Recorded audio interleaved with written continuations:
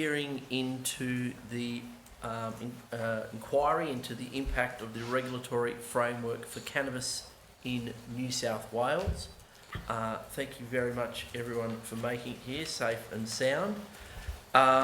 Before we begin, I'd like to welcome you to this third hearing and begin by acknowledging the Widjabul people of the Bundjalung Nation, the traditional custodians on the lands of which we are meeting today. I pay my respects to elders past and present and celebrate the diversity of Aboriginal peoples and their ongoing cultures and connections to the lands and waters of New South Wales.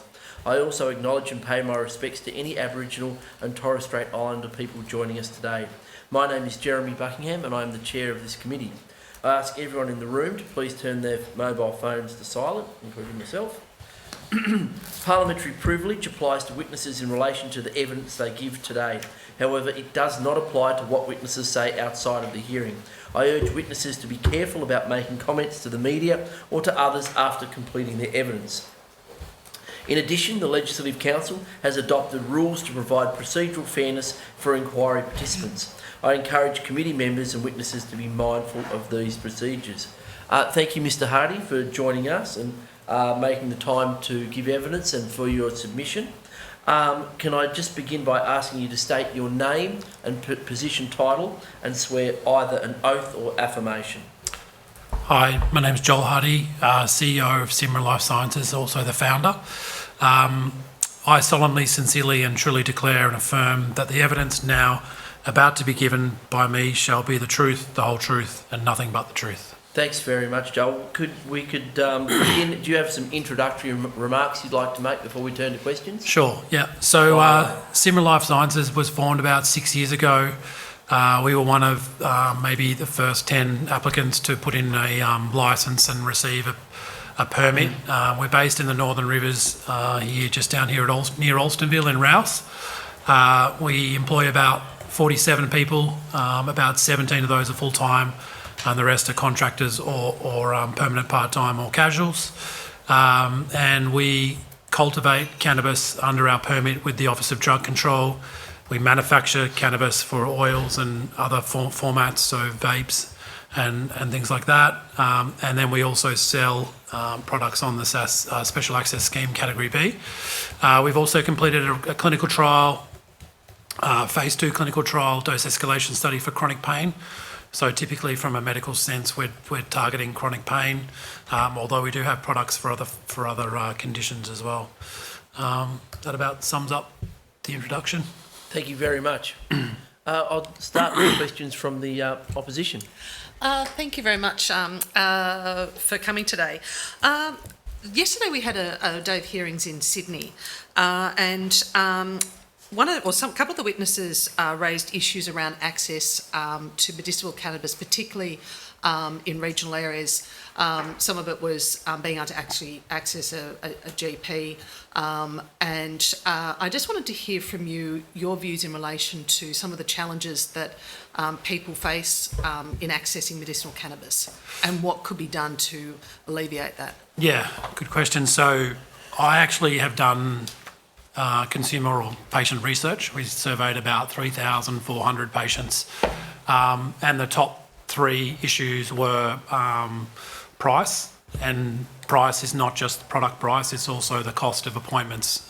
So as you probably heard from other witnesses, every time you want to change a prescription, you have to go back to the doctor to get another prescription for a different product. And there's lots of different formats, there's lots of different products, and cannabis, which is quite a unique drug, it has different effects from different products. So that makes it quite costly to be able to keep going back to the doctor. The second one was the patient not being able to choose potentially and therefore getting controlled about what they get. So that was a challenge. And then the third was also doctors are not educated. So there's been a lot of rise of telehealth, which has pros and cons, I think. It's given people greater access, but at the same time, the local GPs that people are used to dealing with are not educated, so they can't get access from their normal healthcare system. So that's been a challenge. So I would say they're the biggest hurdles that I see or hear about and what we got from the data. The other one you just mentioned about cost of the product. And that brings in the issue of import versus domestic. I suppose, do you have any cost comparisons or what they are? And also maybe a bit of a overview of how that impacts the supply here, and also, I suppose, what benefits it would be to grow the local market here. That's a big question. So let me start by what is actually happening, maybe. Is that okay? Yeah. So 70%, I think, of the product that comes into this country is imported. For the first 5 years of the TGA Special Access Scheme Category B, Australian producers had to produce products to a GMP standard, which is basically good manufacturing practice, which is a pharmaceutical standard across all products, and importers were allowed to bring it in at a lower standard. I find that actually disgraceful, really, because I think it's just unfortunate that you would completely favour imports over a domestic production. Was that an unintended consequence, or something that they just... You just have to ask the TGA. I mean, there was no patient safety involved, really, because they made a higher standard for someone and they had a lower standard here. I'm not sure why we had to adhere to that standard. So that was a very frustrating time for Australian producers. Now they've changed that last July, I think, but the flood has continued because it's basically, if you want to get an import permit for a product, it's very easy. You fill in paperwork, you ask for it, and you can ship it over. If I want to create a new space within my site, 6 months, about $50,000. That's basically what I've got to go do. So there's a big difference. And when I've got to prove where it's going to go, because they're worried about diversion or they're worried about if I can oversupply and things like that. So there's a big difference between how easy it is to import. The last point that I would make as well is that of the top 5 countries that import to this country, the number 1 is Canada, but there's a few others. South Africa, I think, Colombia, Portugal and a few others. We can't export to any of those countries. Mm-hmm. So that's not free trade. So they're playing games with their rules using the INCB and a few other rules, but we don't seem to be playing any of those games. So, and I think the Labor Party, from a federal perspective, has talked about made in Australia, but we've got this industry here with a country that grows things and makes pharmaceutical products. That's actually what we're good at. We're actually good at agriculture. We're the agricultural capital of one of the agricultural capital of the world.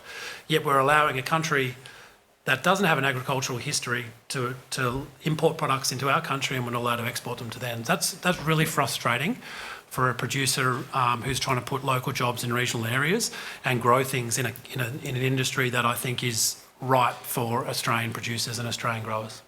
I suppose final question before I hand to colleague. What recommendations or what would you like to see from a state government perspective that could change to make it, I suppose, easier for your industry?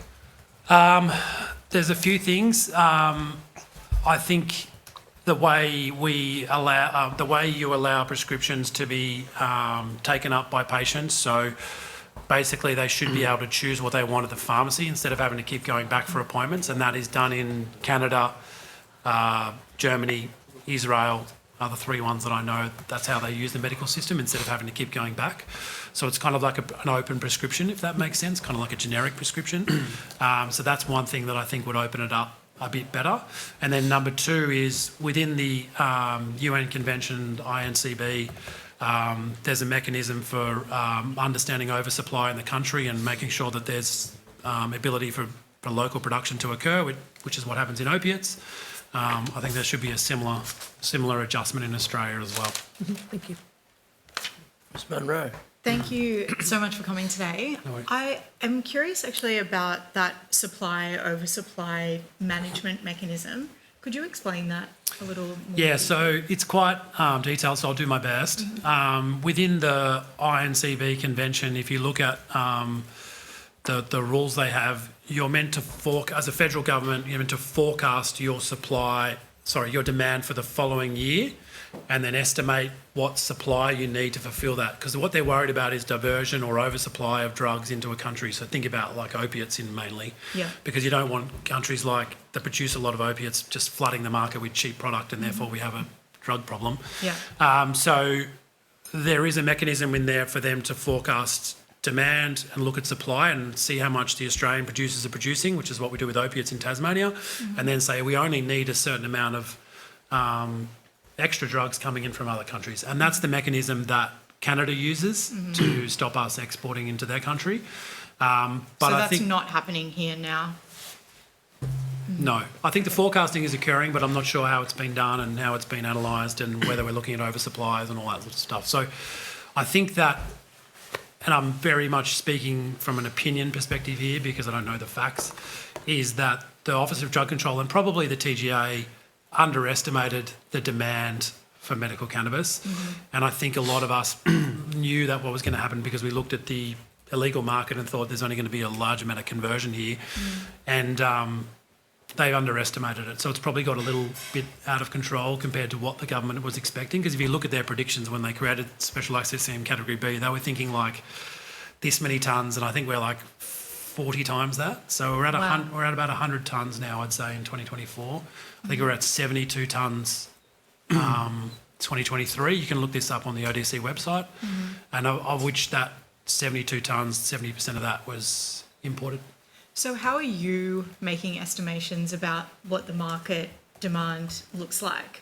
It's a very good question, and the answer to that is it's very hard. So I have to basically grow on hope, and then try and sell it, because the reality is that prices are coming down with more supply, which is fine, but over time, you know, that's going to hurt Australian producers, right? And I think the thing that I find frustrating is everyone assumes that importing is cheaper into this country, but the reality is that just because we import cheap product doesn't mean that that's the price the patient will pay, if that makes sense. Because, I mean, you just look at, I don't want to bring up too much topical stuff, but you look at like Coles and Woolies, and just because they get it for cheap doesn't mean they're selling it for cheap, if you know what I mean. And that sort of happens in a medical sense as well. So people are buying in cheap flour and still selling it for a very big margin. So if we can get that supply up in Australia, it'll be the same cost of goods, and the prices will still remain the same. We just need to provide a bit more coverage for Australian producers and even it out a bit more. Have you seen any trends in the way the market is evolving since you've been in operation? Well, I do know that 77% of, having done the analysis, 77% of patients want to buy Australian product, but there's a caveat to that, and that is that it needs to be similar price and quality, which is essentially the same as vegetables and fruits and anything else, right? So people want to buy Australian. They do. We're a very patriotic country, and I love that about us. But I think the government hasn't done a very good job of supporting Australian growers. So is there a big discrepancy in terms of price from imported product and homegrown? Well, cost of production in a country like Colombia are a lot lower. Yeah. But when you add in logistics and a few other things, it's not that material. Okay. So I think if you let cultivators in Australia grow what they wanted to grow and keep up with demand, then prices would come down, because it's all about scale. You know, we can still grow agricultural products just as cheap as anyone else because we have technology, we have great conditions, and we are great at agronomy. So that's what will happen. We'll just get more efficient, which is what Australia does with higher wages. So, and that applies 100% to cannabis as well. And just finally, in terms of financing businesses like yours, how is there a model that startups, for example, are using, or are you going straight into a profitable exercise? You obviously have a lot of capital expenditure early on. Like, how is that? You can talk in general terms if you don't. So that's okay. I'll give you an honest specifically. answer. It's brutal. It's brutal. So that's probably been the hardest thing in the whole business that I've had to manage as CEO and a founder. I've had to raise money at every stage of this, and it is exactly what you said. It's very capital intensive, and cash flow is poor. Because it takes a while to grow it like any other agricultural product and to get the money back again. So it's been brutal. And I think that is also a huge barrier to entry for cultivators, because they can't raise the money. And in this environment right now where capital is tight, it's a terrible environment for cultivators to come in. So you need someone with a huge amount of money, typically like a billionaire or a $100 million person, to put in money to do the whole thing, right? And that's hard to find. Whereas I personally think the future is locally grown products. Like, I think there should be growers in every region doing small scale, and that's what people want. They want their fruit and veg, they want their products locally grown, and there's no reason why people can't do that. So I think that's the future. Whether that turns out to be the case in the future, I don't know, but I think that's what I hope is the future. Thank you. Thank you, Chair. Thanks. Ms Fairman. Thank you, Chair. Thanks for coming today. We'll keep going on that angle. So what really do you think the government needs to do in terms of support for your business or not your business, but the industry here in this state, specifically in terms of subsidies, support? What are you getting at the moment? Are you talking about New South Wales government? Let's stick with New South Wales, but you can tell us federal because that's probably in some ways more relevant as well. That's true, yeah. So from a federal perspective, I think they need to at least create a position where importers are subject to the same conditions we are, which is to prove where this is going, who you are, background checks, whether we need this supply or not. They don't have any of that right now. You can just bring it in as much as you like, whereas I have to go through a whole process, submit forms, go back and forth with the Office of Drug Control, prove my supply, and then I have to roll out security and all this other stuff that is quite expensive. So I think there should be more controls about what we import here and where it's going and if we need it or not. That would be number one. Number two would be looking at this oversupply and whether we can produce it domestically and letting people in Australia grow to their permit levels. So that would be the biggest things. Can I just check with the imports that you're talking about? How much of that is just people buying stuff online for themselves? Just is that what you mean largely? No. I'm talking about legal imports. Okay, if we went to illegal, then that's like 10 times the size of what we're talking about today. I mean, I think I haven't mentioned like police shutting down illegal operations, but I just don't think that's probably going to happen. So I've kind of excluded that from the conversation. I don't know if this is going to be associated with your question, but I think what everyone needs to understand is that there is people out there consuming cannabis illegally just as much as legally, and it's always been happening.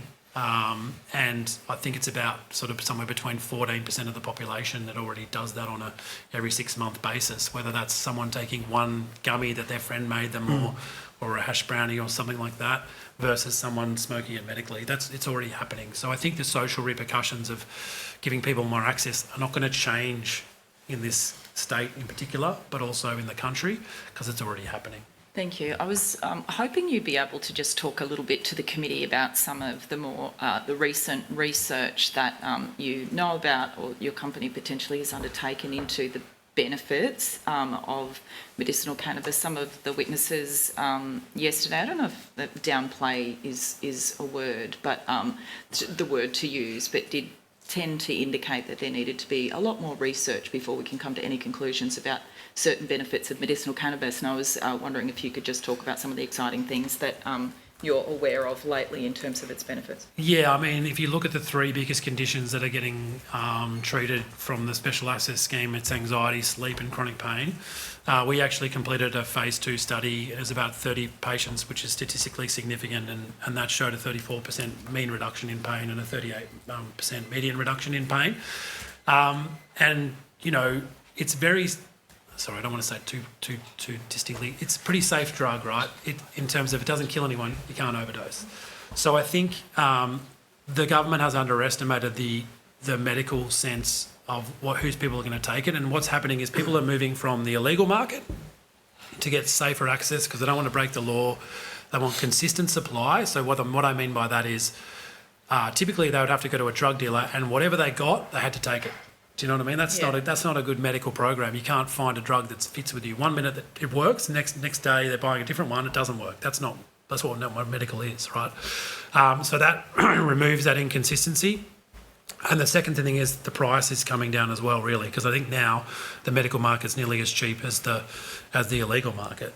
So they're the kind of benefits of a medical market, and I think the product quality is also controlled, so there's no pesticides, there's no other things on the product. So I think that's what improves the medical side of things. And I think, you know, we can talk about the conditions and all the research that's being done from myself. There's other companies that are doing it as well that are going, but that's a long-term process. It's probably like 7 years away, maybe 10 years, and it's probably another for me, it's another $10 to $20 million of investment to go through that process because the TGA is quite tight on getting these products registered. So that's a long way off.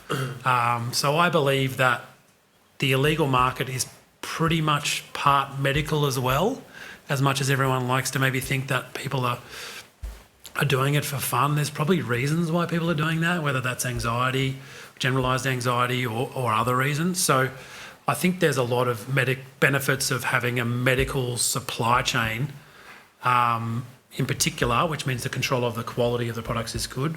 But I don't know if the medical system itself, like working through doctors constantly, is the way forward for access, because I just think that's difficult when we don't have all the evidence, and not all doctors are going to convert. So can I just, on that, if it's saying not necessarily through doctors, but still regulated in terms of the product, what does that look like then? Are you saying potentially just through pharmacies? That's correct. Right. Yeah, so I'm saying through pharmacies, but I think the other option you could have is like still have a prescription, but that in Germany and Israel and Canada, it lasts. So it's like a 6-month prescription for a certain set of products. So once you have, the ability to get oils for THC oils, you can go and buy whatever you want at the shop, whenever you want, for the next 6 months, and then you've got to check in with the doctor just to see if everything's okay and your program's okay. So can I check one last question, Chair? So that's medicinal cannabis would go into cannabis for recreational purposes, as in a regulated supply that doesn't need to be proven to be medicinal in terms of prescription. Do you have thoughts on that? I'm open to that. I just don't know how the New South Wales government would roll that out without creating a new body. Yes. Oh well, look, I had a bill for a cannabis authority. In fact, that would. You could do that. I mean, the challenge I think I see with recreational, not that I think it's a bad idea, but is like you're going to have to control the shops and the dispensaries that do that. And the good thing about pharmacies, at least, is they're already controlled. They've already got licences. They can't lose those licences. There's a pharmacy guild. There's a board. There's an unlikelihood that they're going to break the rules. But through the pharmacy, like other products that you buy from the pharmacy, That's right. whether it's behind the counter or whatever, you don't need a script. That's right. But it's still regulated and That's carefully right. controlled. That's right. Yeah. I think it's some sort of model like that. Okay, thank you. Thanks, Ms. Fairman. Tell us a little bit about your products. A lot of people think that there's just cannabis and it's buds, flowers, whatever, but it's much more sophisticated than that.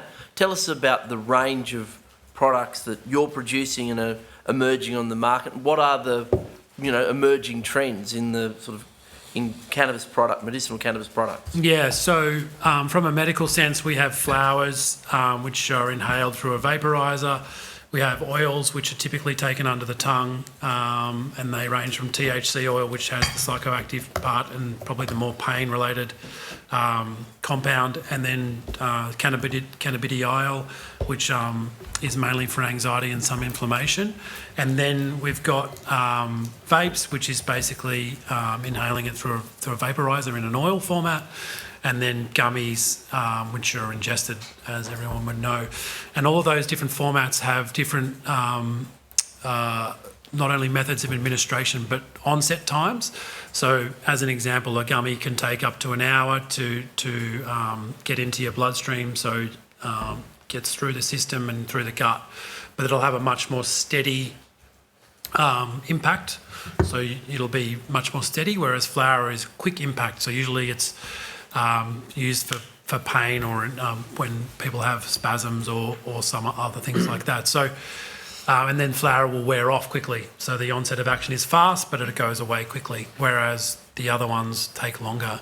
And from what I've seen in the research, the majority of people will want oils and gummies in the future, but flower is still a massive category.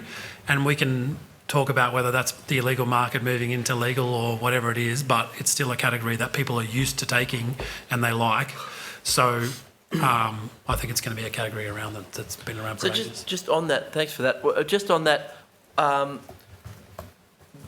you've done some analysis of your market, and I'm not asking you to divulge anything that's commercial in confidence, but how is the market changing? Is it Are there particular areas where there's a concentration of people using it, like the Northern Rivers, or a particular demographic, or are those demographics changing? Is there broad use across society? I think what's surprising to comment on me that? is that there is broad use, and I think what you see is people coming from taking opiates that are now being restricted on opiates coming into cannabis. People who are taking like benzodiazepines that are now being restricted on benzodiazepines. People taking pregabalin or anything that's been warned or controlled or blacklisted by the TGA with doctors moving into the cannabis, because in some cases, particularly with chronic pain, they don't have another option. There isn't any other choice, so they've got to go try something. And as we've seen with COVID, people are taking a lot more interest in their health and more natural products, and I think cannabis is a great alternative to those drugs that are more sort of, I consider, pharmaceutical with long-term side effects, and you can't overdose on cannabis. So that's what we're seeing in the market, and traditionally those people coming from the true medical markets are taking those oils and gummies in different formats that are much more steady, that they can keep in their bloodstream to reduce their symptoms. Thanks. The New South Wales has a mass screening regime when it comes to roadside drug testing. And we've heard quite a significant amount of evidence that that's having a cooling effect on both the numbers of people who are being prescribed cannabis, because doctors are warning them of it, but the community's talking about it. Is that your experience, and is that having is that cooling your industry? Yeah, absolutely. I think just taking the industry out of it, I think it's pretty very unfair for a person who's getting prescribed something from a doctor to now be punished, whether they've got it, whether they're impaired or not. And I think we did the same analysis on driving laws, and I think it was like 90% of not only patients but general population agree that it's unfair that people who have cannabis in their system that have been prescribed by a doctor should be getting an offence for doing that. So I think it should be an impairment test. How we do that, I'm not sure. I feel like as an industry member, I'm very supportive of improving the driving laws, but I believe that probably you're going to hear from a lot of other people talking about those laws. So I'll leave those discussions to them. Thanks very much. In terms of transitioning, and we've seen a lot of markets, a lot of countries, I should say, transition from a medical cannabis framework into a recreational adult use market. Are there any models that you think are good, and other models that you think we should avoid if that's the choice of the government? Yeah, I think, as I said before, I think Germany and Israel have been good models because they're still controlled from a quality perspective. So GMP standards, which means basically pharmaceutical standard, which is a great standard for both not only pharmaceuticals but food and nutraceuticals and things like that. So I think any supply chain that controls the quality is going to be good. And the ones that I would say bad, America would be a bad one. They've started using synthetic cannabis, which I think is pretty average because they've got around loopholes and traditional American sort of stuff. So they're selling vapes that are made of synthetic cannabis in gas stations in Kentucky, you know what I mean? And that's not safe. So I think we want to avoid those loopholes. And, Australia comes from a pretty highly regulated country, so I don't think that'll happen. But I do think we need to make sure as we roll it out, it's well regulated from a quality perspective, and then making sure that people who are dispensing it understand what they're doing. Yeah, one of the reasons we were up here, Mr. Hardy, is to have a look at your facility, of course, tomorrow. And I thought it was important for committee members to see, like I've been to your facility, how high-tech it is, and all the medicinal cannabis facilities are in Australia. But walk us through GMP a bit more. I mean, it's easy to say, but what does it mean? It's a huge cost burden, but at the end of it, what are the better outcomes in terms of regulators and customers? Yeah, GMP is essentially a set of standards that you write to adhere to the TGA regulations, but ultimately it's a culture. Ultimately, it's a culture of GMP within the whole facility. whenever even I walk into the facility, I have to do certain things when I'm in that facility that mean that I don't affect the product in any way or touch anything, and that applies to every single employee. So we have to train every single employee that comes into our facility about what they can and can't do, what protective gear they need to wear, where they need to put things, the steps, the paperwork, all that sort of stuff, because we are a controlled drug, similar to opiates, unfortunately, and we have to record everything. So it's not only a way of like controlling quality, it's also a way of producing very clean product and an unadulterated product. What frustrates me, I suppose, is that we allow products coming in from non-GMP countries that don't have to fulfil those regulations, and we trust a little certificate that says it's fine, good to go. But if you know anything about the TGA, their stamp of approval is much harder to get than some of the other countries in the world, and just makes it a lot bigger, big cost burden. I think it would probably be 10% of our expenses would be spent on just being GMP. Thank you. Thanks, Chair, and thanks, Mr Hardy, for your submission and your evidence. My first question is, do you have any survey results that you'd be willing to share with us in relation to the percentage of medicinal cannabis consumers that are using medicinal cannabis only for a medical purpose? I do. I don't have those at hand. I have them. I can send them, take them on notice and send them through to you. If you're happy for me to quote from your submission, in that I can do that. That's the number. I think it's 24%. 24%. Yeah. That's So does that suggest that, to some extent, maybe the medicinal cannabis scheme is being used as a way for people to access cannabis for a recreational purpose? The actual numbers, if you go through them, there's a medical and recreational tick box, so they could tick whether to use it for both. Yeah. But the answer to that question is yes. Yeah. So I've been asking a few witnesses about this, and I'm just curious about your view on it. I'm concerned that there is an arbitrary nature to the regulation of cannabis in Australia, in the sense that for certain people it's a criminal offence to possess it, whereas for other people who might be advantaged enough or have the wherewithal to access a prescription, it's legal. And I'm just concerned that perhaps that amounts to an arbitrary and unfair situation. It does. And I'm just curious about your thoughts on that. No, it does. And that's why we have to provide easier access to people from low income statuses or people that want to get access for medical conditions but can't afford the medication. So the challenge is, I think that everyone thinks it's down to the product cost, but actually the product cost is only a fraction of what ends up the patient paying, because they end up paying a pharmacy dispensing fee, there's distribution fees, there's all the GMP stuff, there's a lot of other costs that go through that whole supply chain that end up, the patient is ending up paying essentially. So we've just got to find a way that if we were to go down a adult use market, that some of those costs get cut out along the way, and the patient doesn't end up paying. And I think the doctor appointments are a huge one, because they're typically around $100 to $150, which is, the cost of a GP these days. That's what it is from a private perspective. But if they're doing it, if the clinics are doing it for cheaper, then those costs are getting passed on to the distributor or someone else in the supply chain. So it's important that we make sure that people have access, and I do agree with you that it is unfair. So even if you just took New South Wales, I actually think New South Wales is a good state to get caught with cannabis in your system, because at least the judge has some form of decision about whether you lose your licence or not, whereas I think in Victoria it's like guaranteed loss of licence. So, and I can't imagine what it's like in Northern Territory or some other places. So I think that is very unfair to people.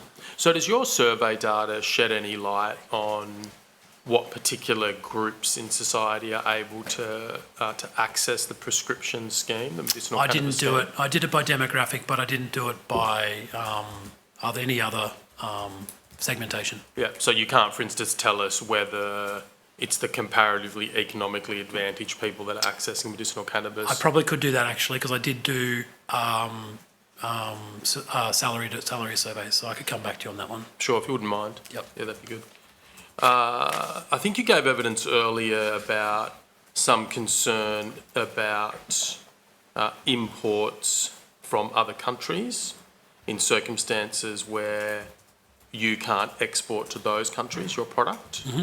And I'm just curious, is that a product of Australia's free trade settings? And if so, is there a special case for cannabis as opposed to other agricultural activity or whatever where Yes. you might have a similar situation? Yeah, so unfortunately, drugs are not under the trade agreements. They're managed by the INCB. Okay. So that's signing up to the UN Convention Narcotic Drugs Act, I think it is.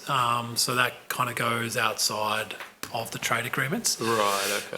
But obviously there's a bunch of technicalities in there that people can use to restrict imports into their country or block it. And some of these countries, you know, as an example, Canada is a recreational environment, right? So they're growing recreational under recreational conditions, but selling into a medical market that we can't then sell into as a recreational market. So all the benefits and none of the negatives from their side. Right.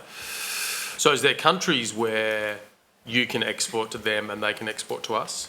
Germany, UK, and there's probably a couple of others. Okay.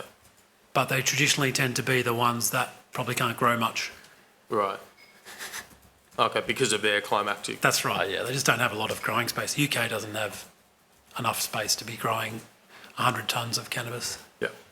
Okay. In terms of the lower quality of the imports, I mean, are you suggesting that the regulatory framework that the Commonwealth applies as to whether to allow imports or not is not properly protecting Australians from a dangerous product, or are you just saying that it's not the same quality?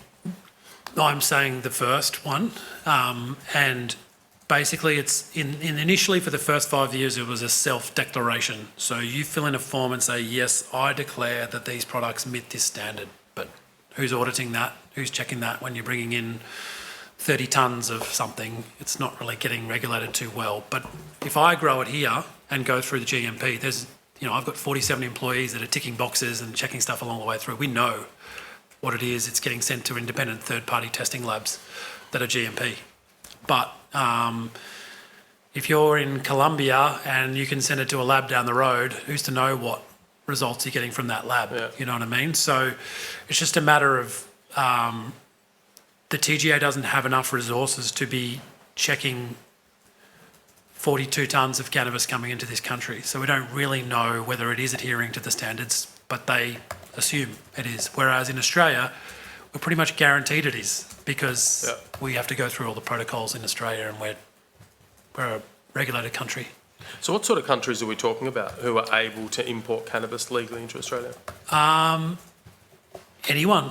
So Canada, Thailand, South Africa, Portugal, Colombia are the top 5. Yeah. So what are the potential health risks in terms of the lower quality stuff coming in from countries like that? Well, I would say the biggest one is pesticides. If that's in there, you're inhaling it. It's not very good for you. Mould can be an issue. Yeah, mould and bacteria. That's sometimes unlikely because they are usually irradiating the product on out here and stuff. So just the testing, I would say. There's no requirement for testing to be done in country. So it could be different tests coming back. So is there lower quality issues in terms of the percentage of THC being variable, or? That's definitely an issue. Yep. So is this not being regulated by the same area of the federal bureaucracy who regulate importation of food and so forth? Is it a totally different area? Or? Well, the thing about regulation is, maybe I'm speaking an opinion here, but like the thing about regulation is the only way you regulate something is if you enforce it. And so if you've got 42 tonnes coming in from another country, what checks are being done on whether that's being declared? What checks are being done on whether it adheres to what the regulations are? If it's coming out of Australia, it's pretty much, or before it even hits the market, it's being regulated because it's going through our processes that are all considered GMP in Australian. So that's the only thing I would say, because I don't know that people are doing it, and the majority of people probably aren't, but we don't really know. And I feel like we're getting regulated heavily by the ODC, TGA, even New South Wales Health to some extent. But if you're importing, you get none of that. Yeah.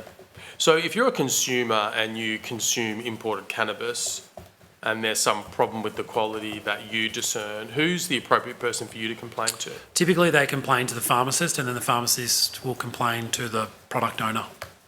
Right. And that'll go to the TGA if it's a serious adverse event or Oh, so the TGA monitors that? Usually product quality is managed by the TGA. The TGA, yeah, okay. But I think the other thing is that there's probably not a huge amount of risk because cannabis is not opiates, so it's not going to kill anyone. Yeah. So they're probably less worried about it as much. Yeah. But the challenge is we have to adhere to those standards. Yeah. There's no risk of us not doing it. Yeah. So in these countries that you were talking about before, where you're considered to be getting medicinal cannabis, but you only have to go to the doctor once a year, is that regime still tied to a diagnosis? Is it still tied to Yes. the idea that cannabis is actually treating something? Yes, you still have to be treated for a condition. Right. Okay. So if we move to a legalised model in Australia, would you be recommending that if you obtain cannabis, that be tied somehow to still visiting a doctor regularly to see if you're not developing a disorder? I'm open to it. I think there's either the one that maybe Kate was suggesting, which was go to the pharmacist directly and get what you like, or go to the doctor and give you an open prescription to get something in the category or format that's going to help your condition for a period of time. But I am pretty adamant that the quality supply chain should remain, as in we should control the quality of the products and make sure they're getting tested, because I think that's going to be something that happens in America you don't want to happen in Australia. And then the second one is, unless the New South Wales government or the state governments want to roll out dispensing,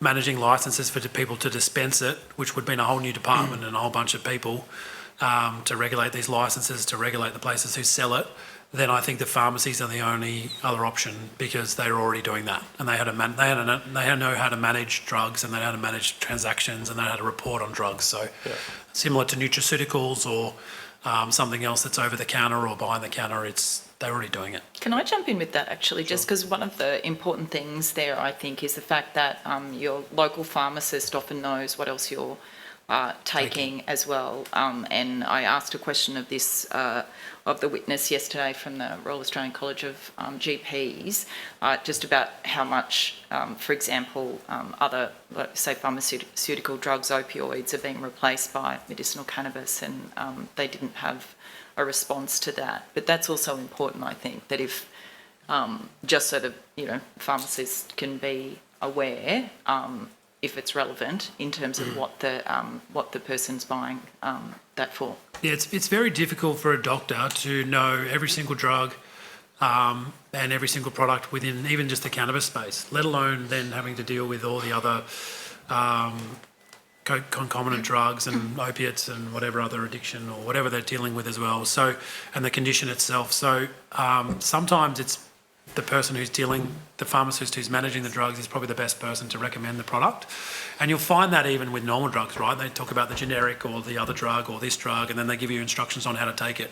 And doctors are not always as educated on that. And that's not because they can't be, it's because they have so many other things to do to deal with, as well as the patient, like the outcome of the patient. So I think sharing the burden is a good idea, and the reality is that patients are kind of already choosing for themselves to some respect with the doctor, so maybe we just let them choose it rather than controlling it with the hands of a doctor every time. Yeah. So just lastly, I just wanted to ask you about the driving issue. We've had some evidence earlier in the inquiry about, or people I think agreeing that there's sort of two questions. One is working out at what level is someone impaired in terms of shouldn't be driving, so like the 0.05 or 0.02 sort of analogy. And then the other is, if there was such a way to determine impairment, how do people sort of analyse their consumption with a view to staying under that limit? And obviously that's a time question as well, because It is, yeah. there's the amount you have, and then there's the amount of time that might have an effect for. There's also the format. So if you take it through an inhaling device and flower, then it'll be stronger but disappear faster. Yeah. But if you take it in an oil, it lasts longer and then it's Yeah. in your bloodstream longer. Yeah. So you say, and I don't think you'll mind me saying this, that's in your submission, that, or you raise that issue about different rules for opiates as compared to cannabis. But I suppose what I might say in response to that is, well, just because it's legal for one dangerous thing doesn't sort of necessarily mean that it should be legal for the other. If the other is also dangerous or more dangerous, I don't know. So in light of that, I'm kind of interested in what you say about those two questions. Is there a way to determine an impairment level? And if you can do that, and then you're going to allow people to drive after consumption at some point, is there a way, a formula that people can use, or a home test or something like that, where people can then actually have a reasoned way to make the decision about when and if they drive? I haven't seen much data or technology that shows how to judge people are impaired from cannabis, or what could potentially be impaired from cannabis. One of the things that people need to understand is that pharmacokinetics, so basically the cannabis in the bloodstream, is very, very different for formats, but also for different people. Like if you've consumed something, or if you're big, if you're small, if you've never used it before, there's a whole different variety. So it's this 0.05 stuff probably took us a while to get to from alcohol consumption over 100 years, right? So I worry that if we're going to try and focus on this 0.05 kind of thing, we'll never get there. And I think the challenge is that we could try there, but then you have to make the limit quite high. But this is a prescription drug. It's been prescribed by a professional and by a doctor. And there's lots of prescription drugs that you probably shouldn't be driving on at high doses. And so we do have to have some faith in patients.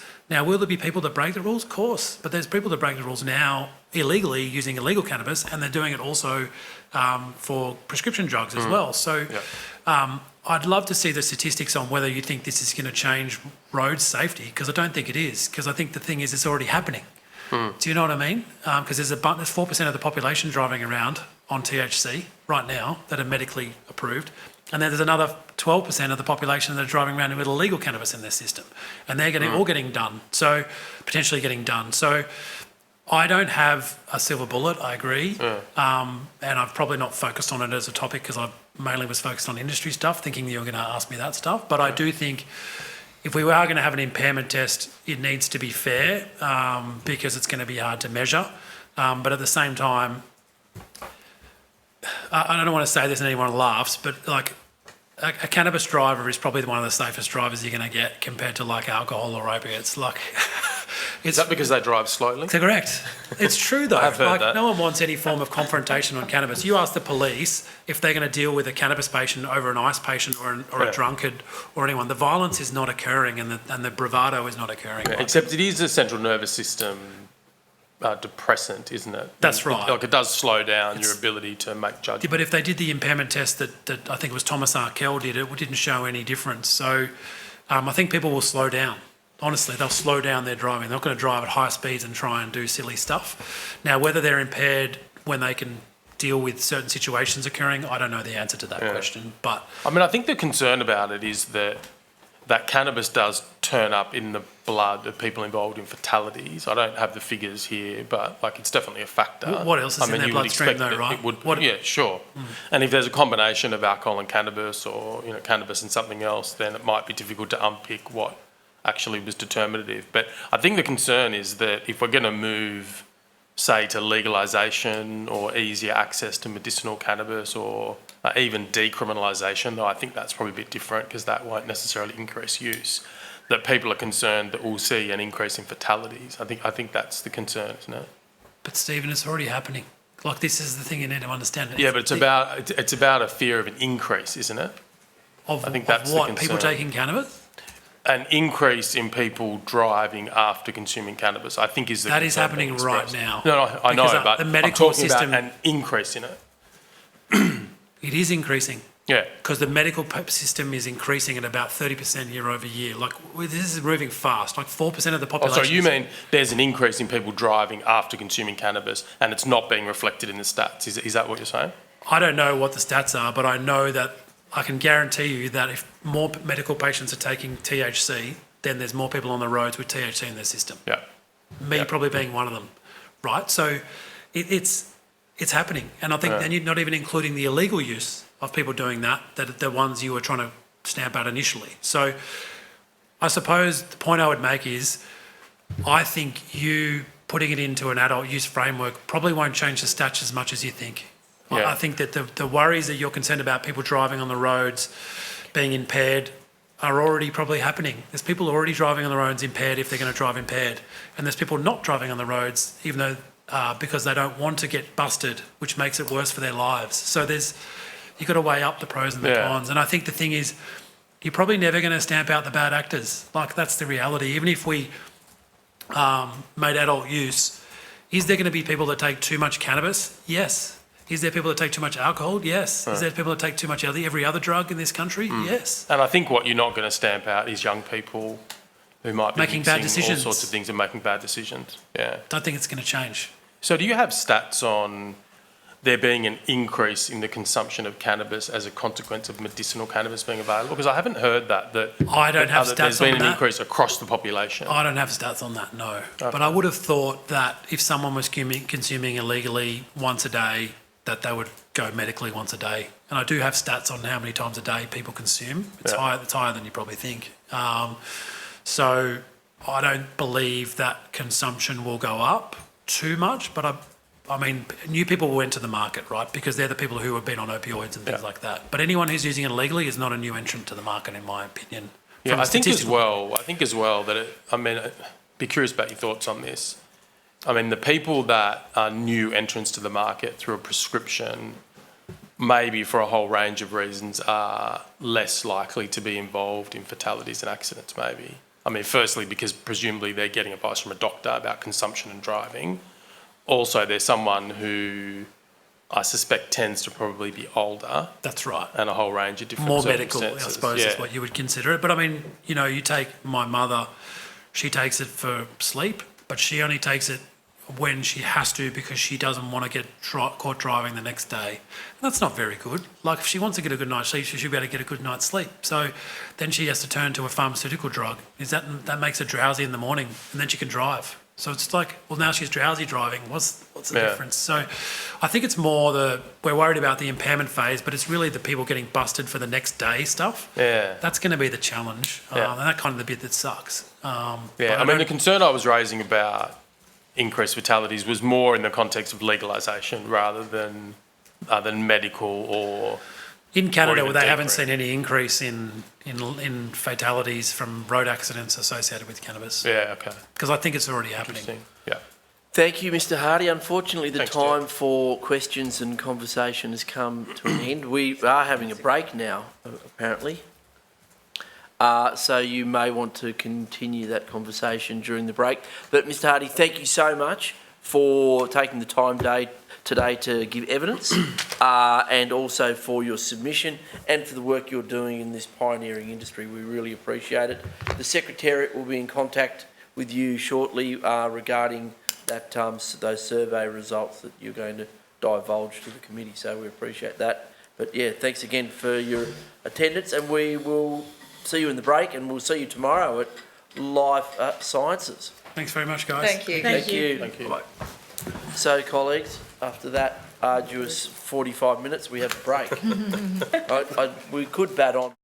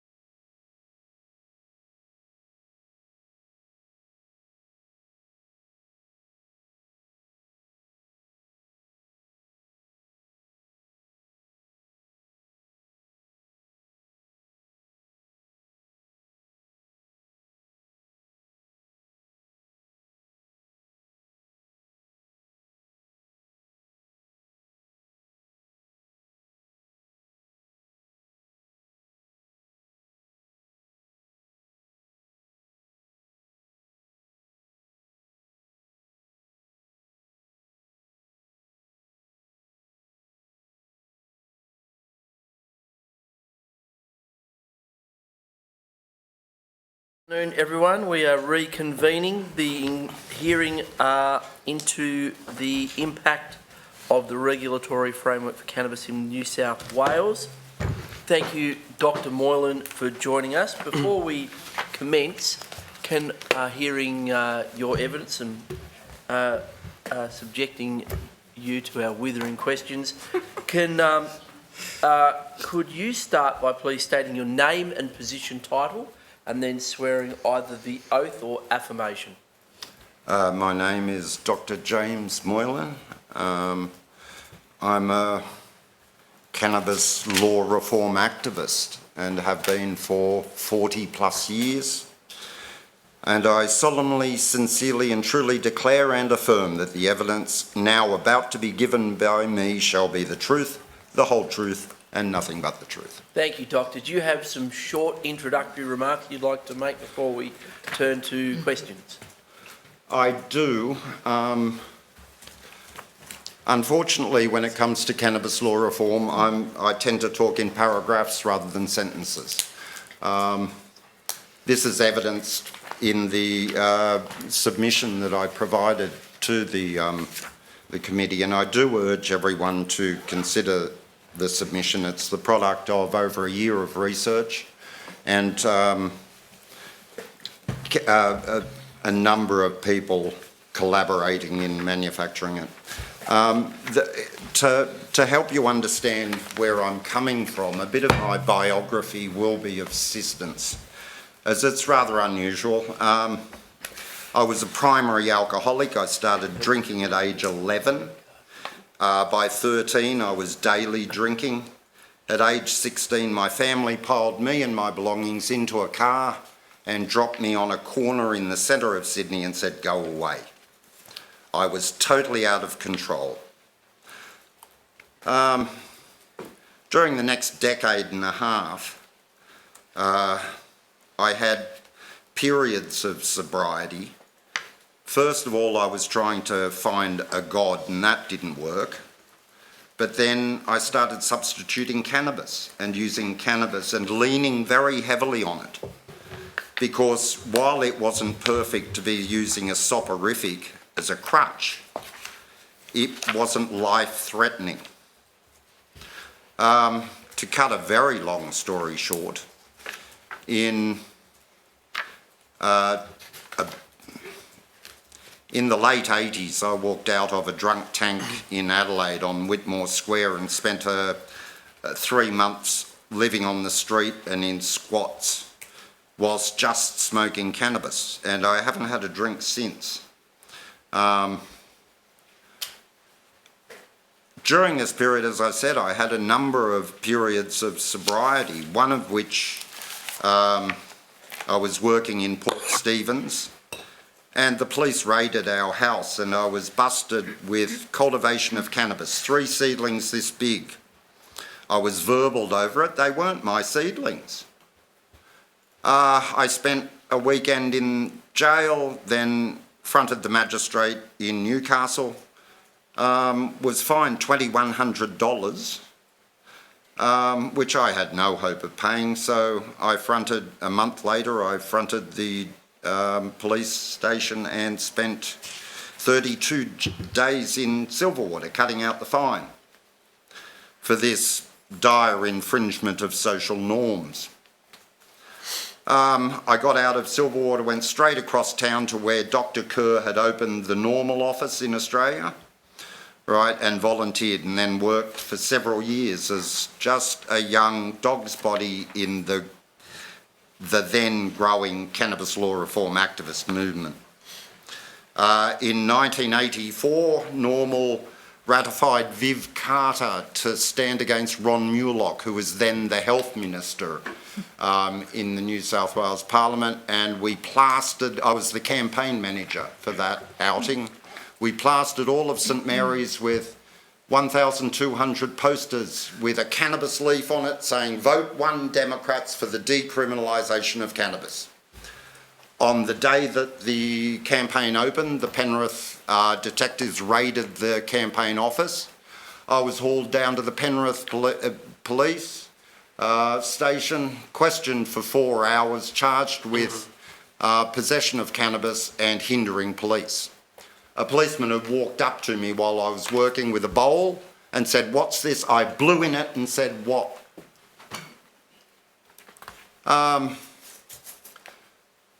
Needless to say,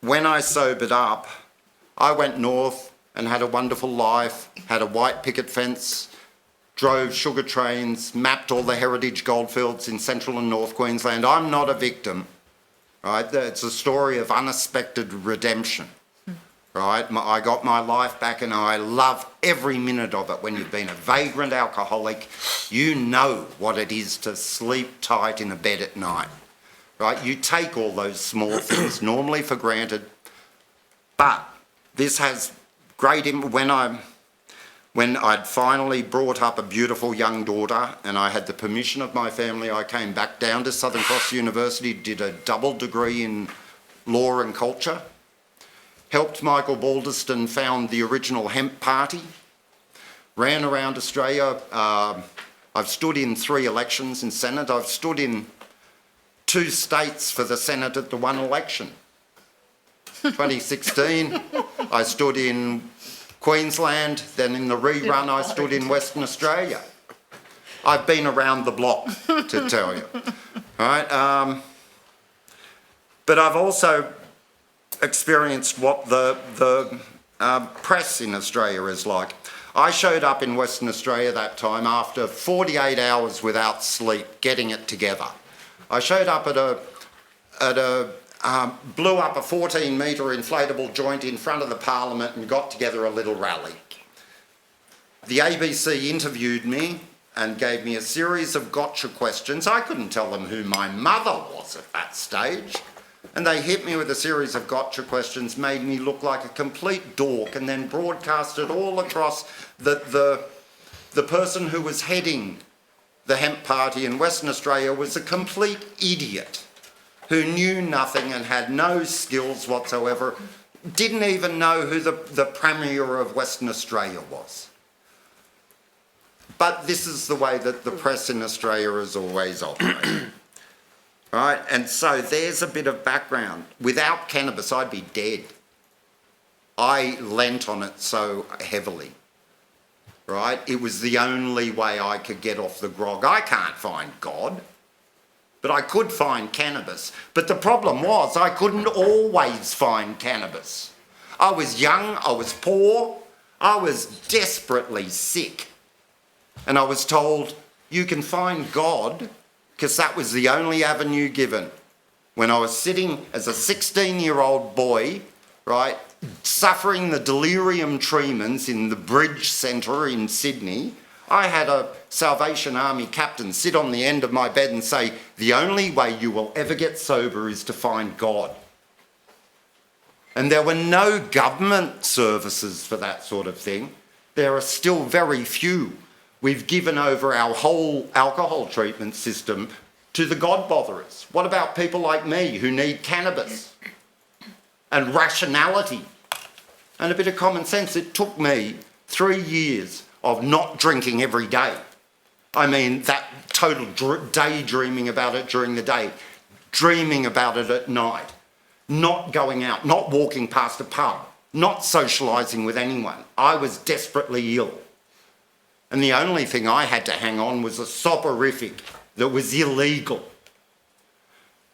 When I had a chance to take activist actions within the compass of the law to address this, at every time the police would come down in a heavy-handed fashion and make it I was somehow a criminal for engaging in cannabis law reform activism during the early days. It was horrific, right? The first campaign, a political campaign featuring cannabis decriminalisation in Australia, I got arrested when I was doing nothing more than engaging in political activity. Right? I look at this issue from a personal perspective, which is very different to the majority in this room. I'm motivated by a pure interest in the public interest, especially of those people in a similar condition to me. Dr. Moylan, I'll take that as your first paragraph in your introductory remarks. They were remarkable. I think it's important that we get to some questions. Indeed. On your substantial submission. So we'll turn to questions to begin from the opposition. Thank you very much. I've only got one, but I first of all want to say thank you very much for your very detailed submission and the research that's gone into that. I just wanted you to elaborate a little bit more in relation to the tests around impairment. It's something that's come up through other submissions, and you referred to some work that's been done in the US. And I just wanted to understand that a little bit more as to how you can measure impairment, or if you can at all. Well, the difficulty that frames testing driving and cannabis is that cannabis is a fat-soluble... I was driving sugar trains in North Queensland, and I was tested for cannabis, right? Of course, as you should be, right? But the problem was I had to give up cannabis 3.5 months before those tests. I had failed a test after 3 months of abstinence. So it demonstrates that using just trace because I was not at all impaired, and all of the administration there understood that clearly, because they suffer the same difficulty every year with casual users of cannabis, who then are more than happy to abstain while you're handling heavy machinery, right? But then having to go back and get retested, and then, they're clear and you sit and do the whole thing. In the US, which is far ahead of us, right, just simply because they've encountered all of these similar problems and addressed them in different ways. In a lot of the US, they already had impairment testing for alcohol. Rather than using clinical testing, they'd have, you've seen it in a lot of the old shows where you've got someone on the roadside doing this to their nose, right? And can they open and close? Can they walk straight, turn on one leg and come back? This was adapted then for cannabis in a number of jurisdictions, especially in the Californian instance. There, it's a bit different because in California, the law enforcement jurisdictions are broken into a whole host of different counties, and they all have slightly different approaches. But in general terms, up until about, I can't remember exactly, it was 2011, the majority of the counties still had an impairment test and an impairment manual. Currently, it's a bit different. There are some that completely outlaw it in a similar way to Australia, and they tend to be rolling that back now because the impairment testing is far more directed at addressing the actual relative harms that need to be addressed. I would also point the committee's eyes to Tasmania.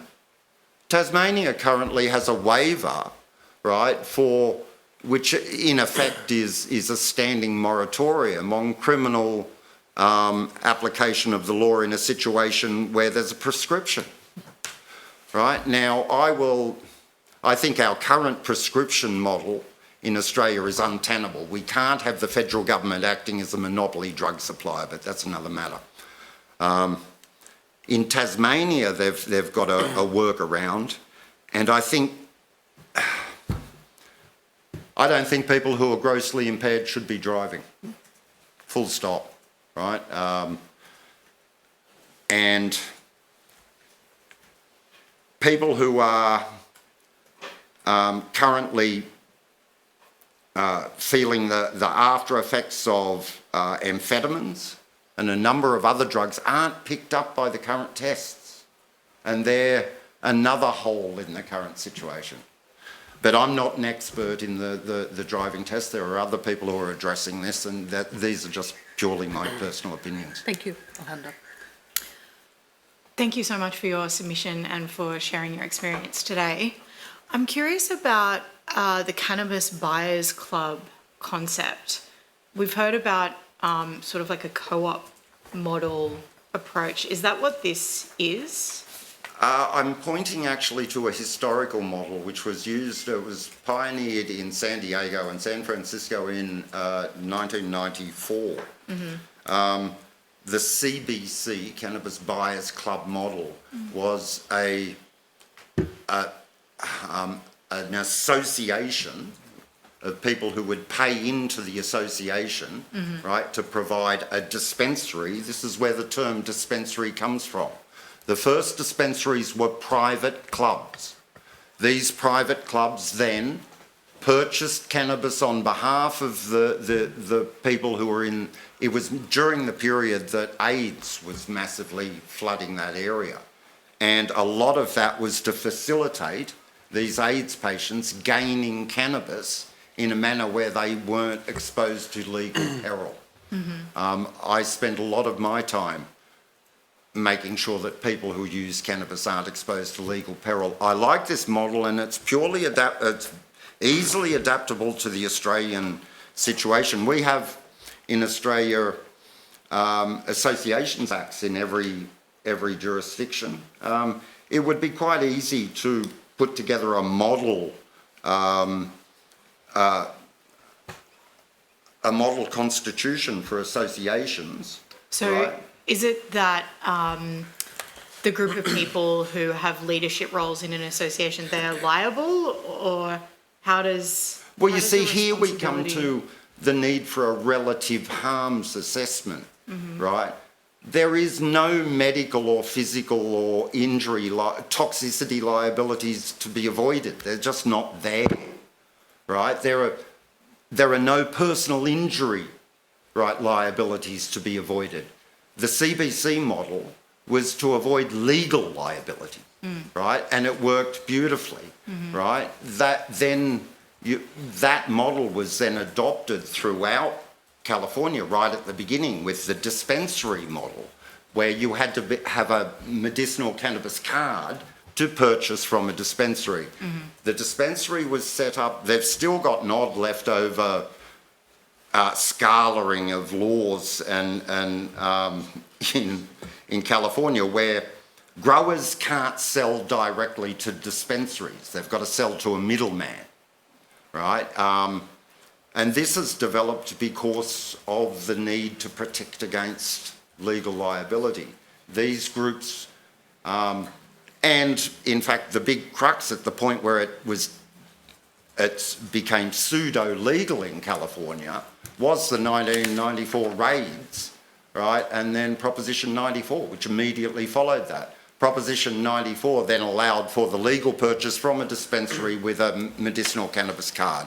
Now, I don't care, right, how we legalise cannabis. If we've got to designate every use of cannabis in Australia as medicinal, then go for it. But I don't like being a hypocrite. I don't currently have a prescription for cannabis because I can't get one. I don't fall within the guidelines. I can't walk in and say, I use cannabis recreationally because it relieves the stress and it's important to me. It doesn't work. And I don't lie. I'm an officer of the court. I'm not allowed to lie. But unfortunately, I'm forced under the current situation to either act illegally or be a functioning hypocrite. Thank you. I'm sorry, I just tend to fall into a bit of commentary every now and again like that. I am a bit irked by this matter. I can tell. No, it's welcome evidence for the committee. Are you concluded? Yes, thank you, Okay. Chair. Thank you. Ms. Fairman. Thank you, Chair. Thanks, Dr. Moylan, for appearing today and for your extensive work in this area. First of all, it's obvious from the work you've done and from your opening statement that you're, I think, telling this committee that the cannabis laws, the drug laws have been used for decades to harass people and persecute people. Is that part of what you've been trying to make a Well, point most certainly. Currently, the overlay, well, it's been going on forever.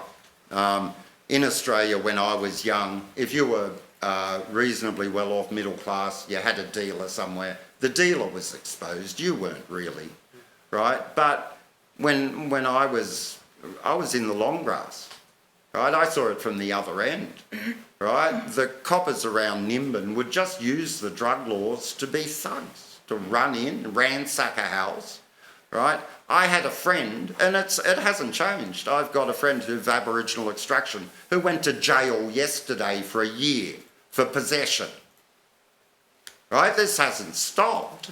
It's completely destroyed his life. Right? These aren't theoretical matters. Right? Currently, Australia, I've provided a brief in the papers that I provide, and advice that Australia is currently in breach of its civil rights obligations under Article 9 of the ICCPR. So what's that acronym for the benefit of? International Covenant on Civil and Political Rights. Excellent, thank you. Section 1 of the ICCPR states that the second placetum states that no law of a land shall be arbitrary, and this is using the legal term arbitrary. It solely indicates that the application of law should apply equally to all of the citizenry in a jurisdiction, right? Or it be formulated in a manner where its application is not based on individual discretion, but rather legal arbitration. Currently, by happenstance, the federal government, for perfectly good reasons, has provided an overlay upon the criminal law of all of our states, right, which provides a facility for one small class of Australian citizens to use cannabis legally. Now, do you think that the usual suspects, the people who are marginalised in society, are accessing this? No. This is a facility for middle-class Australia to access cannabis, while a great many others just cannot, demographically precluded.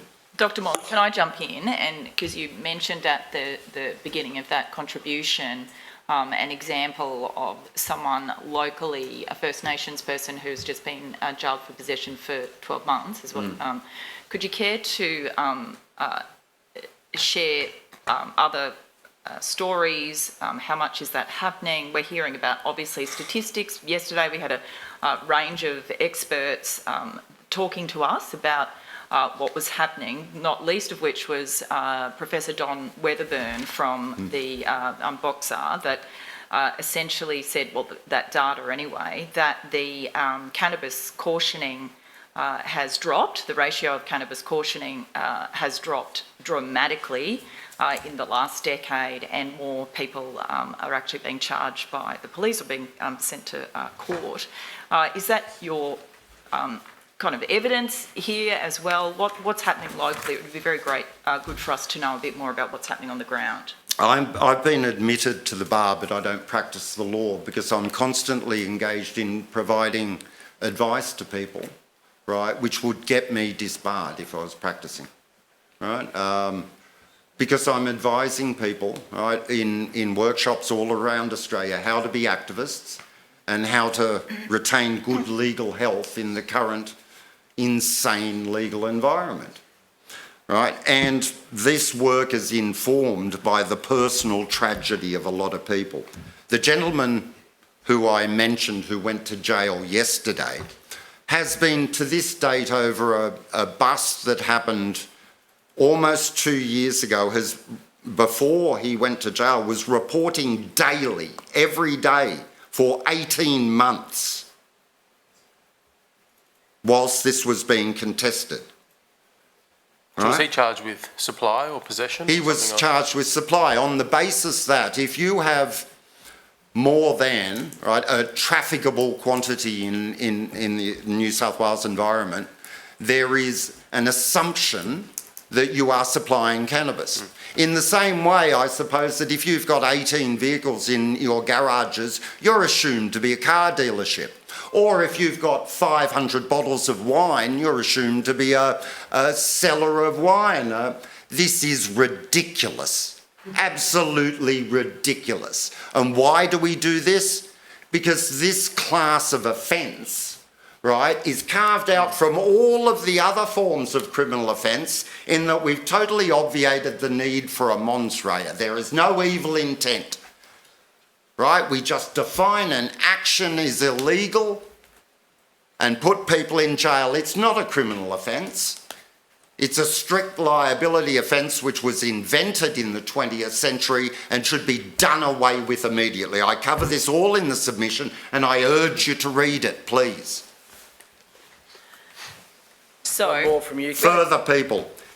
John Reeves, recently, during the fires last year, John Reeves is one of the co-founders of the Marijuana Party, right? He went away to live a quiet retirement on a hill in the middle of nowhere in southern Tasmania. He was growing a bit of pot because he's sick. He's very sick. And the fires happened, the police came onto his property and they were obliged to bust him. It pulled his life apart for no apparent reason. The people who were busting him were apologising. Why do we place our police in this situation? There are thugs who use this to kneel on people's necks, and there's a whole heap of, the majority of the police are placed in an invidious situation where they're imposing actions on people that they know are unjust whilst they're doing it and apologising for it. Dr. Moylan, before... Order. Well, I've got at least one fan. Might have more than that. More than one. But clapping's disorderly. The question I have is you're well versed in the Thai experience, not Thai stick, but the Thai legalisation. Oh, experience. Both. No, the latter. If you could. You see, I smoke cannabis for recreation, and I'm not afraid to tell everyone. That's fantastic. I appreciate that. But Thailand is the first major economy in Asia to move to legalisation. You've experienced that. Could you, in 3 minutes or less... 3 minutes or less, you've got it. Can you explain what has happened in Thailand? Good, bad, indifferent? Go. I've had a lot of experience in Thailand. I ran away to Thailand the first time well before cannabis was legal there. Everyone was using it, was freely available, but it was illegal. Only mug tourists got done by generally bad coppers who'd then, get some cash out of them and away they'd go. So when I discovered that considering my history, I've been told since the year dot that I'm being protected from harm. The reason I can't use cannabis is that if you suddenly provide laissez-faire legalisation, then the whole walls will come tumbling in. There'll be naked people in the streets, we'll all lose our religion and go insane. sounds like Nimbin. Possibly. I don't live in Nimbin. I couldn't I just do meant the that naked to people in myself. the streets, but... But, so when I heard what was happening in Thailand, which is a place I love and know really well, I was absolutely gobsmacked and interested, and I thought, here we have the perfect way to look and identify all of these harms that I'm being protected against. Because they just went laissez-faire. There are currently 3 laws in Thailand, basic regulations. You can't sell to someone who's under 21, you can't sell to someone who's breastfeeding, you can't sell to someone who's pregnant. That's it. That's the sum total of the regulatory environment. When I got over there, it was 9 months into the experiment that they'd done. At that stage, there were just over 4,000 retail outlets for cannabis in the kingdom, some 3,011 in Bangkok itself. I was interested as an academic in identifying harm, so I've provided the questions I asked of 32 people who were everyone from owners of cafes to police to magistrates, right? And I was unable to identify any harm. Contrary to the actual harm, I had a great time touring all of the establishments and becoming familiar with what a legal environment for cannabis looks like.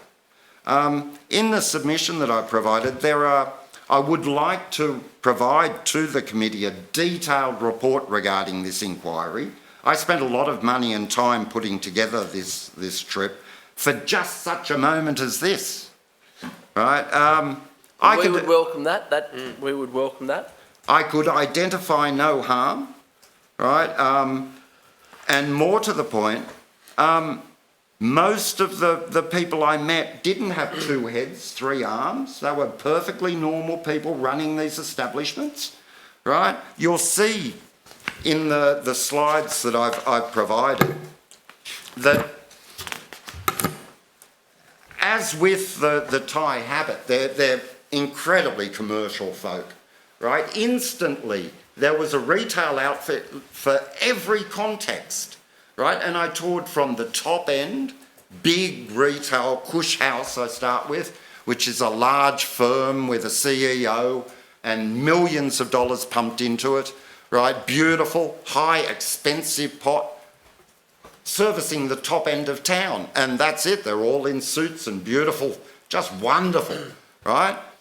Mid-range, right? You get, I show the next one, you get places like Happy Star and Gerald's, which are pretty sparse. They're servicing the office crowd on the outskirts. It's still fairly expensive. You go into town itself, there's these quick service places like the Joint and the like, which are really aimed at lunchtime crowd, come in, get that bud, go upstairs to the recreation lounge, have a quick toke, go back to the boring assembly line, right? And that's directly Hoover. In the industrial centres, I came across one place called Cannabunka, which was literally a store in a telephone box.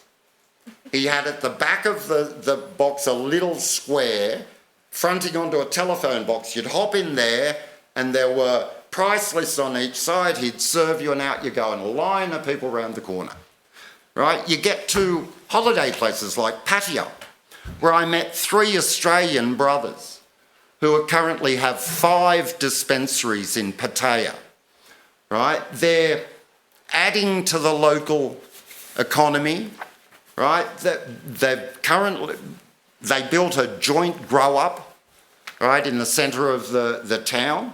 They have Budzar Us and another, I won't mention their names because I haven't asked their permission, right? But they're a terrific example of the sorts of people who should be doing it here in Australia for us, right? This is a massive economic boom to Thailand. They understand for what it is. And all this you hear about them rolling it back is, to put it in technical terms, bullshit. Thank you, Dr. Moylan. For that, I'll now turn to questions from the government. Thanks, Chair. I've got a few questions, Dr. Moylan. Firstly, we've received a lot of evidence about the medicinal use of cannabis, particularly for pain relief, for insomnia relief, and for anxiety. But I don't think we've received evidence about the reason for recreational use of cannabis.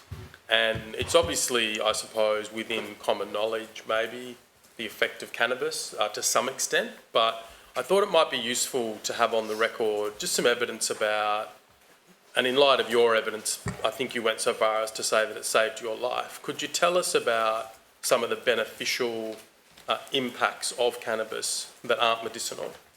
Right. Well, look, first I will preface this by saying I'm not one of these people who thinks cannabis is the be-all and end-all of the world, right? Cannabis is mildly addictive. People do become not physiologically. I've been through the delirium tremens with alcohol. I know what being addicted is about, right? But you have a couple of nights of sleeplessness and you get over the cannabis, but it is mildly addictive. But cannabis, because it's a wonderful soporific, it provides relaxation and stress relief, right, for people such as me who can't take alcohol, right, it's just precluded, right? I use cannabis as a recreational vehicle, right, and I still use it as a crutch, yes, granted, right, but it's a welcome crutch. I'm sure people around this table use alcohol as a crutch, a welcome crutch. Human beings use recreational drugs. I'm sorry to inform you of this, but it's been happening for quite a while, right? Human beings have been using cannabis recreationally for as long as civilization has been in existence, right? The concept of outlawing cannabis is entirely a modern moral phenomenon, not in response to any identified harm. It is the very last of the morality crusades of the 20th century which still lingers. And it's a stain upon our legislatures that they haven't addressed this. And I will point out that the reason they haven't addressed this is not you guys. You guys are bullet shy because you're politicians, right? The reason it hasn't been addressed is because of the press in Australia. The ridiculous things I hear in the press, especially News Corp, but also 9 and 7. I told you about my experience with the ABC, right? You did, Dr. Molan. Maybe I could bring you back to the question, which was... The things that it's good for. Yeah. It's good for recreation. I take it because it gets me stoned and I like being stoned. And I don't believe that I have to justify that to anyone. Yeah. So we heard some evidence earlier in the inquiry from Nick Cowdery, KC, that he regarded the right to consume cannabis as a human right. And I don't think he was suggesting that there's any express recognition in some international instrument of the right to consume cannabis, but he saw it as something that flowed from other rights, such as the right to privacy, the right to security of the home maybe, and a few other things maybe. When Nick Cowdery was thinking, I was nodding my head because currently in California, the Supreme Court in California has acknowledged just that cannabis use under certain circumstances is a human right, to the point that it was a case by a prisoner in the Californian penal system demanding the right to use medicinal cannabis, which was granted. Yeah. So we've also heard some evidence about maybe a staged progression towards decriminalisation, so a relaxation of criminal sanctions perhaps in a phased way. Is there particular aspects of the criminal regulation of cannabis that if we were to, or if the government was to go through some staged phase, that you think should be the first things to be relaxed or changed? For example, the maximum penalty for possession, maybe the structure of supply offences, maybe the way convictions are dealt with, or anything else? Indeed, in my submissions, I provide a list of immediately required actions. Yeah, what page is that on in your submission? It's the final part of... I don't have page numbers. I'm not that organised. I think it's this. Did you get I think it was... the physical? Oh, the shorter one. Yeah, I do have that. It was just Yeah. tabled. Yeah. Right. Here, because it's my considered opinion that the current overlay of the federal jurisdictions' medicinal cannabis laws upon the criminal jurisdiction in the states has produced a situation where through happenstance, it wasn't deliberate, but currently the law in Australia is arbitrary, right? And it's impermissibly arbitrary in accord with our... I saw that, yeah. Right. And so the very first thing a legislature should be doing is striving to cohere with their international obligations. So I would suggest a moratorium on all offences that mimic those that are legally prescribed under the federal system. In other words, a moratorium on all criminal imposition of New South Wales citizens, right, for use of cannabis in all instances, right, and possession of an equivalent amount of cannabis to that which is allowable by prescription. So when you say a moratorium, do you mean administrative non-enforcement of those laws? Yes, I do, in the same fashion as, well, that's the manner. There's no need for legislative change because a moratorium must be matched with further action. Yeah. It's an acknowledgement that the current schema of law is unjust or insufficient. So just lastly, what would you think about, as part of such an interim phase, the idea of a regional trial where you trialled non-enforcement of the criminal law in respect of cannabis just to see how it goes? Is that something that you think would be a good thing, or do you think maybe it might be counterproductive because... I think it's more an alibi for action than any action. Yeah. Right? I want to point out that the history of the Gallup poll in America, because America is the comparable jurisdiction which has a very, very similar social like we're very similar in lots of ways. You go to America and it's so different and so the same. But they're decades ahead of us on this. Now, in 1969, the very first time that Gallup polled in America, 12% of Americans were in favour of legalisation. 12%. In 2013, that had gone up to 50%, right?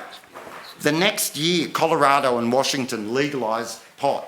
In the next 18 months, it went up to 58%. Right now, 70% of Americans agree that cannabis should be legalised. These are the people with the most experience of it. These are the people who have a day-to-day experience of legal cannabis in their country, and 70% of these people now agree, and it's growing every time it's polled. Right? At the moment, 57% of registered Republicans are in favour of legal cannabis. You can't get 70% of Americans to agree on anything. But cannabis, it's just, when you look from overseas back to Australia, it's like looking at the friggin' Stone Age. Thank you, Dr. Moylan. We've got one more question coming in from Mr. Murphy. Thank you, Chair. Thank you, Dr. Moylan, for your lengthy submission and for coming along to give evidence today. I just wanted to come back to an issue that you raised earlier where you described medicinal cannabis use as really the purview of the rich, the wealthy. They get access to a system while everybody else is locked out of it or faces the consequences of the criminal justice system. Can you just expand on that a little bit, explain the reality of what somebody who's a recreational user like you or somebody that doesn't have access to medicinal cannabis faces? Well, there's two groups of Australians who are pretty much excluded from legal access to cannabis, right? There are those such as me who won't lie to a doctor, right? That's a very small group, I gather, right? But there's a larger group of people, right, who have no facility to access the prescriptive. They don't have a doctor, right? If you don't have a doctor, you're not going to be getting legal cannabis, right? There are lots of people who live on fairly impoverished but happy small holdings all throughout the Lismore region, especially back end of Nimbin, right? This is people that grow it themselves. Well, yeah, these are people who are growing cannabis, right, consuming cannabis and harming no one, right, who are exposed to legal peril, right, because they're growing their own and consuming their own cannabis and not doing the same. Now, I want to bring your attention to, it's not highlighted enough. Currently, the federal government is a monopoly drug dealer, right? Why? This is just untenable. I don't want the federal government, A, declaring who can smoke cannabis, where they can get it, what sort of cannabis it is. Like, for Christ's sakes, I do like my toke, and I don't think the government has the same sensibilities in choosing cannabis as I do. Yes, follow up. I was just going to say, just to follow up, so in your view, are those laws being implemented in a discriminatory way against particular people in the community? Yes. And who are they? Aboriginals, right? I have noticed that there seems to be a tariff on being Aboriginal in this region. They don't get access to cautioning, right? If you're a poor hippie, you don't get access to cautioning, right? If you're off the grid and if you're a person that a police officer dislikes for any reason, the concept of providing police, right, with discretion in this matter doesn't address the difficulties, it exacerbates them, right? Because the system itself is at fault, right? How do you fix it? Simply. You just provide a medicinal cannabis card or a recreational cannabis card for people to access cannabis from a private dispensary. I'm not in favour of laissez-faire legalisation. I just want to be able to buy cannabis from a local grower without the police getting involved. Thanks, Chair. Thank you, Mr Murphy, and thank you very much for your evidence today, Dr Moylan. We certainly appreciate the comprehensive submission you made, which the Secretariat and the committee will rely upon. And again, we thank you for your attendance today. There was something that you were going to provide us, which was an analysis of the Thai experience. Yes. The Secretariat will be in contact with you to provide that. I would like to, if possible, just guide the committee through slides of all of the various and also the results of the interviews because they are enlightening, because they look to the actual lived experience of people on the ground. Well, unfortunately, we don't have the time to do that now, but if you can provide that information to the Secretariat, No, certainly. they will make sure that we get it. Cool. So if you can frame it in that way.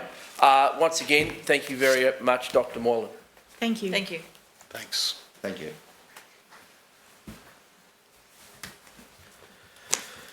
Mr David Michael Halpern.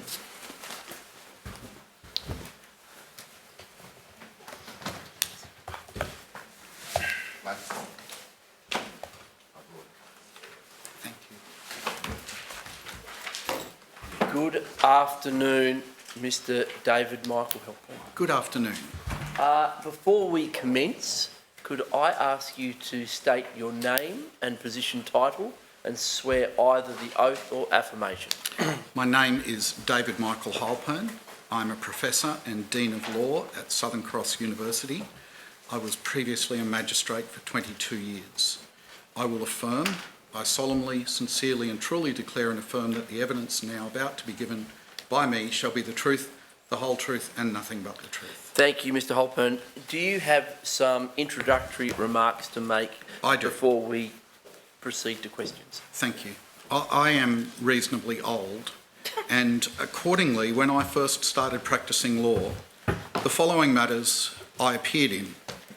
People charged with being homosexual, people charged with blasphemy, people charged with prostitution, people charged with vagrancy, people charged with abortion, and people who were charged with what was called SP bookmaking, but basically was gambling on anything other than horses or dogs. As each of those matters now have either been legalised, decriminalised or regulated, and the sky has not fallen in. Yet ever since I started practicing, I have lamented that cannabis remains unlawful. And it is, as Dr Moylan just stated, the last of the victimless civil libertarian issues left.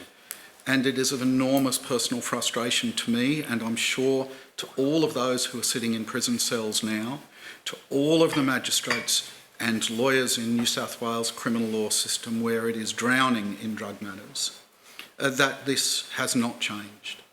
It has in so many other places, and yet our obsession with this, the legalisation of cannabis remains, despite as far back as the Wood Royal Commission up unto the ICE inquiry, every objective legal analysis has come to the same conclusion, that this should join the ranks of each of those other crimes.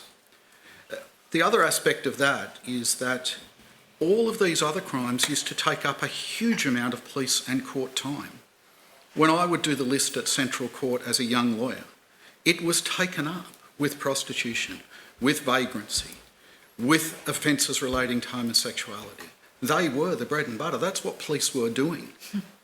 We're now in a situation in New South Wales where there was more possession of cannabis matters dealt with by New South Wales police than there are breaches of apprehended domestic violence order matters dealt with in the courts.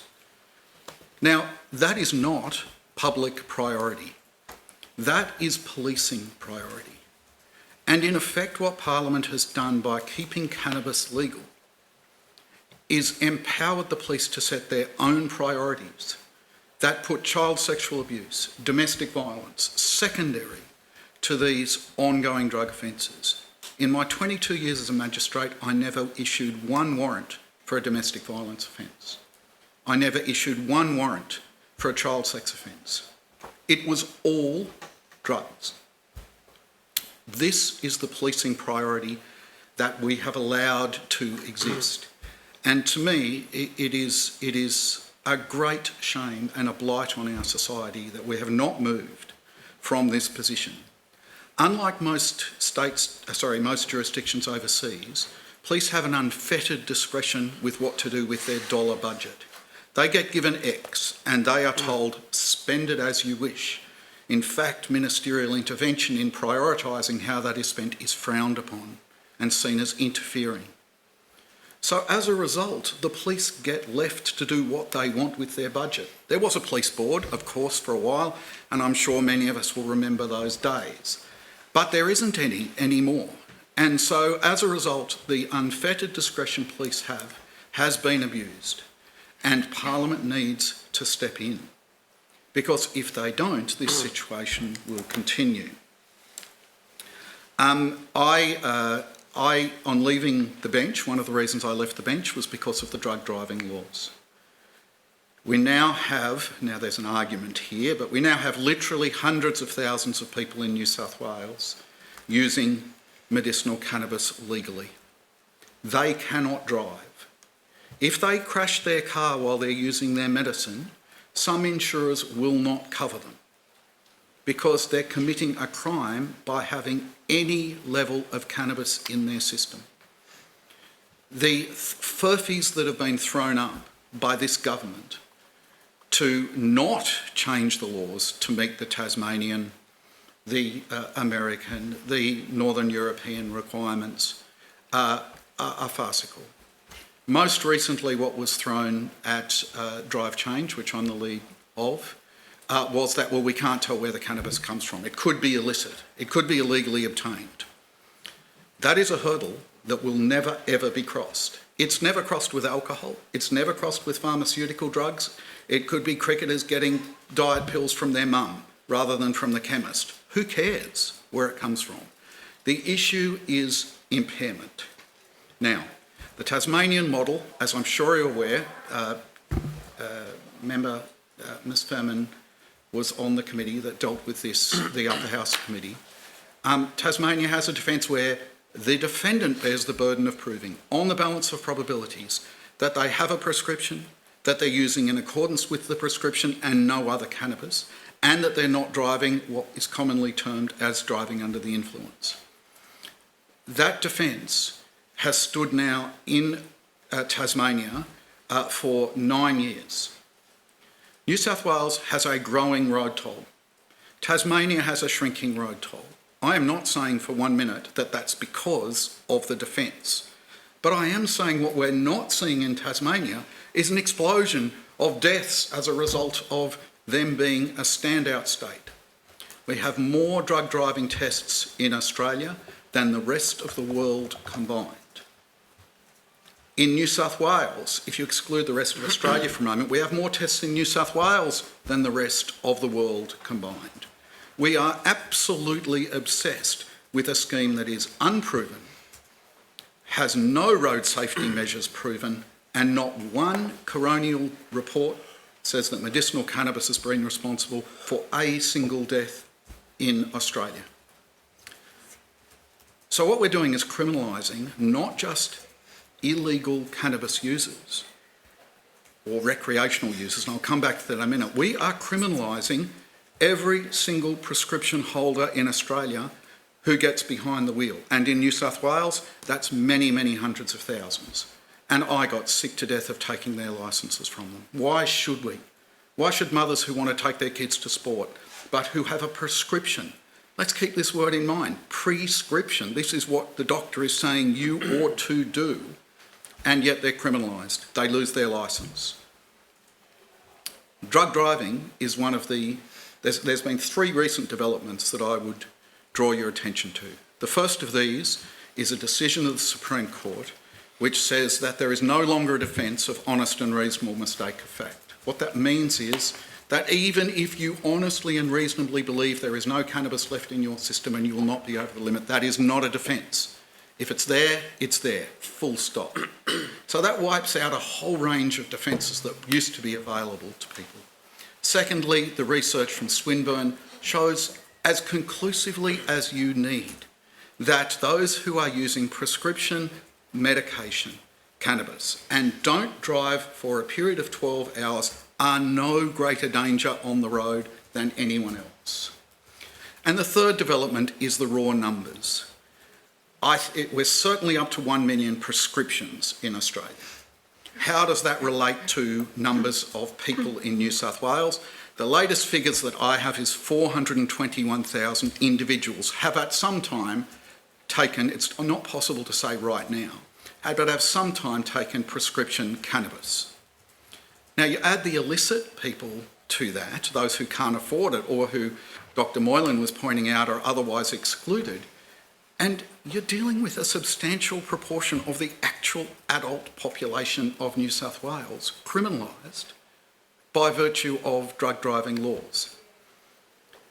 In my view, the maintenance of these laws mean that no matter what you do with cannabis decriminalisation, it is useless if you don't change the drug driving laws because people can't use it.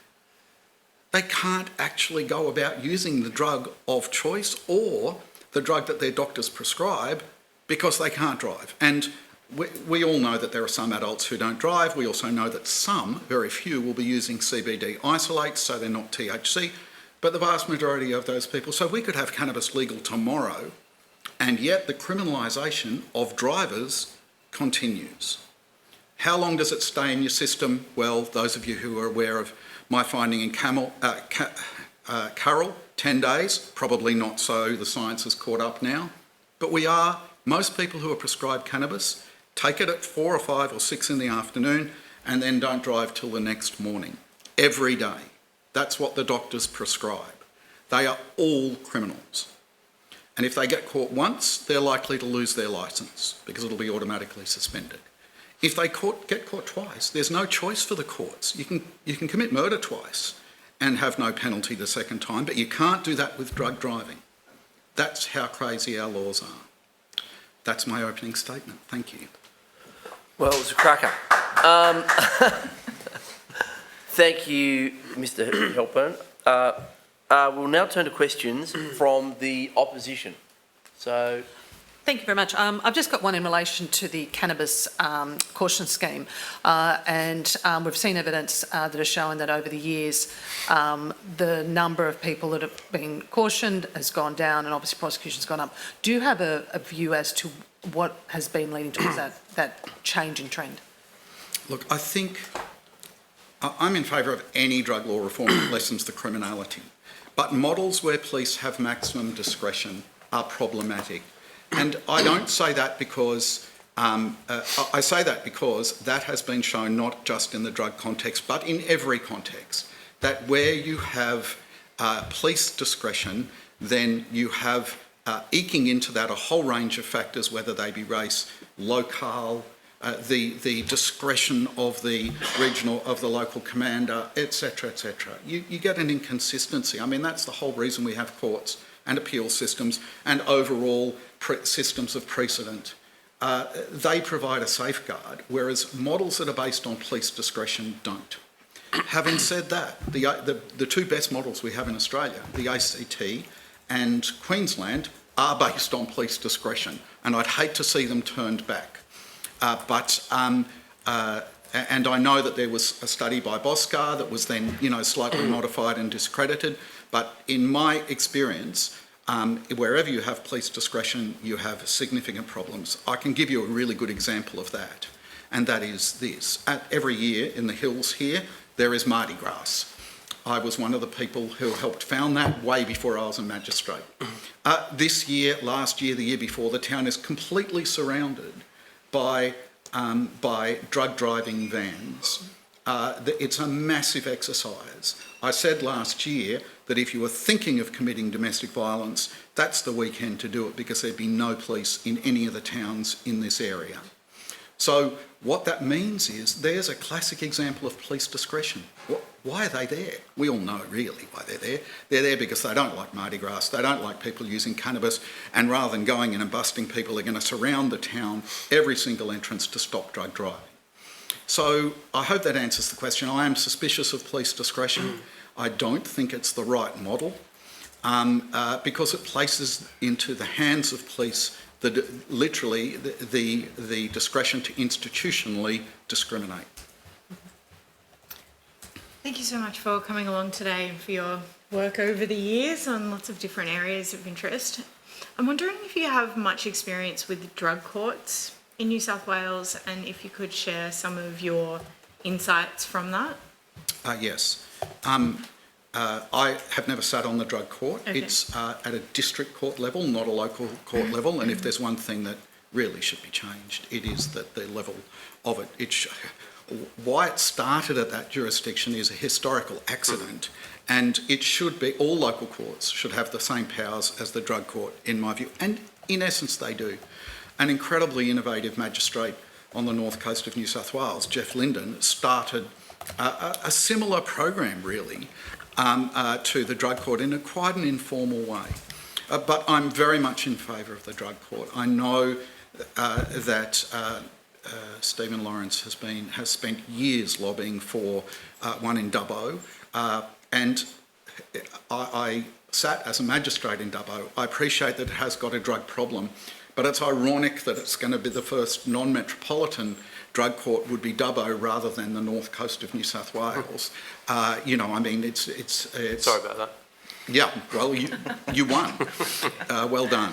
No, I mean, it is really important, and I think drug courts, the evaluations are really extraordinary. These drug courts change people's lives and improve them at a really pointy end of the addiction cycle. And I know that cannabis is not excluded. I know judges of the drug court, and there's not that many cannabis cases there. It's a bit of what we're really talking about there is drugs with a much more physiological addiction basis. The only other thing I would say about that is I think all courts should have the same powers. It should, like the local court, why not? And of course, it should also, why are we drawing this distinction between illicit drugs and alcohol? We know about the relationship between alcohol and road deaths. We know about the relationship between alcohol and domestic violence. We know about the relationship between alcohol and ill health. So why we're suddenly drawing an illicit drug alcohol distinction it seems to me to be illogical. But I'm not downplaying the importance of the drug court. So why is it that cases involving cannabis are less likely to go to a drug court? I don't know the answer to that, but I would suggest that it's because there's not, the way the drug court works, I'm sure I don't want to be, mansplaining how it works, but people go there and they're offered the opportunity of rehabilitation to stop their criminality. Yeah. The criminality associated with cannabis is not of the same level. We're not looking at the same sort of property crimes, same sort of levels of violence and the like. Yep, thank you. Thank you, Mr Halpern. Any more from the opposition? No, hold on, thank you. Ms. Fairman. Thanks, Chair. Hi, Mr Halpern. I want to touch on what is the tricky issue that everybody seems to grapple with at this state level about, yes, the roadside drug testing laws are unfair, but how on earth do we deal with the whole impairment issue? we've got an exemption in the Act, of course, for morphine, but it doesn't come up in terms of how the hell do the police test for morphine and whether people are impaired on morphine or not, for example. It's kind of ludicrous. Would you care to explain, because I know you have been a bit critical potentially about how much people are just obsessed with that, that's the reason why we can't change the drug laws, because we can't sort that bit out? I think I can answer it this way. Imagine, hypothetically, that there's this new drug on the market called cannabis that has a whole range of impacts that are really positive for people, and this new drug, 1 million prescriptions in, what are we looking at, probably 4 years? I mean, it's a revolutionary drug. No one would ever ask the question, should people be able to drive with this, with a drug being detectable in their system, this drug being detectable? I mean, it never applied to any of the COVID medication. It doesn't apply to antidepressants. It doesn't apply to Viagra or to anti-anxiety or to barbiturates or, indeed, morphine, or to any opioids. It doesn't apply to magic mushrooms. So where there's this new medicine, no one ever, if it was a brand new medicine, no one would ever ask this question about impairment. It would fall into the same category as every other prescription drug, which is we have an offence. It's called drive under the influence. The police have proofs. That is, was the person driving? Were they under the influence? That is, was their driving negatively impacted by their drug use? We actually already have an offence for this. And nobody bar nobody, certainly no one from the drug law reform movement, is talking about changing driving under the influence laws. No one wants people driving, you know, from the Channon into Lismore and taking 9 hours to do it. It's just not safe. So that offence exists. No one is asking about, or how do we test for impairment for all these other prescription drugs? We do. We have systems in place. If a person uses an opioid, for example, say heroin, and they're driving, they can't be picked up with a detection test, and nor should they be, because they may have used heroin, well outside the range of any impairment, but it would still be detectable. Instead, if someone's weaving all over the road and they're pulled over and there's a suspicion they're using an illicit drug, they are arrested, they're taken to the hospital, they're given a blood test, and they're dealt with in the normal way as everyone is dealt with for every other prescription drug. So the short answer to the question is impairment is a furphy when it's only applied to cannabis. We have an offence of impairment.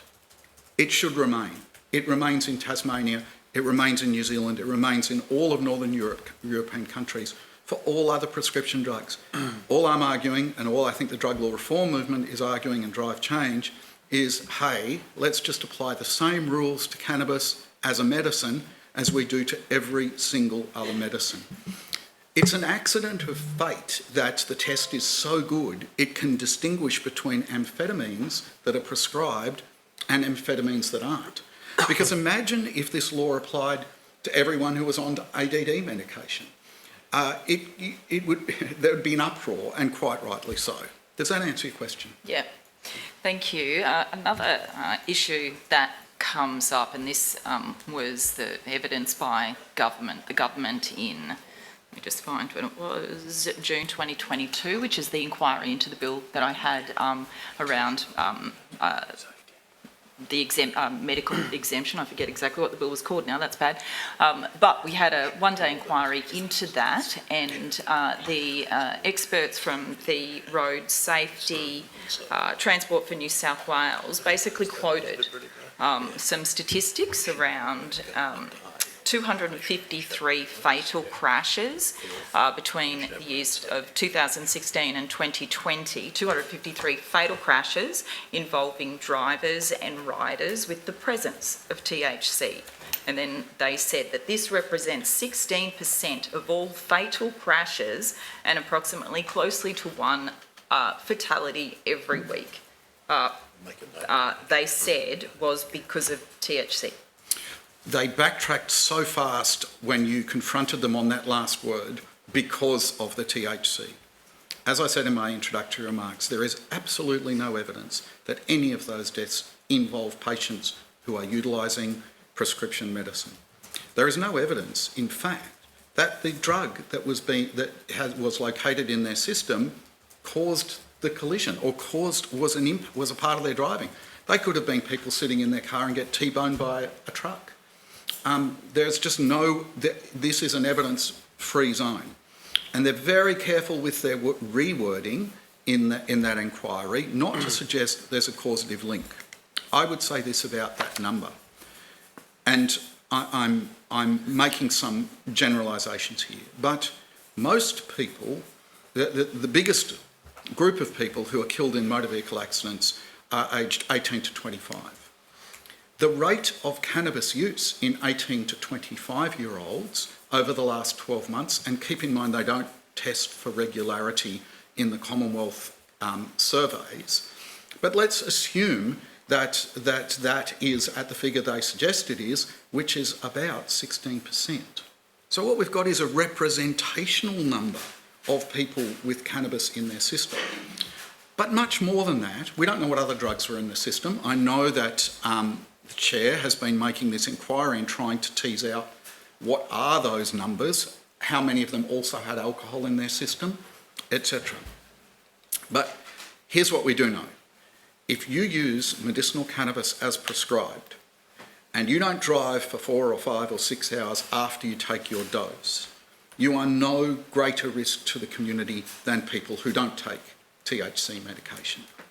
So however you want to frame some of them had, when they took blood from someone and they analyse it down to 0.2 nanograms in the blood, that 16% had cannabis in their system, well, that is an absolutely meaningless figure. And if there really was a cause and effect, do you think that so many other countries in the world would have ditched the per se drug testing? Of course they wouldn't have. There'd be outcry. Hope that answers it. And so other countries have ditched it. Could you just expand on that?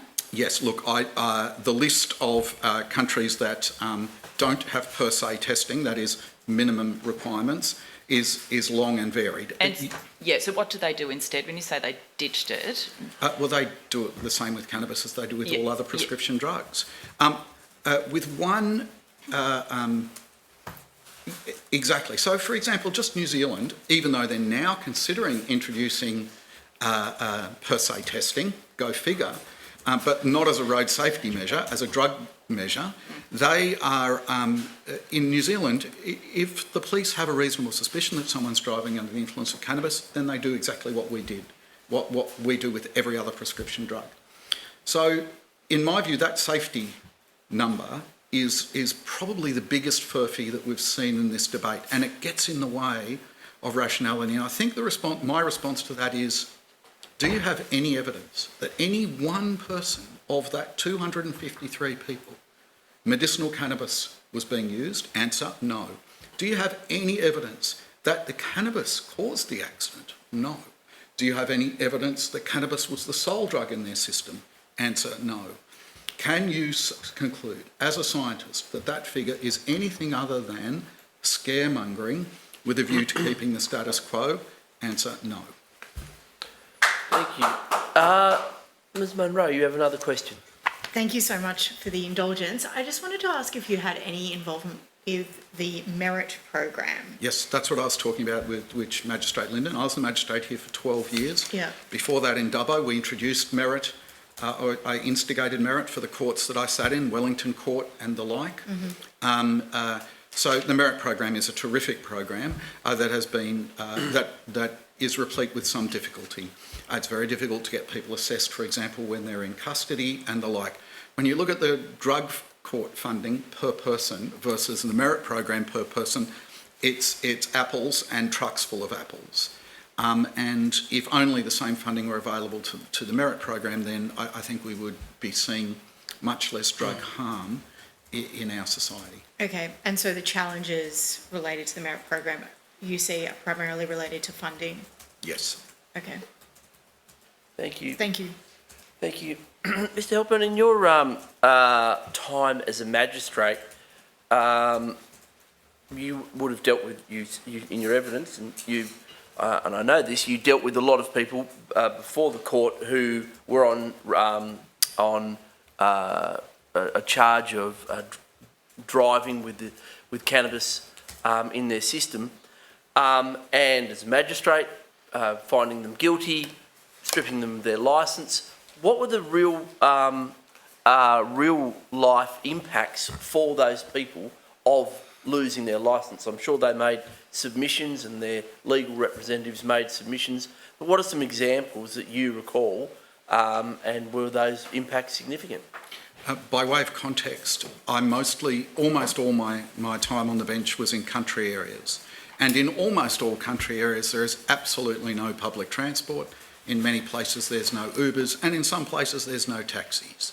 So what you end up with is people who, by losing their licence, it is catastrophic. I had people begging me to fine them tens of thousands of dollars rather than take their licence from them. It is absolutely catastrophic for people. And I get it when people are a danger to the community. You get people with high-range drink drive and the like. And, you know, it clearly is the case. And it's not just me saying this. The highest court in Australia, in New South Wales, the Supreme Court of the Court of Appeal in New South Wales, in their drink driving guideline judgment, makes it really clear the catastrophic impact of loss of licence for people, particularly in country areas. It's almost impossible to work in a country area without a driver's licence. It's a criteria for almost every job, whether it be an NDIS worker or whether it be a police officer or whether it be a school teacher. You have to get to where you're working and you can't do it. Secondly, in the city where there's public transport and other options, particularly family supports and the like, where there's family separation, it's hopefully reasonably easy for people to get to see their children, especially the non-custodial parents. Loss of licence, that is gone. So what does that mean? If they lose their job, they lose their isolation, this causes harm to society, and a much greater level of harm than the driving with a medicinal level of cannabis in their system. It is well and truly out of proportion. So it causes great harm to people. And lose your job, can't pay your mortgage, lose your house, not having contact with family. What does that lead to? Well, drug abuse. It's a cycle. Thank you. Thank you, The government, Chair. Mr. Lawrence. Yeah, thanks, Chair. Thanks for your evidence, Mr. Hopburn. Very helpful. Just a few questions. The first one is, in Australia, there is a federal criminal law that criminalises the possession of cannabis. And I was wondering if you could explain to us, how does that work in practice? Is it predominantly the fact that state law governs the situation here and the federal law exists but isn't so much utilised? And also, how does it work in terms of the Australian Federal Police? Do they actively investigate cannabis possession? I just want to get some evidence about the state-federal relationship there. No, is the short answer. I've never seen federal police charge somebody or investigate somebody for possession simpliciter. The only time you see Commonwealth possession charges is where it's combined with an importation type offence. So the Commonwealth has vacated the field. I mean, I think the tension in the ACT is more pertinent, where of course the ACT government has made a decision that effectively decriminalises, almost legalises cannabis, and the Commonwealth could step in, and perhaps if there was a different persuasion of Commonwealth government, they would. Certainly that's the noises that have been made, a la euthanasia, Northern Territory, etc. But the Commonwealth government is taking very much a backseat, a watching brief, and they're not intervening in the ACT. And I never saw a Commonwealth investigation resulting in a possession charge in New South Wales. So you'd agree that the existence of the federal law, it's not a reason for this committee, for example, to say, oh, well, there's no point looking at decrim because we can't change federal law? I mean, there's a lot of history in this, but there never used to be a possession charge in the Commonwealth. Where, it would not interfere in any way with New South Wales doing whatever it wanted. The ACT is but one example. I mean, South Australia, that had very liberal drug laws in terms of even cultivation, for many years, the Commonwealth never once intervened under any persuasion of government. So I'd call that a furphy. Yeah. When the ACT was looking at and started to implement their law reform around minor drug possession, there was some discussion publicly about whether the fact that a territory law might be considered to authorise or justify possession would in any event be a defence under the Federal Criminal Code, because in Chapter 2, which governs principles of criminal responsibility, there's a provision that basically says you're not guilty if your conduct is, I can't remember the exact formula, but something like authorised or justified by another law.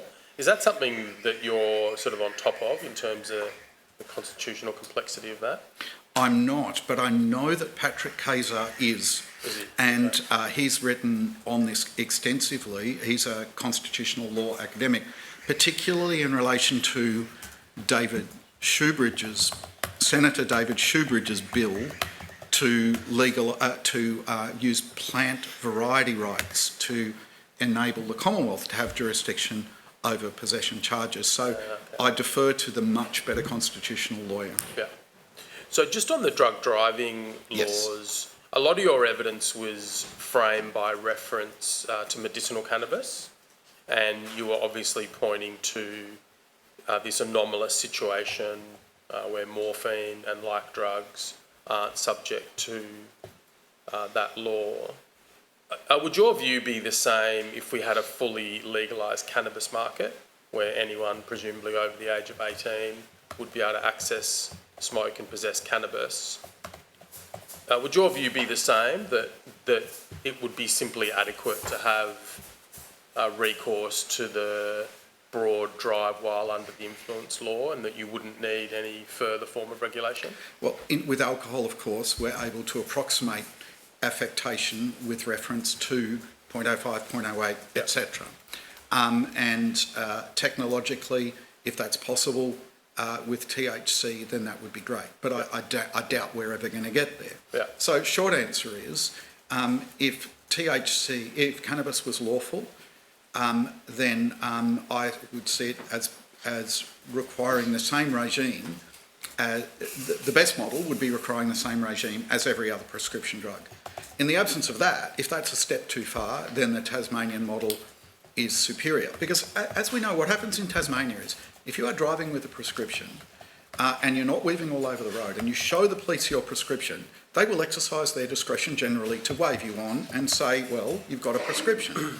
That's what police discretion should look like. Now, if you do get charged, then the DPP or the prosecuting authorities apply the test. Is there a reasonable prospect of a conviction here, given that the person's now written to us, shown us the script, there's no indicia of driving under the influence? No, so the charges get withdrawn. So very few of these matters ever get to court. Just on the recreational medicinal dichotomy, I think it's a bit... I was listening to Dr. Moylan carefully, and he seems to draw a very clear distinction. Even his own words to me show that there's not.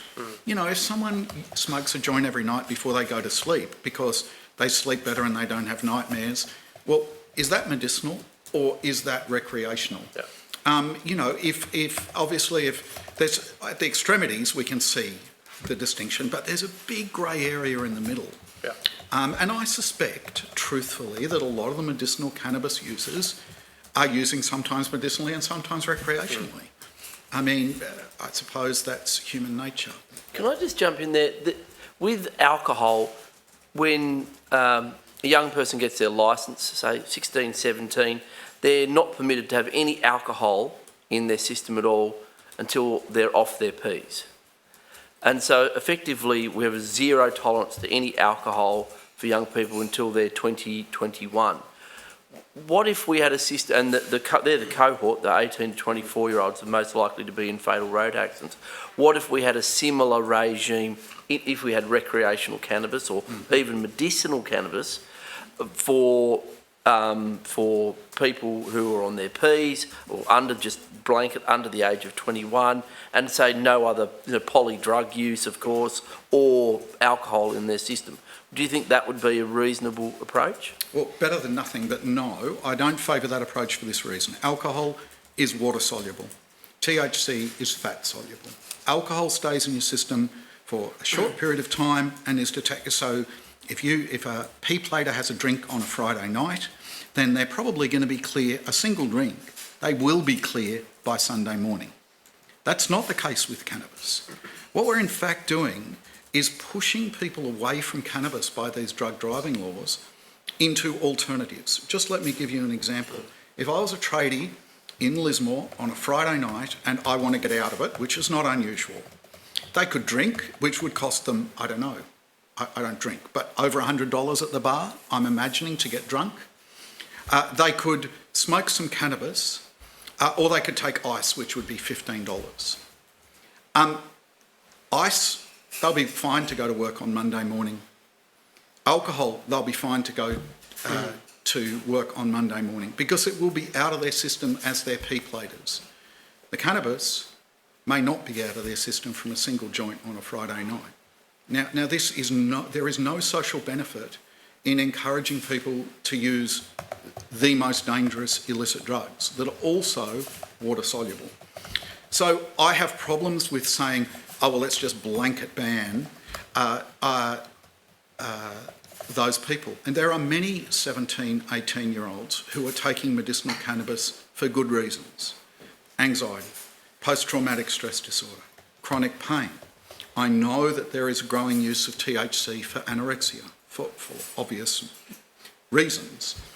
Those people should not be prohibited from driving if they are no danger to the community and they're using in accordance with their prescription and they're not using any other drugs. So my answer to your question is I prefer the Tasmanian model. Thank you. So I just wanted to ask you some questions about the operation of the criminal justice system and cannabis. I did a case back in 2013 in Broken Hill where a young person, Aboriginal young person, had been convicted or found guilty of being in possession of cannabis, and he appealed his conviction to the district court, and ultimately the search was held to have been unlawful and the evidence was excluded and he was found not guilty. But there was evidence in that case, which I recall, but it's also reported on the ABC story that I'm looking at, that the evidence showed that he'd been searched 26 times in the 2 years prior, or thereabouts, and never found to be in possession of illicit drugs on any of those 26 searches. Then he was ultimately, I suppose, on the 27th search, found to be in possession of a very small quantity of cannabis. Just wondering, does that surprise you, that sort of fact scenario, that you've got a young Aboriginal person who had an intellectual disability, actually, who's being searched that many times on suspicion of possession of drugs and not found to be in possession of them? It doesn't surprise me in the slightest. That typifies an approach. And, you know, when I was sitting as a magistrate in Central West New South Wales, it was amazing. Some towns where they had an enlightened sergeant, these things did not happen. But there was other towns, and as the unenlightened sergeant would move from town to town, suddenly you'd have these explosions of these kinds of offences. So, you know, two experiences that I think elucidate that. First was sitting in Nyngan, not Nimbin, where they had, because it was on the road from South Australia to New South Wales, there was a lot of cannabis issues being transported there, so they got a sniffer dog there. And petrol sniffing took off. Now, really, we want this instead of that? We all know the long-term medical harms of petrol sniffing, but I would much rather young people in a town like Nyngan be smoking cannabis than sniffing petrol. Yeah. The second example, which elucidates the same thing, was I was in the middle of hearing a drug house, it wasn't cannabis, it was ice, but a drug house case where the police had staked out a house for a year and had cameras and microphones inside the house. And in the middle of all of this, the main suspect pulled a gun on the woman of the house in front of her children over a meal issue and threatened to kill her. And it was graphic, horrendous violence. and the fear engendered in those children and that woman was palpable. The operation continued for another 6 months. In other words, they didn't stop the operation, they continued it on. And I was like aghast that this is what happens with drug law, be it cannabis or ice or any other drug. The desire for conviction overrules what the rest of us would see as common sense. For example, searching someone 26 times. For example, protecting that woman and cancelling the drug operation. Or, for example, not having a drug detection dog in Nyngan so as to discourage petrol sniffing. Things get out of hand when you make something illegal that doesn't make sense. And that's just, they're all living, breathing examples of it. So you spoke earlier about the large number of cannabis-related matters in the courts, and I'm interested in your thoughts on how many of those matters are matters where the police didn't necessarily particularly care about whether the person was in possession of drugs or not, in the sense of wanting to avoid some harm or being particularly motivated to enforce that criminal law, but rather the person's been caught up in a proactive policing operation where drug laws, like traffic laws, are being used as a pretext to monitor someone because of some other concern that the person might pose to police? Well, I can only, I mean, the funny thing about being a magistrate is you can only deal with what you get. Yeah. So it's just an impression that builds up over time, really. And of course, what you're saying is correct. The drug laws are used as a pretext, precisely that, for a whole range of perceived antisocial behaviours, be they, protest actions or North East Forest Alliance, the whole. We all know how the drug laws are utilised. But I think that the best example in this area, at least, remains the extraordinary over-policing of Aboriginal communities. And largely that is done under the pretext of drug law. You say proactive, and I think that's a really key term, perhaps if I could be so polite as to suggest for this committee to look at. Because domestic violence offences are not proactive, they're all reactive. In other words, when somebody complains, drug policing is almost all proactive because no one's complaining, they just go out and police it. And I'd love to see that reversed. Yeah. We really wouldn't be here if we were like, for example, England, where possession charges are so few. The police just don't care. They see themselves as reflecting community values. And again, there's police boards, there's all sorts of different factors. So just lastly, something that I noticed when I worked at the Aboriginal Legal Service was a very marked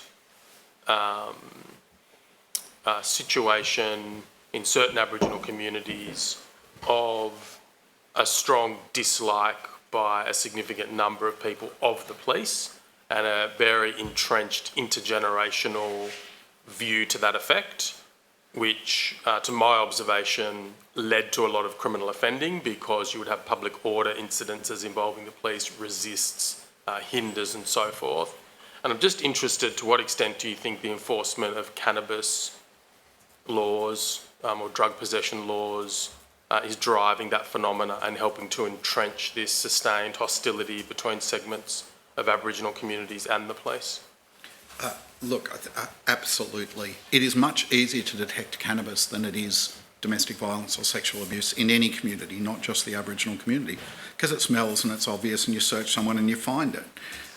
So drug laws are a real flashpoint between particularly Aboriginal young people and the police. And it's a flashpoint we could well do without, especially when you take into account comparative harms. And it's not just, there's whole subsets of people for whom the drug laws get in the way of proper policing. If I can just use another example, and obviously a lot of criminal activity is centred, criminal policing activity is centred on bikie gangs. The peoples involved in those cultures the drug laws is what it's all about, really. That is what funds that entire subculture, a subculture based on violence. Do we need this? Like, surely there's... In fact, I think it's the last thing. I mentioned that list of homosexuality, blasphemy, prostitution, abortion, all of which was criminalised. And the last one we've got left for these gangs is drugs. What are they going to do when we actually get rid of that? I suppose there's standover merchanting or people smuggling, but really they're going to be left with nothing. If you're actually serious about tackling high-level violent crime, particularly in the drug area, then you just take away the incentive. Prostitutes used to be routinely beaten, slashed. You know, we know the history of that, and we know that that's stopped since it's legalised. We could have the same terrific outcomes. Thank you, Mr. Halpern. That was like illuminating and educative, and we very much appreciate you taking the time today to give evidence and the work you are doing on Drive Change and the work you have done of service to the people of New South Wales. So thank you very much. Absolute we very pleasure. much Thanks for the appreciate it. opportunity. Thank you. No, thank you very much. Thank you. Thank you. Now, colleagues, we are going to have a break for... No. No, we're not. I was just checking. Don't blame it on an old agenda again. No. Do you want a break? I need a break. I think I've updated the schedule for having a break. It's hard work. Hard work, sitting here listening. Like he wasn't putting. Yes, we've got Dr. Keith Gordon Edward Bolton. Shut up, Kate.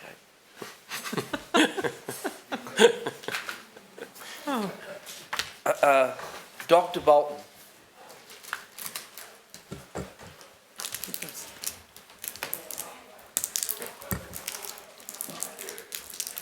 Good afternoon, Dr. Bolton. Thank you so much for your submission and taking the time to come and give evidence today. Before we proceed, could I get you to state your name and position title and swear either the oath or the affirmation, please? My name is Keith Gordon Edward Bolton. My title is Doctor. I have a PhD. I'm currently I'm a founding director of Ecotechnology Australia, which is a company I formed about 20 years ago here in Lismore. We've got 21 employees. We work a lot in Aboriginal communities. We work with correctional centres. 5 of our employees are Aboriginal. That's what I've been doing for the last 20 years. I've got a... Just before you begin there, could I just get you to state there should be either the oath or the affirmation before you. If I could get you to swear one of those, please. I solemnly, sincerely and truly declare and affirm that the evidence now about to be given by me shall be the truth, the whole truth and nothing but the truth. Thank you. Dr. Bolton, if you'd like to make some introductory remarks, they'd be well received.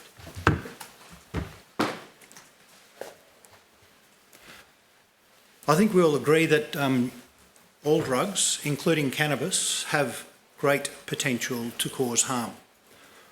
I think it's very evident, though, that current legislative framework based on prohibition exacerbates the harm caused by drugs from pretty much every angle that you look at it. I've been involved one way or another in the cannabis industry and been involved in this community where cannabis use is fairly widespread and generally acceptable.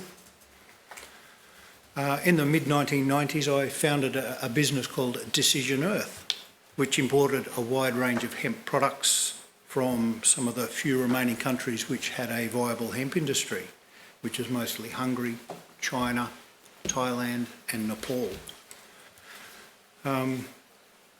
As a postdoctoral fellow at Southern Cross University, I pioneered mop crop technology, where fibre plants, including hemp, are irrigated with effluent from wastewater treatment plants as a means of effluent reuse. I was one of the first people in New South Wales to hold a licence to cultivate cannabis as a dispensation to the Drug Misuse and Trafficking Act. My involvement in the hemp industry gave me an understanding that cannabis prohibition laws effectively delegitimised and destroyed a once thriving hemp industry in most countries in the world within a very short period of time. In fact, history suggests that this was one of the ulterior purposes behind cannabis prohibition rather than protecting people. My work as a hemp researcher gave me a reputation as a cannabis expert, and as a result I was engaged as a professional witness in 10 cannabis-related court cases. And through this work I witnessed the immense and often lifelong negative impacts caused by legal proceedings on people and their families and the community. In 2004, I founded a company called Ecotechnology Australia. We've now got 21 employees, 4 of whom are Aboriginal, 5. Ecoteam has a reconciliation action plan which has been ratified by Reconciliation Australia. We work extensively with Aboriginal communities. One of my roles in the company is Supervisor of the Water Operations Division, and we manage drinking water and wastewater systems in Aboriginal communities and correctional centres across New South Wales, amongst other places. Through my work, I have become part of the local Aboriginal community, even though I'm obviously not Aboriginal. I lived at Malaboogamah for 6 months when we were building a wetland-based wastewater treatment system and an effluent irrigated football field.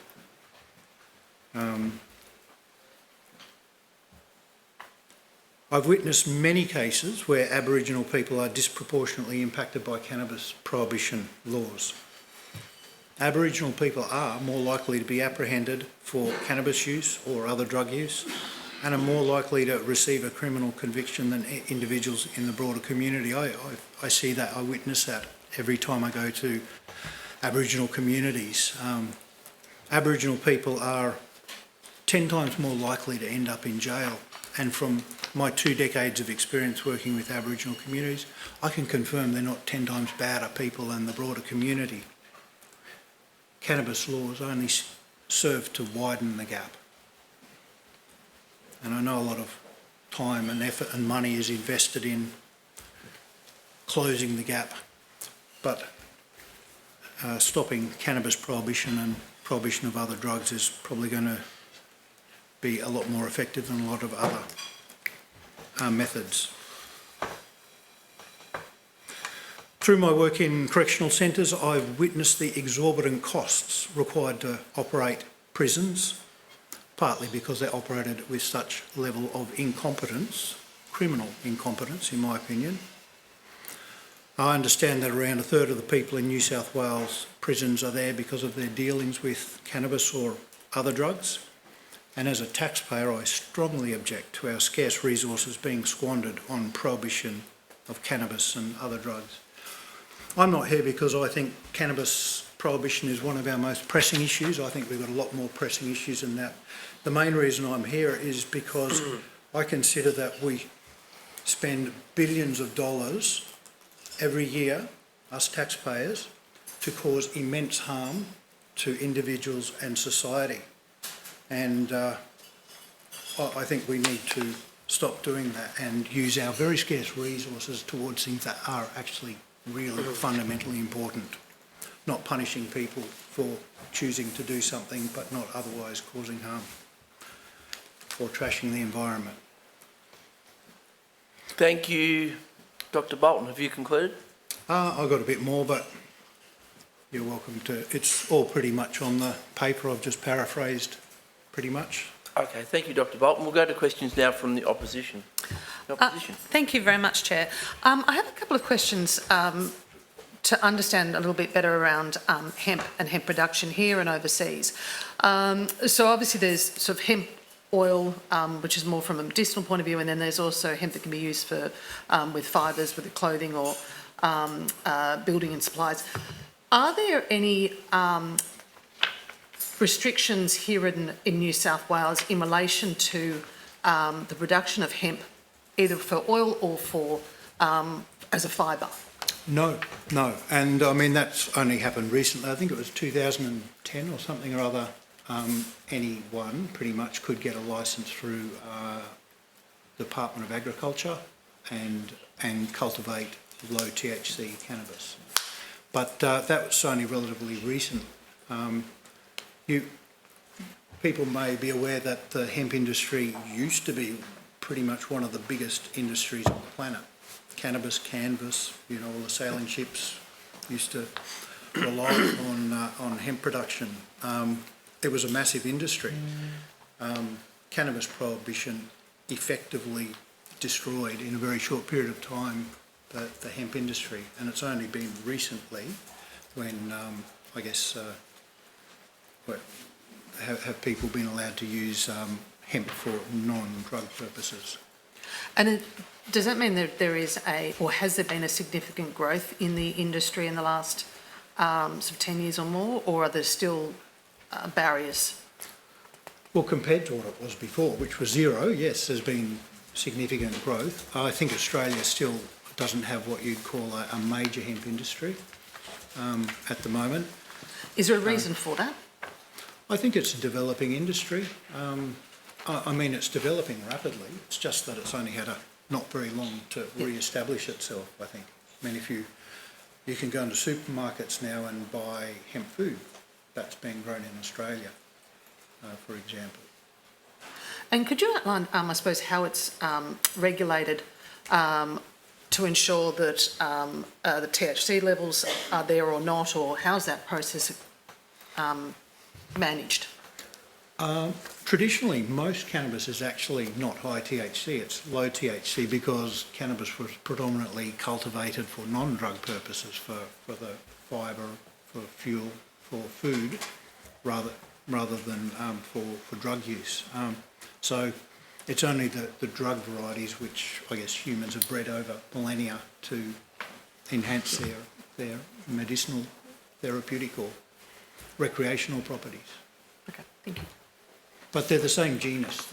It's cannabis sativa is the same one that makes the fibre, the food, the pharmaceuticals. Thanks. Thank you. Ms Munro. Thank you. Thanks so much for your submissions and for appearing today. I wanted to ask about the correctional centres. You mentioned that you thought that they were mismanaged. Absolutely. As a polite way to express it. Yep. I was just wondering if you could expand on that in relation to people who are criminalised under this like a drug system. I think it's terribly ironic what's going on. As you're aware, I work in the drinking water and wastewater. Glen Innes Correctional Centre. In 2021, I did a study of the effluent pond, their undersized effluent pond. I found that it was not sufficiently sized to treat the wastewater to a level at which you discharge in the environment.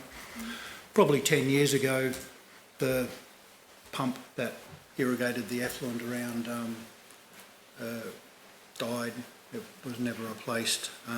Consequently, I worked out yesterday about 25 million litres of effluent have discharged into a watercourse since I first reported that in 2021.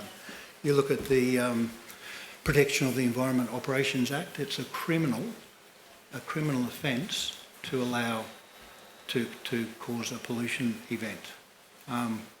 So that's why I said that prisons, from my experience, are run by criminally negligent people. Okay, thank you. I can list many examples with respect to drinking water and wastewater. So in terms of what you've seen over your lengthy involvement in various ways with this regulatory system, we've had an announcement that we've got a drug summit at the end of the year. I'm not sure if you're familiar with the ICE inquiry recommendations that were made to government. I'm wondering if you have any thoughts on how you've seen the political context or inclination even to talk about these matters has changed over time when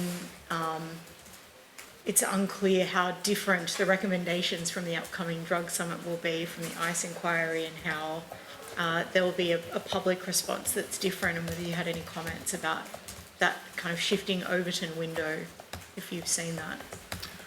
Yeah, there are a few things running in your statement. I guess I'll say I consider prohibition of any drug, be it a drug like cannabis, which is generally regarded as relatively benign, or ice, which is generally regarded as a strong or bad drug.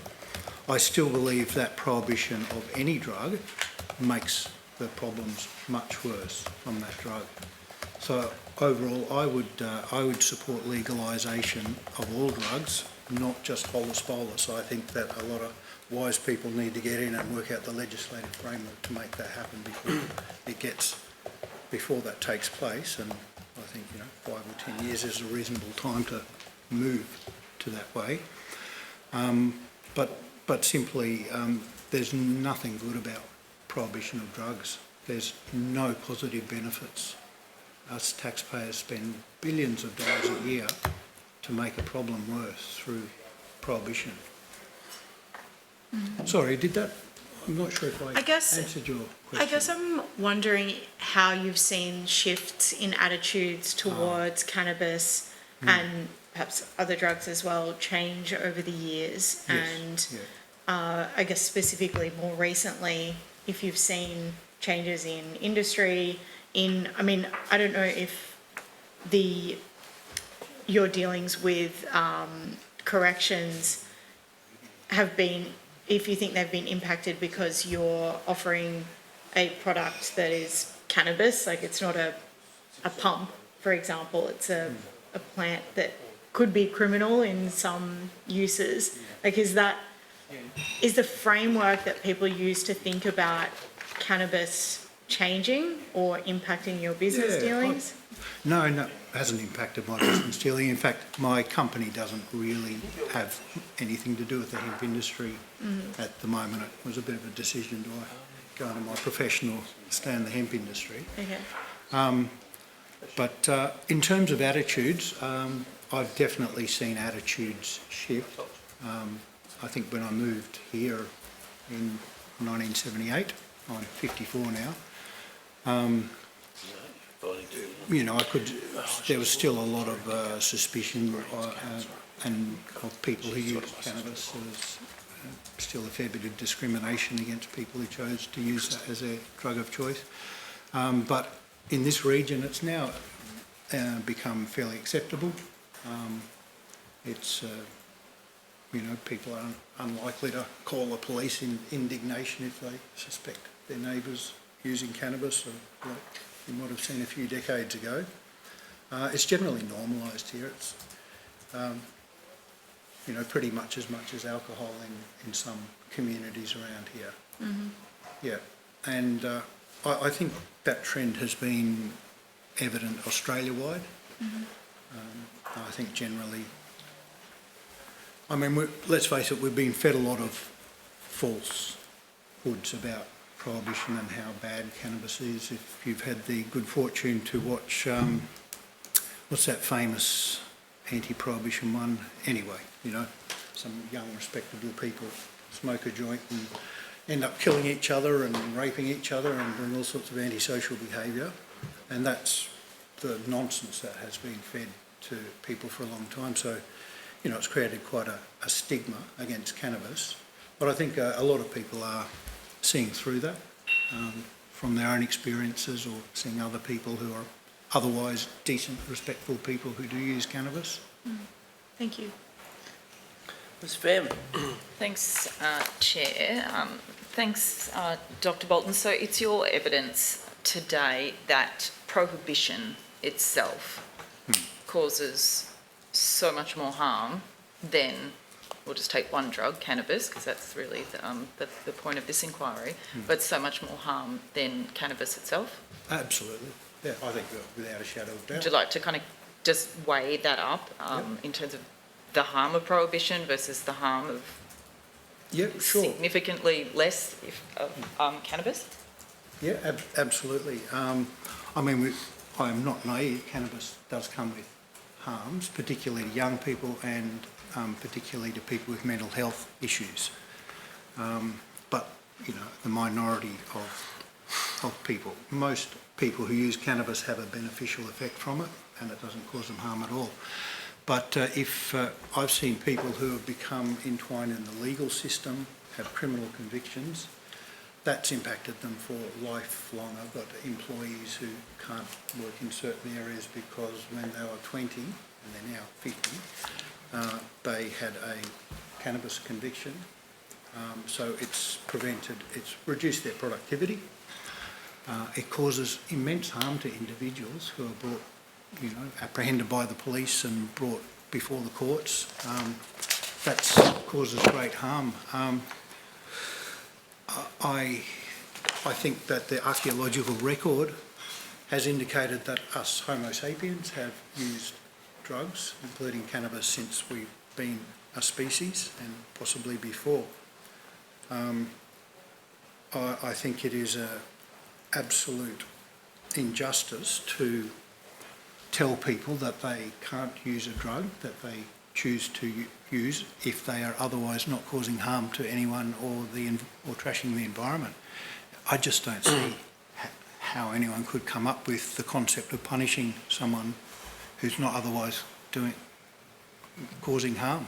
Could I ask you to just also talk about the fact or your view on like a regulated model for cannabis? Obviously, alcohol's a drug, tobacco's a drug, there's lots of pharmaceutical drugs, they're all regulated in various ways. And you did mention before that, of course, cannabis can be harmful, particularly to younger people, certain mental health situations as well, like schizophrenia, for example. What's your view around how a regulated model could address that?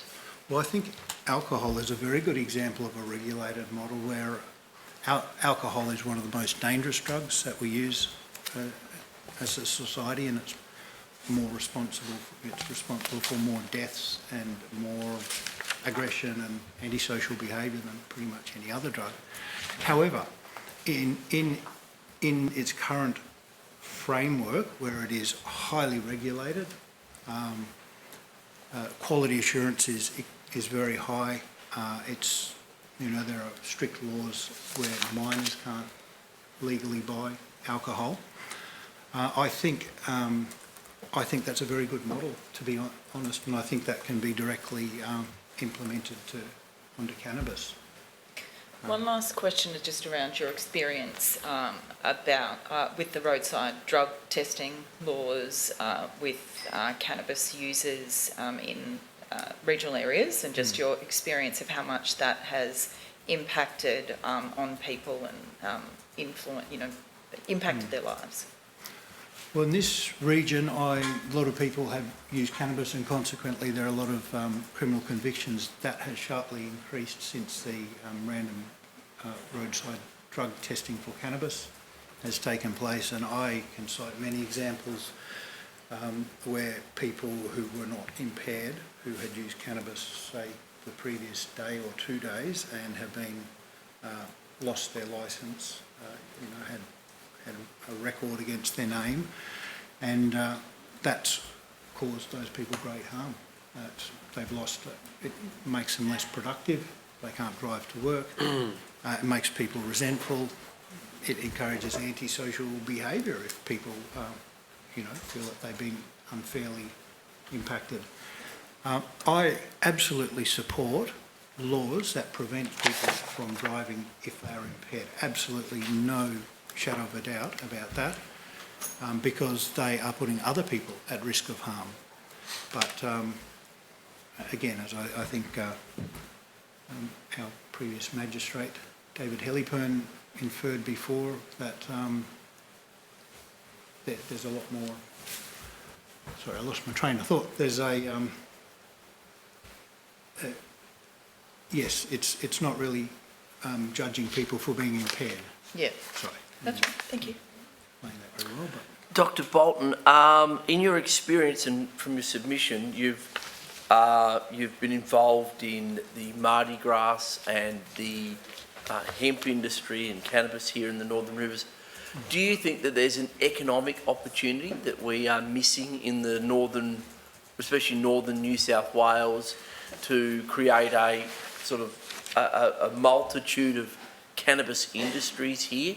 We've got legal hemp, industrial hemp, we've got medicinal cannabis, and potentially down the track recreational cannabis. Do you think that there's an opportunity there? Do you think it would be accepted by the community? Oh, I certainly think so, yes. I mean, this area is well known for its it's a epicentral of New South Wales. Cannabis use is fairly normalised. We've had the likes of Michael Balderstone in the hemp industry who have been, strongly promoting the end of cannabis prohibition and the use of hemp for all of its virtues. So yes, absolutely. I think there's a wonderful opportunity in this area that could be very economically beneficial. And yes, I think that we are not realising the full benefits because of the current legal situation. Thank you. The government, do you have some questions? Yeah, I do. Thanks, Chair. So are you aware of any country in the world who's never criminalised cannabis?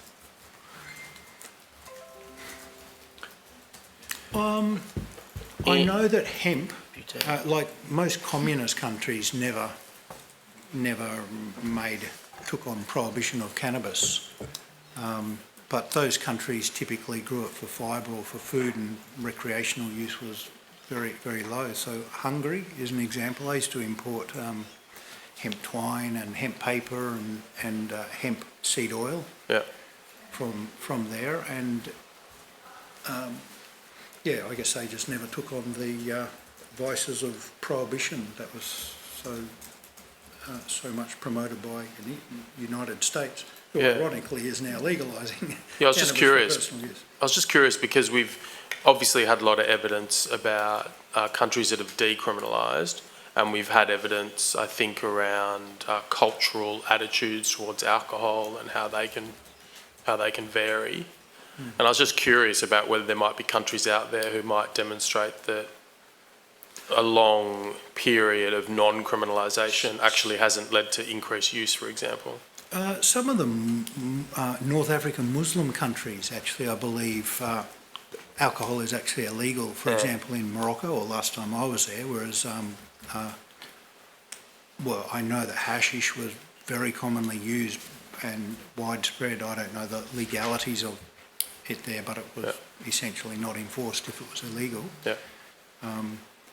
So there are certainly those North African countries have traditionally used cannabis and don't like alcohol and are probably better off for their choice, to be honest. So we've had a lot of evidence about the medicinal benefits of cannabis in relation to pain, insomnia, anxiety, and we've also had evidence about the beneficial impact of cannabis in terms of enjoyment, stress relief, etc., etc. Is there any other benefits that we haven't heard about? For example, artistic or cultural benefits? Are there notable examples from history of people doing great things because of cannabis, or notable figures in history or cultural history that have said that it led them to do great things, or anything of that nature that we haven't heard about? Interesting question, actually. I'm going to Google that after this. I can't cite any particular example, but I know that cannabis has often been touted as improving or enhancing one's creativity, artistic creativity or musical creativity. Or perceptions of it. Or perceptions of it, exactly. It's a subjective concept, isn't it? What is artistic and what is not. I know of people who are daily cannabis users who function absolutely fine in whatever they choose to do, be artistic or some other profession. Yeah. So you talk in your submission about cannabis use being in evidence early in time, I suppose, in human history. And I was just wondering if you've got any more specific or illustrative evidence about that. No, there's certainly a fair bit of documented evidence. My understanding is that the earliest evidence of cultivation of hemp was found in Japan from the Jomon period, which is, I think, about 8,000 years ago, and that was widespread cultivation, but certainly hemp fibres have been found in the archaeological record that are tens of thousands of years old. Yeah. So cannabis and humans have had a very long beneficial history until very recently. Yeah. Is there examples internationally of cannabis being used in religious ceremonies or cultural ceremonies that you know of? Yeah, that absolutely. I mean, India is a place that comes to mind, and Rastafarians, I believe, consider the herb to be their sacrament. It certainly, like a lot of other drugs, has been used in association with religious or spiritual practices. So what occurs in India in that respect? I just know that there are particular religion. I don't really know much about it. I've just, one of those things you've heard about. Yeah. Where people use it in a spiritual context, but I think it's quite common. I think they may even have their own god, Shiva. That's right. Shiva. It's actually a colloquial term for it. For cannabis? For cannabis, Yeah, Shiva. right. Yeah. Okay. Yeah, interesting. Get that Shiva, Shiva, Shiva. It's a song. In terms of harm from cannabis, we've had some evidence that full legalisation might lead to an increase in cannabis use, overall increase in cannabis use, but a bit of uncertainty maybe about whether that would necessarily lead to an increase in harm. And I was just interested in your thoughts on whether, if a society like ours did have full legalisation, what sort of public health messaging or campaigns do you think might be appropriate? I think that's an excellent question and really should be thought about at this stage. I think, first of all, no drugs should be allowed to be advertised or promoted in a positive light.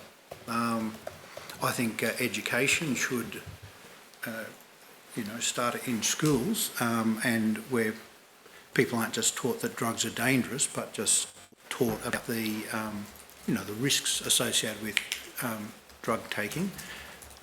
Things that will, if we do make cannabis legal alongside alcohol, I think it would be beneficial if people use less alcohol and tended to migrate over to cannabis if you simply look at the risk of harm of using each one. So maybe an increase in cannabis use as people substitute may not be a bad thing. But from what I've heard, there might be a temporary increase in the use of a drug when it's legalised, but not major spikes. And typically, from my understanding, drug misuse or abuse reduces when drugs are legalised. I think you say in your submission that children shouldn't have access to it in a legalised market, is that right? Same as alcohol, yeah. Yeah. So I'm just wondering, how would that work in practice? What would you recommend would be the mode of regulation? Are you suggesting just that you wouldn't be able to sell to a child and maybe the authorities could confiscate it from a child, but you're not suggesting there should be a criminal offence applicable to a child, are you? Absolutely not. No. No, that would be absolutely inappropriate. And children can and will use drugs, whether it's in a legal or illegal context, but I would argue that it's easier for a minor to acquire drugs from the black market, which really doesn't operate with any ethics, than in a highly regulated but legal environment. I mean, I think it's probably fair to say that, and I'm curious about your view on this, that if you're looking across current Australian society, probably the group that has the most ready access to cannabis is children. Would you think that's right? I'm not really sure. I mean, unless you're growing it, it costs money, and children tend not to have lots of money. That's not my experience, really, to be honest. I think, I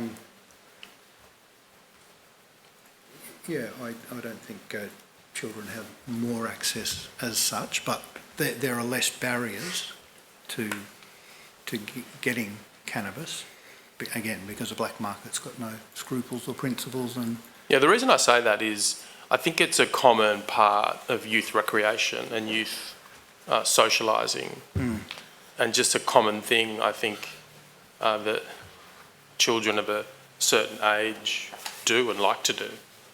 That's certainly what I recall from my own childhood, that it was fairly common to know people in your peer group who smoked cannabis pretty regularly, and it was just something that one knew about.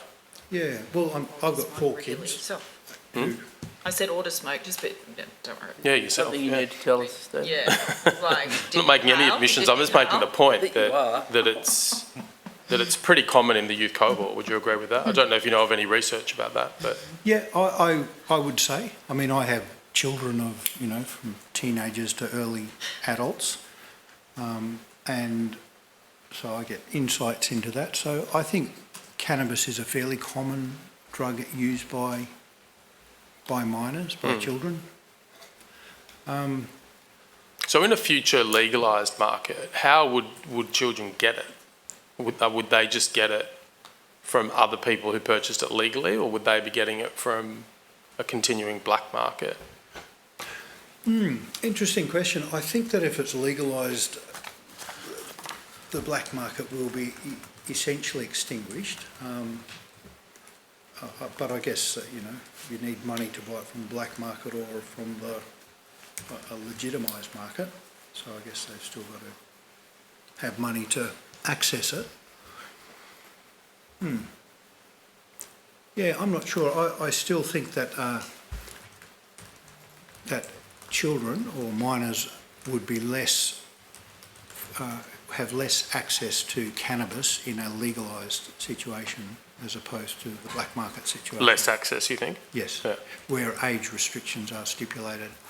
I will say though, and this comes from, I lived in Italy for a year, and children are often given a small glass of wine or a watered down glass of wine, and they're allowed to drink it with the adults once they sort of reach a certain point of maturity.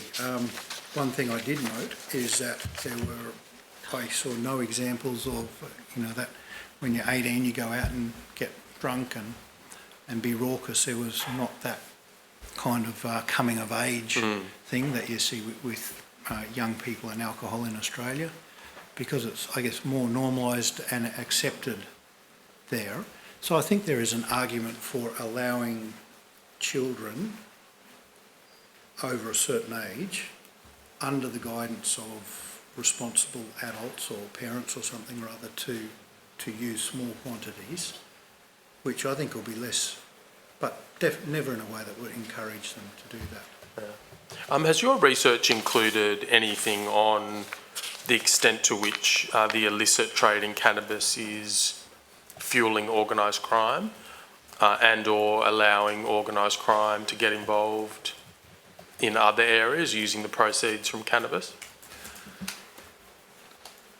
Well, every time you prohibited a drug, it will create a black market, and I argue prohibition actually subsidises the black market, which is untaxed, has got no quality assurance, has got no age scruples. What was your question again? About the role of the cannabis market in fueling other activities. Yeah, well, certainly, the black market generates income, and from my understanding, often that income is used for nefarious purposes. Yeah. I don't have particular examples in mind, and I am aware that that small-scale cannabis growers in this area, it's actually part of what I consider almost a legitimate economy, where people grow a small amount and they might sell it or trade it for something or other.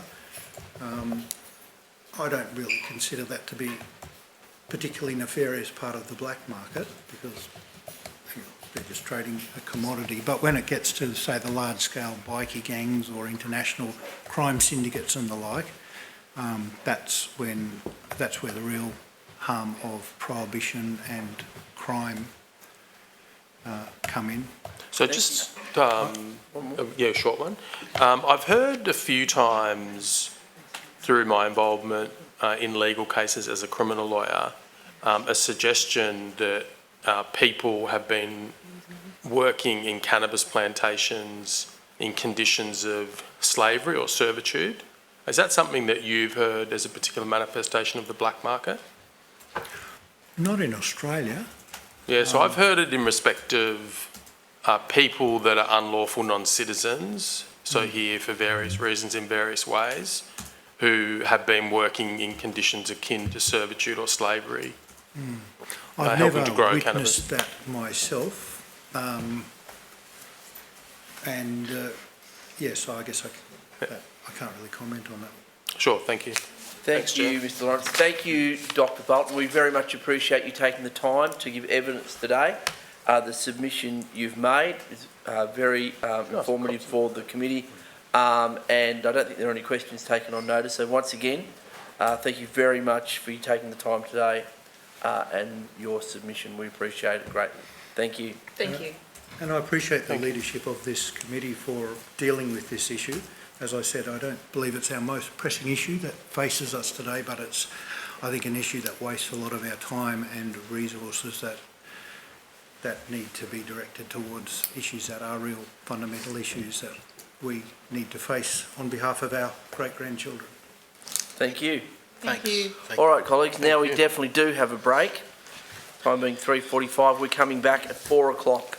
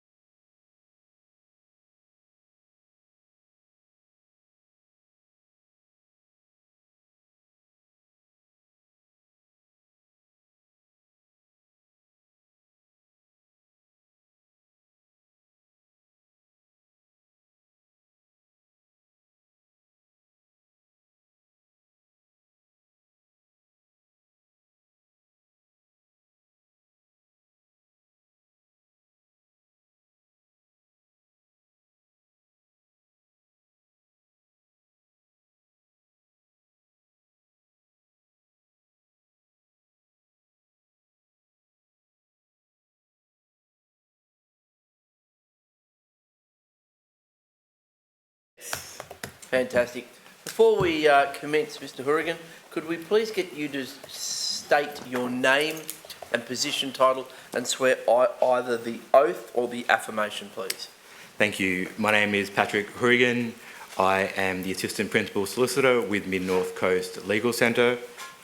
I solemnly, sincerely and truly declare and affirm that the evidence now about to be given by me shall be the truth, the whole truth and nothing but the truth. Thank you very much, Mr. Hourigan, for your attendance today to give evidence and also the submission on behalf of the Mid-North Coast Legal Centre. Do you have any opening remarks to make? I do, thank you. Fire away. So thank you for the opportunity to make a submission to the inquiry and the invitation to give evidence today. The scope of your inquiry is very broad. Our submission is focused on quite a narrow part of that inquiry and it's particular to our practice area. Our submission is focused on the offence, which you've heard a lot about today already, of driving with illicit substance in your system. We are a not-for-profit community legal centre that provides free legal services to clients on the mid-north coast of New South Wales between Taree and Coffs Harbour. A significant part of our matters are traffic matters, and that includes attending Taree and Maxfield Court on list days to represent clients who are charged with traffic offences and may not otherwise get legal assistance. We have assisted hundreds of clients with these kinds of offences in the past 13 years, and so we hope to be able to provide a different perspective to some other people who've made some very informed submissions on the areas to be canvassed by the inquiry. We raised 3 issues. First, that the offence is now considered one of absolute liability. That is, it was one of strict liability where a defendant could raise the defence that they had an honest and reasonable belief that they weren't committing the offence or mistake of fact. That has now been found not to apply according to a recent Supreme Court case. Second, we raised concerns about the restrictions on the discretions of a magistrate to record or decide not to record a conviction if someone's received a no conviction within the last 5 years, if they've had 2 relevant traffic offences in that period. Finally, again, a point you've heard some significant evidence about, but we also have concerns about the lack of an exemption around medical use of cannabis in the legislation as it is now. We have 3 recommendations, and that is one, that the legislation be amended to declare that this offence is one of strict liability as opposed to absolute liability. The restriction preventing no convictions within 5 years be removed. And thirdly, that a medical exemption for cannabis be inserted in the legislation. I'm happy to hear any questions. Fantastic. We'll start with questions from the opposition.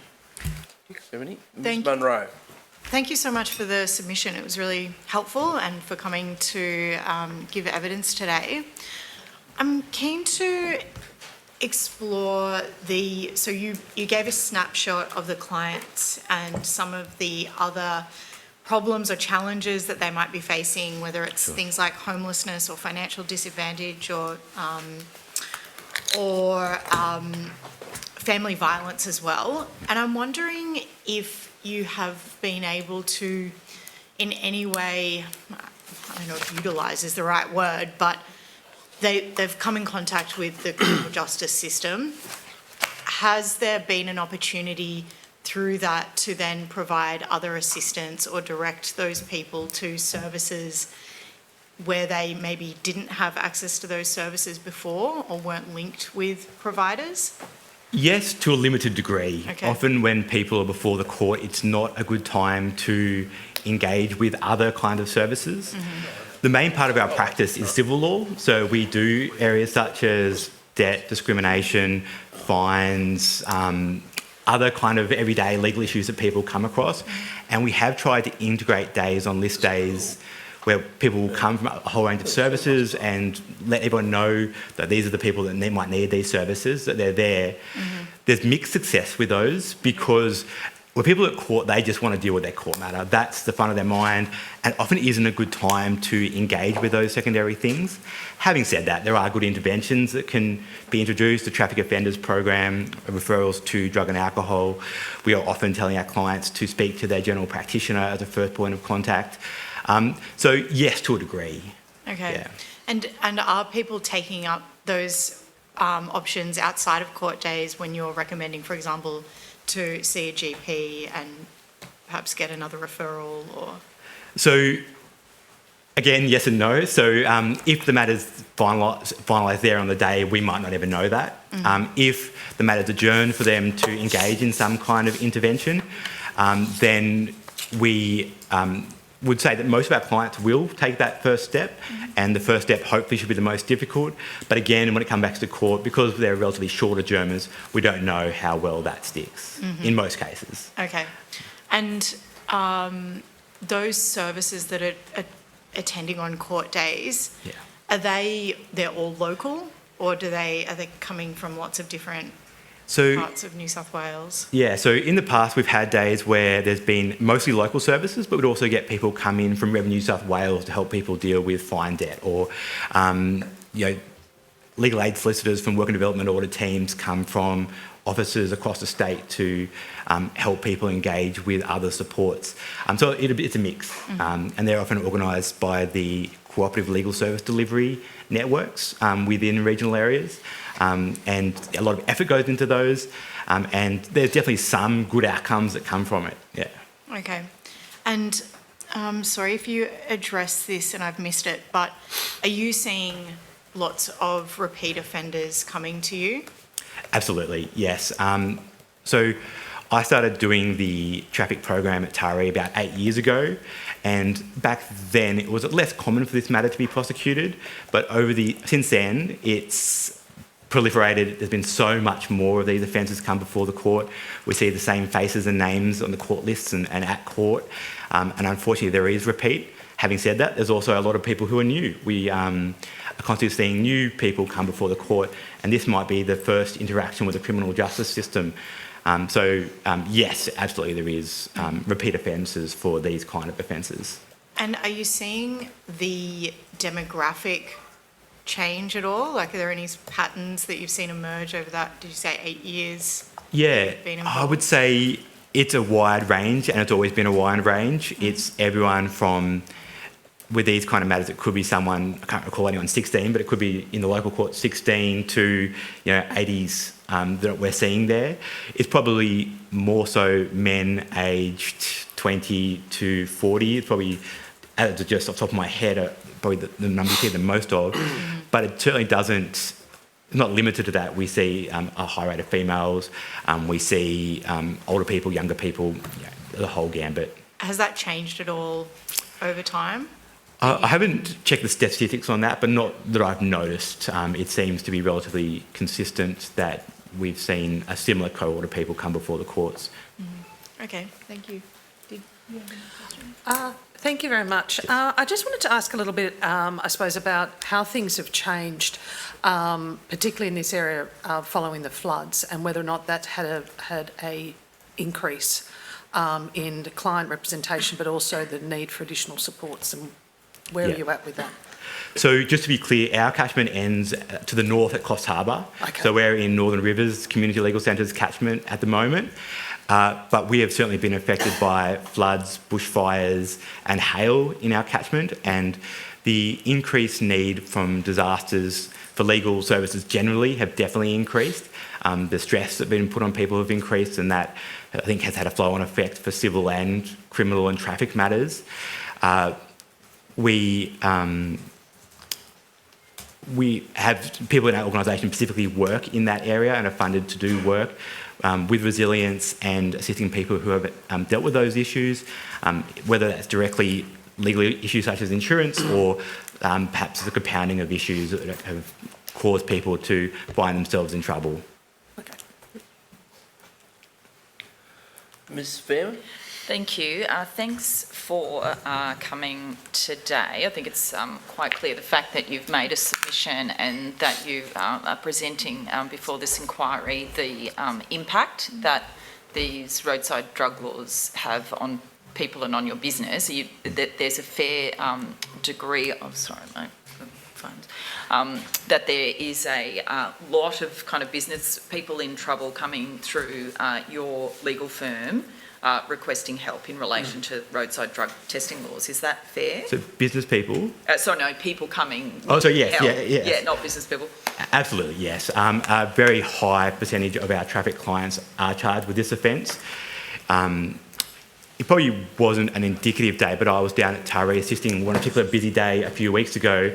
I had 11 matters and 9 of them were this offence. Right. And it's probably not a perfect statistical analysis of the way I work, but a very high rate of our traffic matters are these kind of offences. Yeah, Yes. and is it frustrating for you? We've just heard from the former magistrate, David Halpern, who basically left the legal profession because he was so frustrated at having to take people's licences away because he had no other choice. What's your kind of view of the laws in terms of what they do to people? So the effects can be very devastating. So for the maximum penalty for a first offence here is a $2,200 fine, and this automatic disqualification is 6 months, which can be reduced to 3 months. These people most of our clients are in financial hardship. So any fine, even if it is on a payment plan of $20 to $50 a week, places a significant burden on their budgets. But almost entirely our clients come concerned about licence disqualification, despite that hardship the fine will put on them. It is variable, the impact this will have on our clients. Some of our clients do live in a township with good social supports. They'll be able to maintain work if they do lose their licence, but that's a rare case. Most of our clients will live outside a township, will lose or not have work, may be isolated and have other challenges, whether they be medical or anything else. And so we can see the effects of licence disqualifications in this offence to be very devastating on people. Imagine a client who's 20 minutes out of town, up a dirt road, who doesn't have a lot of social support. I honestly don't know what's going to happen to them when they lose their licence for 3 to 12 months. How they're going to support, are they going to come back before the court with a driver while disqualified? It is certainly difficult to constantly see these clients and not have a good answer when they raise concerns about the issue that we keep talking about, and that is a lack of impairment or connection between the drug taking and the driving. Yeah, and then there's the second offence, if that happens as well, and what is that, 3,300 maximum penalty? So for driving under the influence, yes. yeah, that's right. So it's the same as high range drink driving. For drive under the influence, 112, section 112 of the Road Transport Act. So if someone's charged with that, and appropriately so, very severe penalties, including terms of imprisonment and disqualification periods. If it's alcohol, interlock periods with an interlock device. If it's drugs, long disqualification periods. And we certainly have no issue with that, as many people have said. It's entirely appropriate. Interestingly, the 111 offence, the section 111 offence of driving within the system, can be an issue with people getting prosecuted for that drive under the influence. We do see from time to time people come before the courts with fact sheets, police versions of events, which describe behaviour of our clients, which would indicate they're affected by a drug, but they've only been charged with the 111 offence. Now, I'm not sure why that is, but I understand there are difficulties with charging people for driving under the influence. So perhaps there is the incentive to be charged with this less serious offence for people who might properly be charged with more serious offences, because there is this 111 offence, this driving under the influence offence. And it leads to this unusual circumstance where the vast majority of people, and it is the vast majority of people who have no suggestion that their driving's been impacted by the taking of drugs, are dealing with quite harsh, perhaps overly harsh penalties and interactions with the criminal justice systems, while people who really should be facing the brunt are dealt with perhaps more leniently. So it's a difficult Sorry. Can you just explain that? So just outline that. I am not a lawyer, so why is it dealt with more leniently? Because it doesn't have why in terms of potential driving under the influence, which, for example, let's stick with cannabis. So the police officer sees that for whatever reason this person's driving very slowly, swerving all over the road, pulled over, or comes to a test and they look and sound and it's very stoned, for example. Yeah. Why would that be more leniently addressed under DUI laws if they chose to go down that path? Sorry, I might not have been clear. So I was saying, in our experience, we're seeing circumstances where people in that situation are still being charged with driving in their system as opposed to being properly charged under drive under the influence. So what's the charge? What section is drive under the influence? Sorry. It's section 111, having it in your system. Yes. And the section is 112 for driving. Is 112. Yeah. Which is a far more serious offence. Same maximum penalties as high range drink driving. So your evidence is that people are being charged with the section 111 offence rather than the section 112 because it's hard to prove it's that. harder for the police to prove. Yeah. Gotcha. Sorry, yes. Sorry, Yes, thank you for the that's fine. assistance. Yes, yeah, no, thank you. But everyone is being caught by that section 111 offence, even people who are on medicinal cannabis. Yes, absolutely. Yep. So that's interesting then, because everybody kind of says, we can't get rid of this section 111, for example, because we can't test for impairment. And we can't let all these people drive stoned, but your evidence today is that, the police are working out if people are driving under the influence of whatever it is, they do work it out. That's your evidence that they can tell. So my understanding of a prosecution for driving under the influence, it is a difficult prosecution to bring, but it is absolutely brought, and not often, but that's very interesting. It's not often brought, but it can be brought, and that evidence would often. The evidence for the prosecution would often be the police's observations and medical evidence. So they're taken to the hospital, the blood tests are done, a medical expert would give evidence, the police officer would describe the behaviour, and then it would be up to the magistrate to decide has it been proved beyond reasonable doubt that that person was under the influence and driving and so on and so forth. Yeah. Yeah, gotcha. It's like the Alpine Responsibility Code. You can't ski if you're under the influence and you have impairment, rather than that you've had any. Yes. Yes, it is. That's been my experience. If you finish, Kate? I have others, but I know that others will have questions. Thank you. That's really interesting. So the police do have the capacity. So what sort of evidence do they tender when they're making the case around section 112? So is there a field sobriety test? Is it just I ask them questions? Is there a standard set of questions? What do they tender?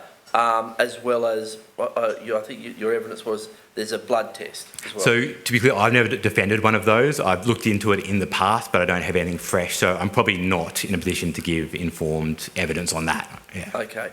Can I just ask something about that? I'm sorry, I know you've just said that you don't necessarily have experience with this, but for example, if a police officer is wearing a body cam, is that the kind of evidence that might be tendered as demonstrating impairment, not just yes, absolutely. it's in your system? Yeah, okay. And with the could you take that on notice because that I think could really help if the legal centre could provide some examples. I mean, some of it's going to be might be confidential, but examples of the evidence that is provided around that section 112. With those blood tests, is it based? Is there a test that identifies like a level of cannabis in the blood? So, for the drive under the influence offences, we would generally refer those to legal aid. So legal aid will represent people who are charged with a serious traffic offence where there's a prospect of jail. Okay. So we don't have experience with those one regularly, because if there is a prospect of jail, then we would usually refer to legal aid and they would take those on. So I'm not aware of anyone in our service running one of those matters to a hearing. I know I've done a plea of guilty for a client charged with that, but I'm not aware of anyone in our service who's run those matters to hearing. So we can have a look at the cases and how they're decided and see if there's any published decisions or appeals that might refer to the evidence, but internally we don't have any records that I'm aware of that would assist. But your evidence is they're much harder for the police to prosecute, and so they're deferring to the Section 111. I wouldn't say always. I'd say anecdotally that has happened on multiple occasions where we've experienced clients charged with driving in their system, when from reading the fact sheets it would appear there's on its face a case for a drive under the influence. In your previous evidence you said that it's common for people to be charged with this offence, and that it's common for them to then have a repeat offence. Yes. Is it common for them to then lose their licence and then be before you again with a drive while disqualified offence? I wouldn't say it's common per se. I think most clients take it very seriously when they lose a licence. We stress the seriousness of driving while disqualified, but it certainly happens. It certainly happens. Yes. And in terms of your recommendation, which is about the discretion for someone who's found to have committed this offence twice in a 5-year period, could you just talk to that, please? So currently under Section 203 of the Road Transport Act, there's a limitation, particularly around traffic offences, for a magistrate recording or not recording a conviction twice within a 5-year period for relevant offences, including these drive with illicit substance in your system offences.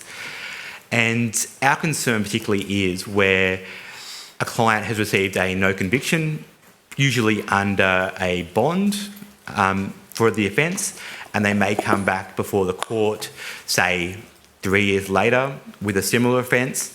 There's some exceptional circumstances around this where, and I should say first, the magistrates will be very reluctant in most circumstances to not record a conviction twice for the same client. Magistrates certainly often take the view that you've had an opportunity once, we will not give you a second opportunity. But in this second offence, if there is something particularly mitigating, it could be, particularly now that you don't have the defence of honest and reasonable mistake, it could be a drink spiking. It could be someone fleeing domestic violence who's been caught driving with a drug in their system. The magistrate just doesn't have the discretion not to record a conviction. They have to and impose at least a minimum disqualification period for that offence. Do any of your clients come before the courts, say, putting forward repeating their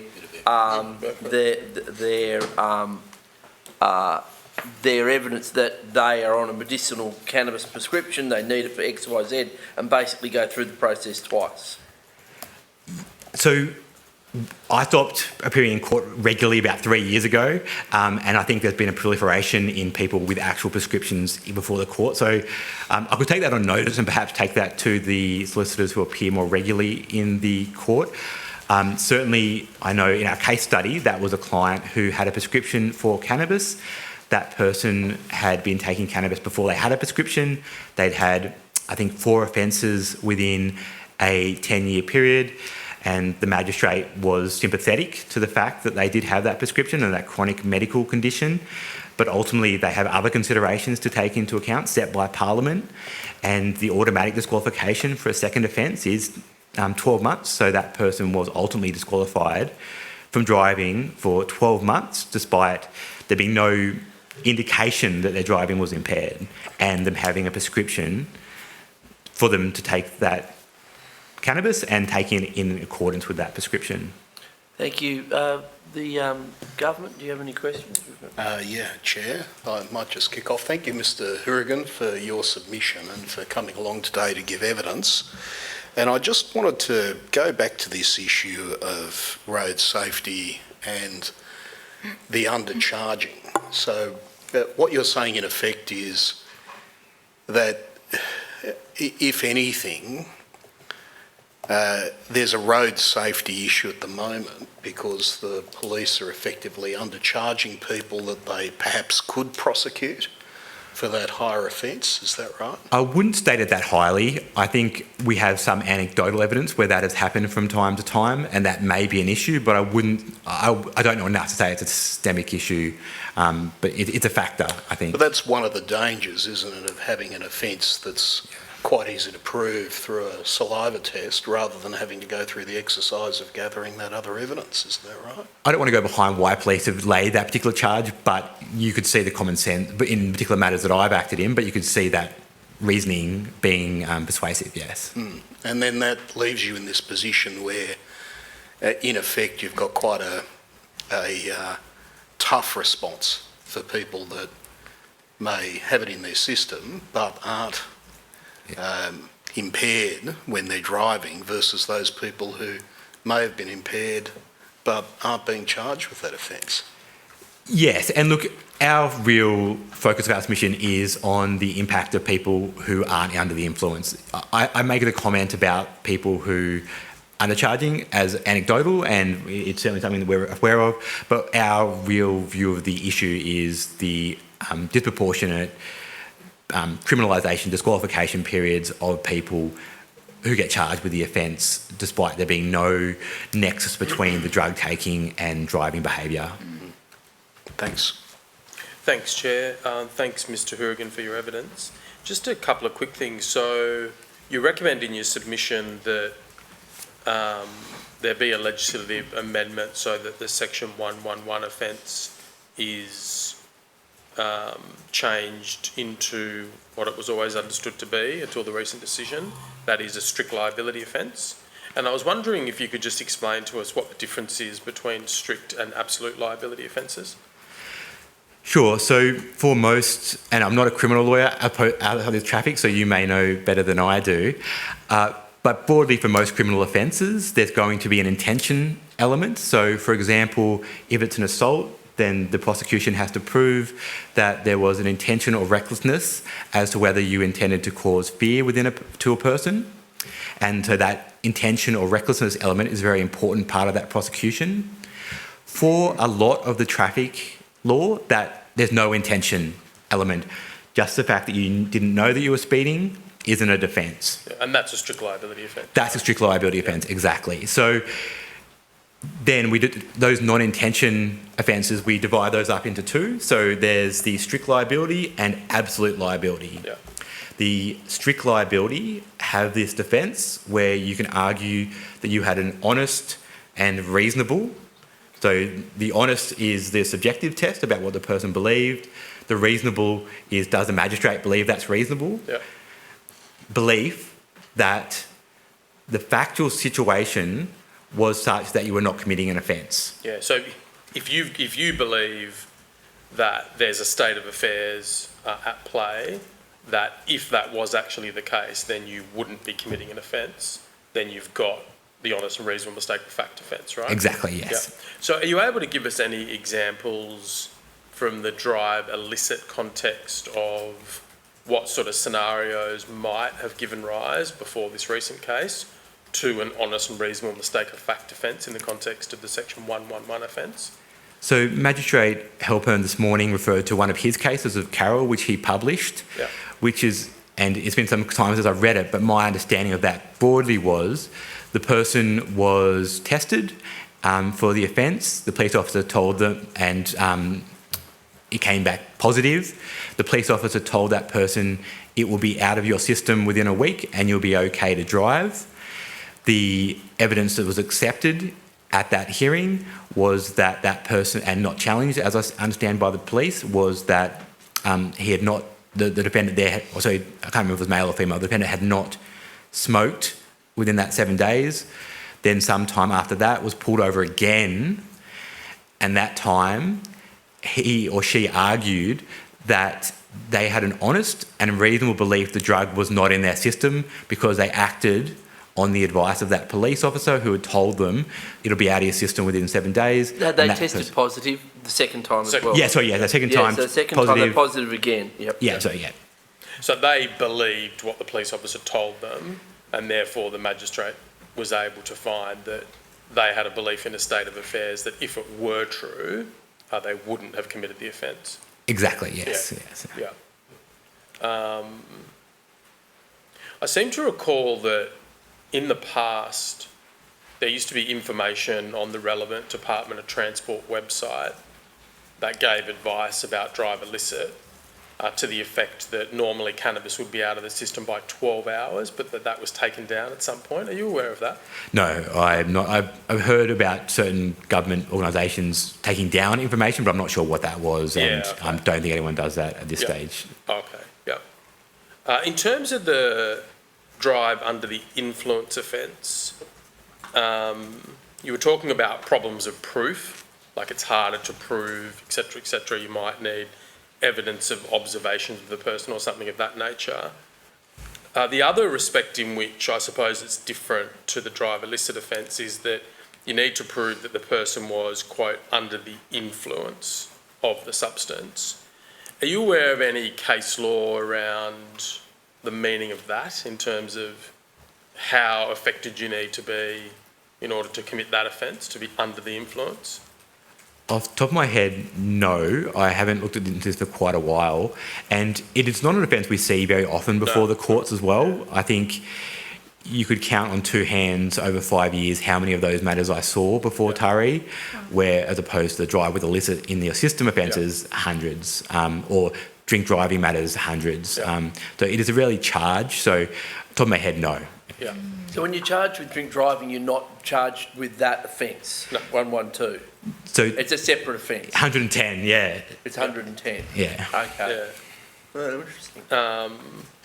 So are you aware as a broad proposition that it's not the case that any influence is sufficient to prove that you're guilty of that offence? It's got to be influence to a degree that interferes with your driving capacity, basically. Off the top of my head, I'm not sure. I'll take it on notice and do a little bit of look into it. But Yeah, sure. yeah, thank you. That's my questions. Thanks, Chair. Thank you, Mr. Murphy. Ms. Fairman, you've got one more? Yeah, I just want to go back to the, again, your submission makes the point about medical exemption for people driving with morphine in their blood or urine. So that exemption would come about, like in what situation? Because roadside tests aren't testing for morphine, would it have come about in the situation of an accident when people's blood was tested, or? Again, I haven't seen I can't recall ever having a drive with the drug in your system for morphine offence come before the court. We certainly see a lot of cannabis, probably mostly cannabis, some methamphetamine, methylamphetamine, very occasionally cocaine. I don't recall ever seeing a morphine offence. It may have come up, but it's very rare. So I haven't had to consider that. Yeah, I'm not sure, sorry. No, and so what about, because it just is kind of just the hypocrisy in some ways of the law in terms of the way it stands, because it doesn't seem as though morphine really is an issue in many situations anyway, with causing accidents or being found in someone's blood, and it's because they had morphine present.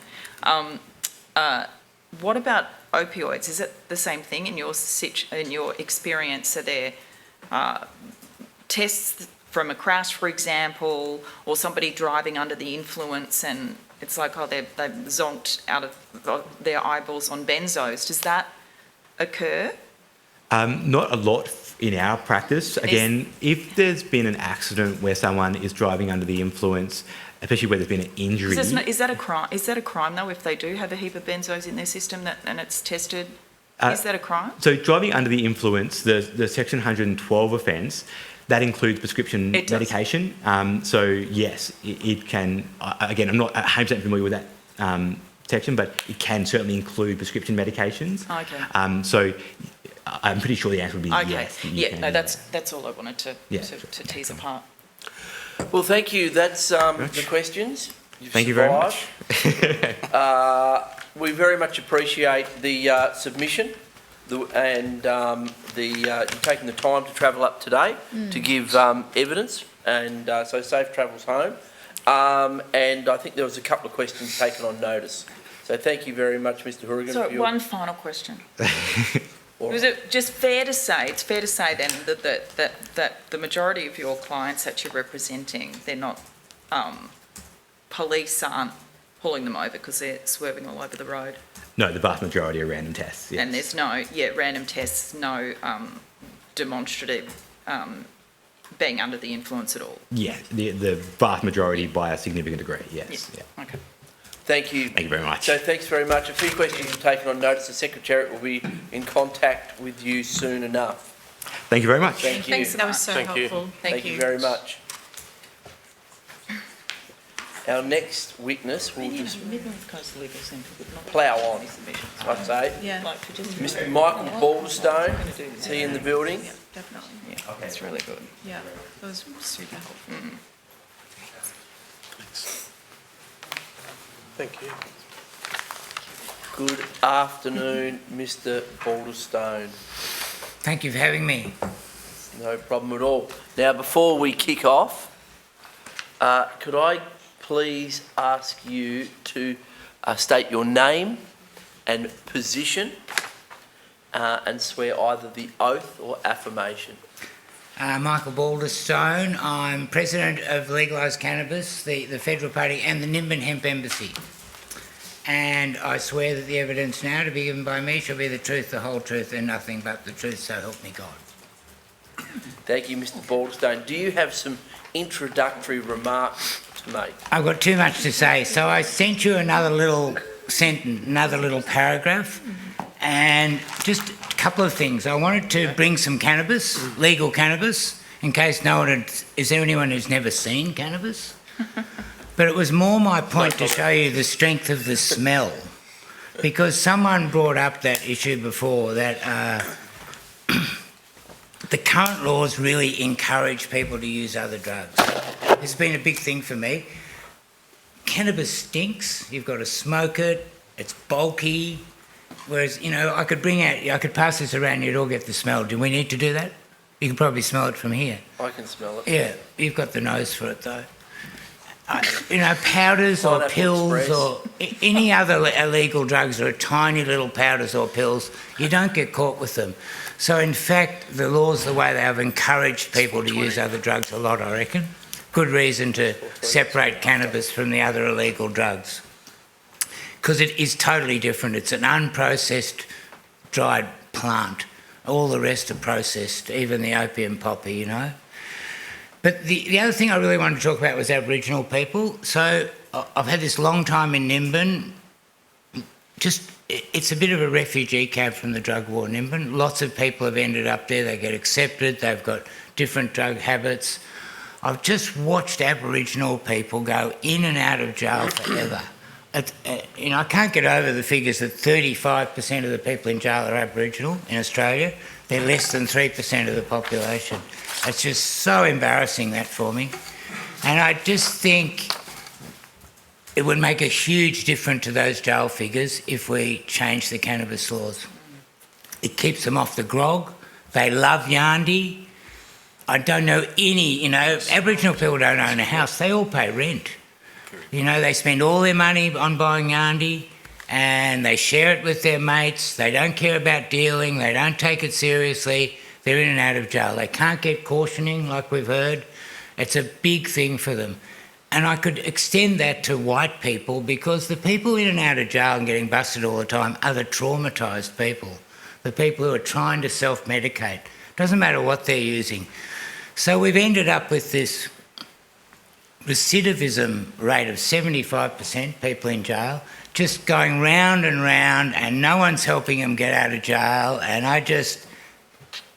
been pretty tragic to watch it in Nimbin, watch the same people go in and out of jail. They're not doing anything violent, they're not committing any real crimes, and I reckon the cops know who real criminals are, and they know that sick people using cannabis are not. So that's the other thing I wanted to mention, was the police. I've known lots of police in my nearly 40 years in Nimbin, Lots of good people join the cops, and I reckon they're very disillusioned about what they have to do nowadays, and that's why people aren't joining the police. You've probably seen that. The numbers are down 20% across Australia, and I think if we can change our attitude to drug use and stop the police having to do this job they don't enjoy all over the place, make a big difference to policing. Bring back respect to the police force, and all sorts of people will join them again, I reckon. And you just ask me questions. I've got too much to say. I can smell that weed now. Yeah. For sure. Is it good? Do we leave it open, do you think? Where everyone will relax a It's bit? very pungent. Was that tabled evidence? I can. I did leave you some books each. A book, Chasing the Scream, I think is a fantastic read. Good book. And another small book, just people have written in how cannabis has helped their medical condition. Thanks very much, Michael. We'll start with questions from the opposition. Thank you so much for coming along and for giving your submissions. They're helpful. You said you've got a lot of, I think you used the term refugees from the drug wars, and I'm wondering how the people in that community that you would refer to as refugees, why Nimbin was so attractive to them as a place. Well, you know how Nimbin sort of started with a hippie festival back 30, 40. I think, cannabis has always been part of that culture, really, spiritual, medicinal, inspirational.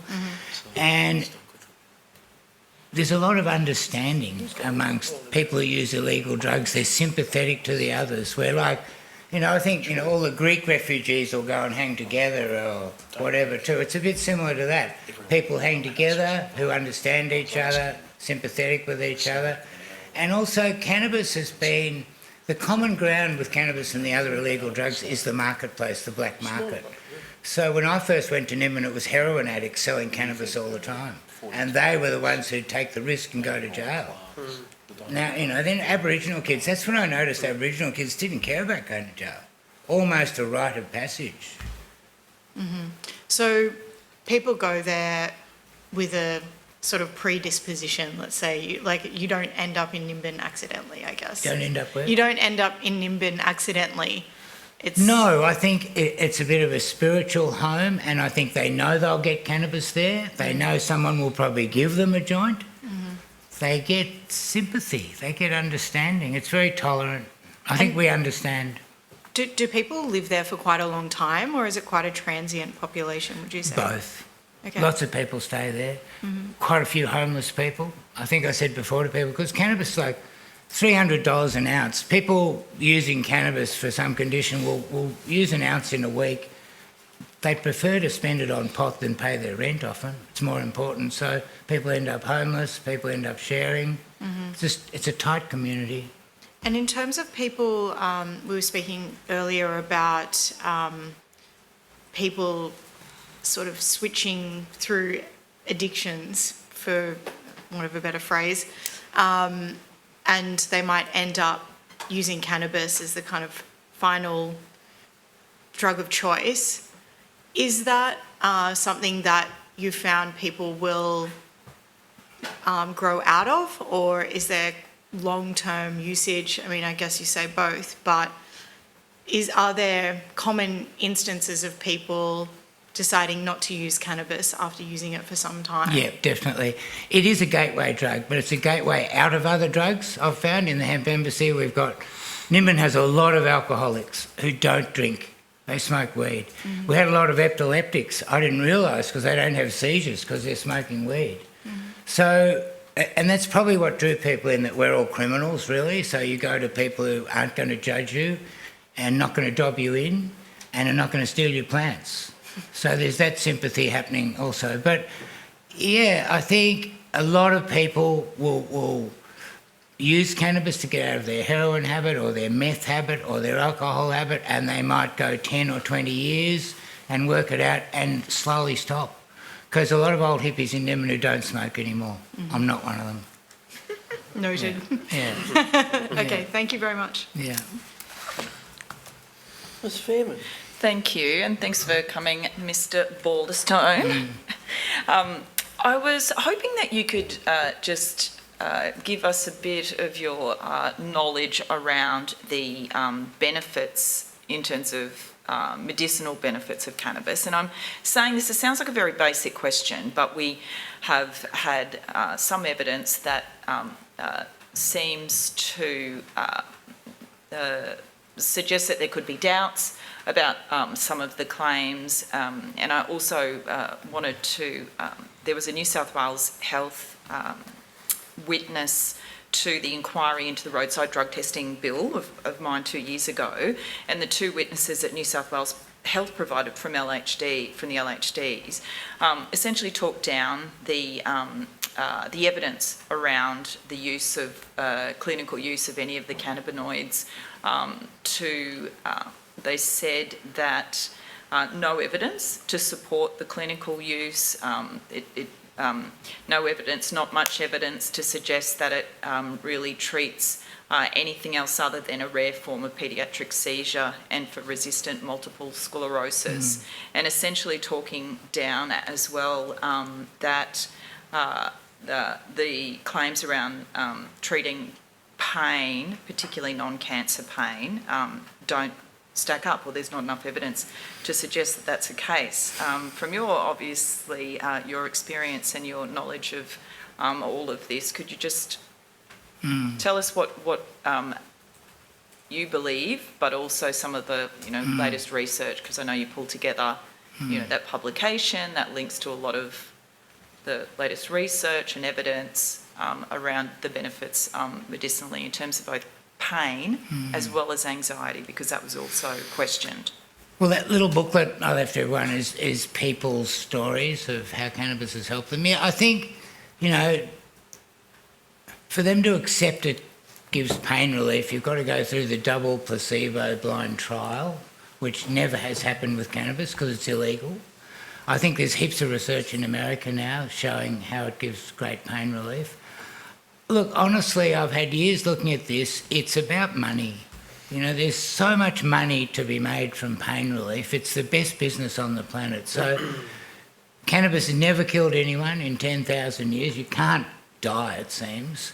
And it's so good across the board that there's a lot of vested interest in keeping cannabis illegal.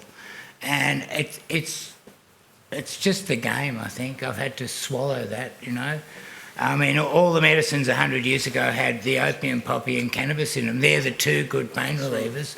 So they made them both illegal. Now the pharmaceutical industry grows half the legal opium in Tassie and we buy it back in pills.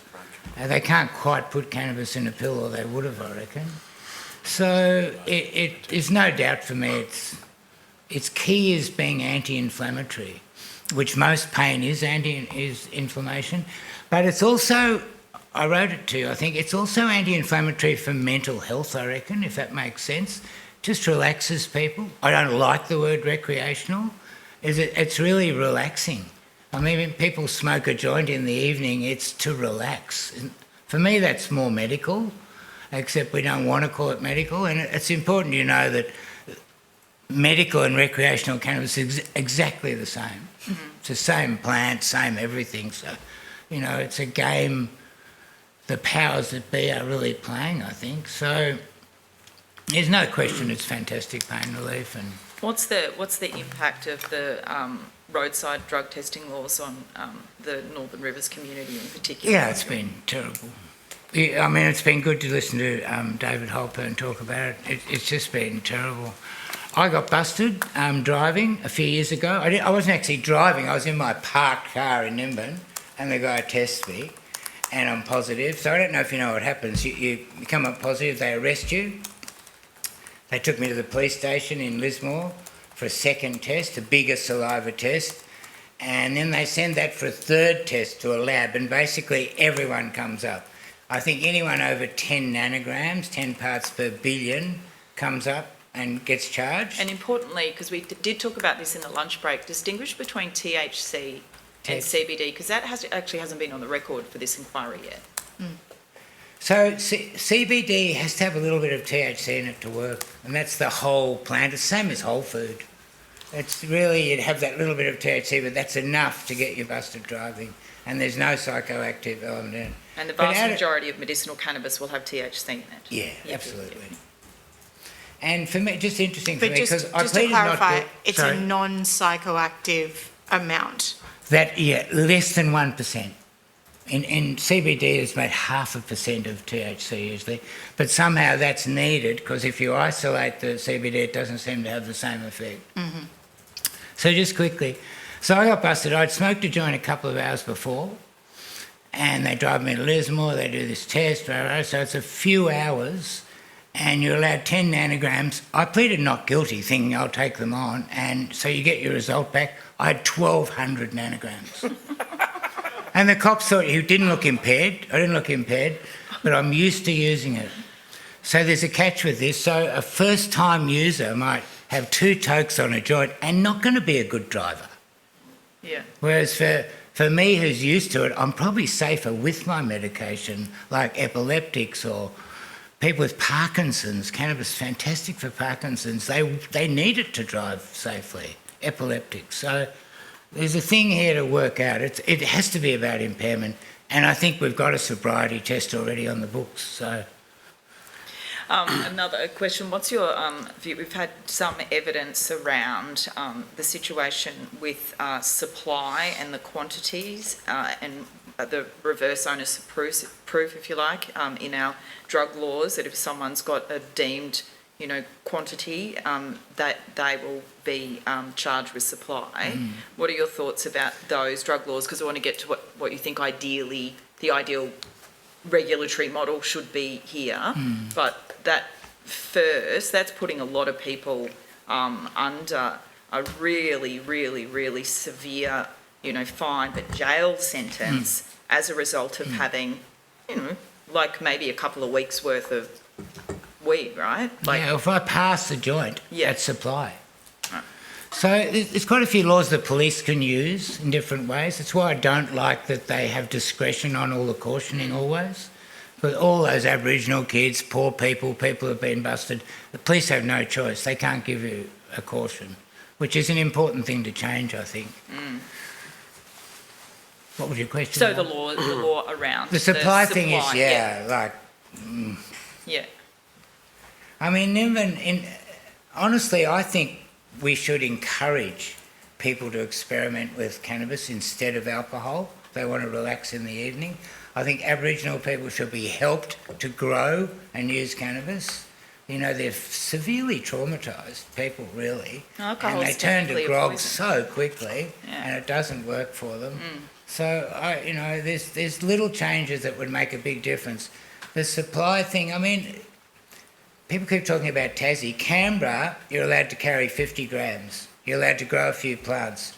There's been no trouble with driving. The police say no increase of any dramas. They're not testing people. So we've got examples on our doorstep. And, supply, it gets this touchy thing here. You can allowed to have your own bit, but if I give a bit to my partner, I'm in big trouble, So it's just, get over it. You've got to just loosen up a bit, Yeah, get over it. Should be- Common sense. I feel for the cops because they don't have room to move in lots of cases. They're forced to do stuff and, technically they can't give me a caution, which is crazy stuff. Yeah. Michael, you've been in Nimbin for 40 years. You've been there. You've witnessed so many people come through that community, and a lot of them go to Nimbin looking for cannabis. Yeah. It's famous. Yeah. World famous. Yeah. For cannabis. Are there more people coming through now, or is it the same sort of numbers of people? And what type of people are coming to look are looking for cannabis? Is it across demographics? Is it multicultural? Who has come? More and more older people. Definitely a lot of older people. It's fantastic for sleep. People who can't sleep. I mean, it should be in the aged care homes. And I honestly think a lot of older people have heard about it, or a family member uses it. They hear little Joey used to get seizures. Now he doesn't anymore, and they all Google it and look it up and change their mind. It's, you know, it's good for a lot of people, just simply for sleep, for relaxation, for less stress, less worry. I think the market, the cannabis market in Nimbin, one day we're going to really appreciate Nimbin's been supplying medicine for people for years. It's pretty much organic, it's pretty much homegrown. There's quite a lot of complaints about the legal cannabis coming out of Canada. None of it's grown outdoors in the sun. None of it's organic. It's all irradiated. I don't even know what that means. The seeds certainly won't grow. So, they've got a huge oversupply in Canada and we're getting it just really cheap. So, Nimbin, all sorts of people are buying it and I think it's happening as much as ever. One of the arguments that's put against prohibition is that it's one of the most senior police described it as a rocket fuel for organised crime. In Nimbin, who's growing the cannabis? How's it being distributed? And are you aware of other organised crime operating large cannabis growing operations? Well, Nimbin's famous for its organic outdoor pot a bit, whereas I think in the city it's probably hard to buy outdoor pot. People are buying it's all hydro, and you've seen those busts on television with 10 giant, huge plastic houses. And someone asked about slave trade before. That's, they look like Vietnamese gangs or something for me, and that people come in on a visa and look after it and probably don't get paid anything, I would agree. So it's quite a different product in many ways. And I think people come to Nimbin seeking good outdoor pot. A lot of the legal pot has very high THC. Hippies were too clever and bred this high THC pot and bred that CBD bit out a bit, which is not so healthy, I think. And now that pendulum's swinging back, we realise it's better off to have a bit of the CBD in it and it's a more balanced product. So, it's a whole journey, but under prohibition, when it's all illegal, it's difficult to be open about it properly, do research. No research can happen properly because it's illegal. But I think there are thousands of little Aussie growers who grow their own cannabis and sell a bit as well. And in my best dreaming, we could legalise all them and get them paying tax, because they have the knowledge and skill. And that's actually a significant area of economic development, is it not? That the actual phenotypes, the types of cannabis are incredibly valuable globally. People are actually like we don't quite appreciate the fact that for 40 years in a subtropical climate, people have been breeding up a particular strain that is valuable. People are seeking it out, are they not? Yeah, I remember Joel from Simra was talking. He had lots of trouble growing his legal cannabis here because it went mouldy, so he had to find different strains. And it's the same with different ailments. Some cannabis will send you to sleep and some will wake you up.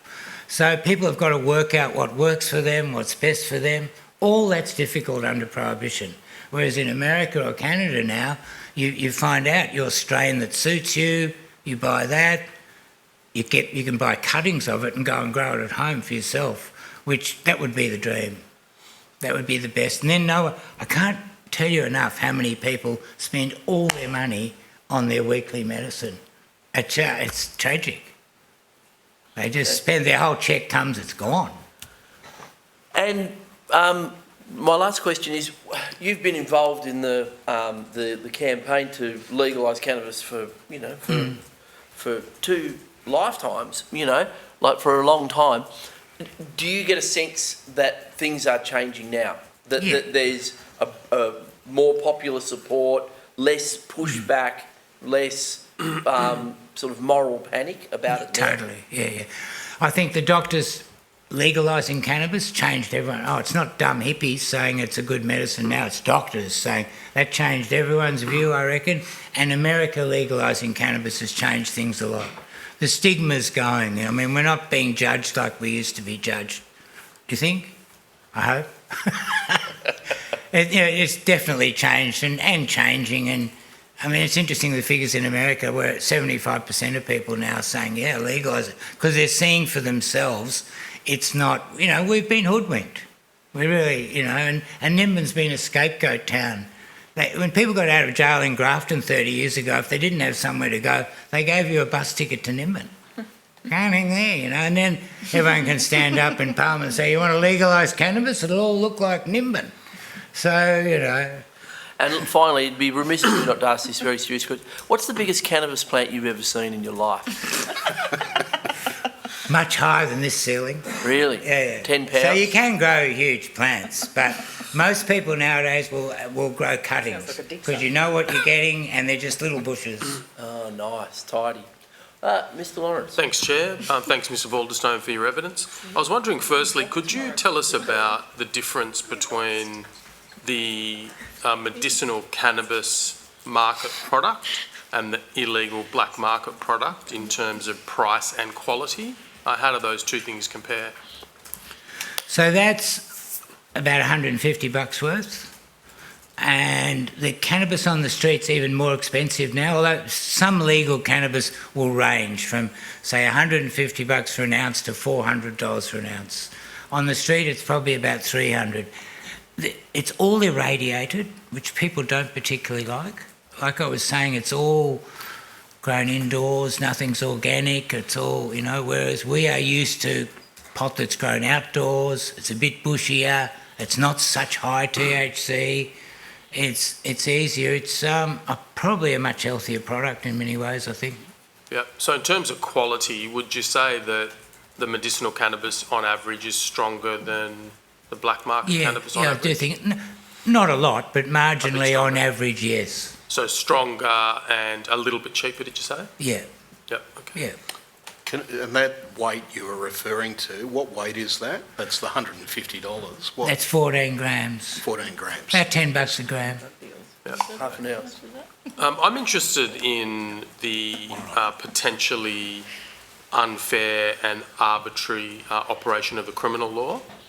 And we've heard lots of evidence already about a very high percentage of police searches being seemingly for minor drug possession. And I'm just interested in your thoughts about Nimbin and the way that the police police Nimbin. Do you think Nimbin is policed in respect of cannabis like anywhere else in the state is, or do you think it's got a bit of a special regime? Yeah, I reckon it's a good question. We had lots of police raids, not for 10 years, but we used to get lots of police raids. It would make no difference to the supply of cannabis, but all the dealers, all the traumatised people dealing were going to the pub. Turned into a nightmare for the cops that day because people will use anything they can get their hands on if they're desperate enough, just to change how they feel, to change their state of mind. So currently we've only got a couple of police in Nimbin. We're meant to have 6. And I think that's across New South Wales in some places. We've got a terrific sergeant. He's been there a while. He's got to know who's who.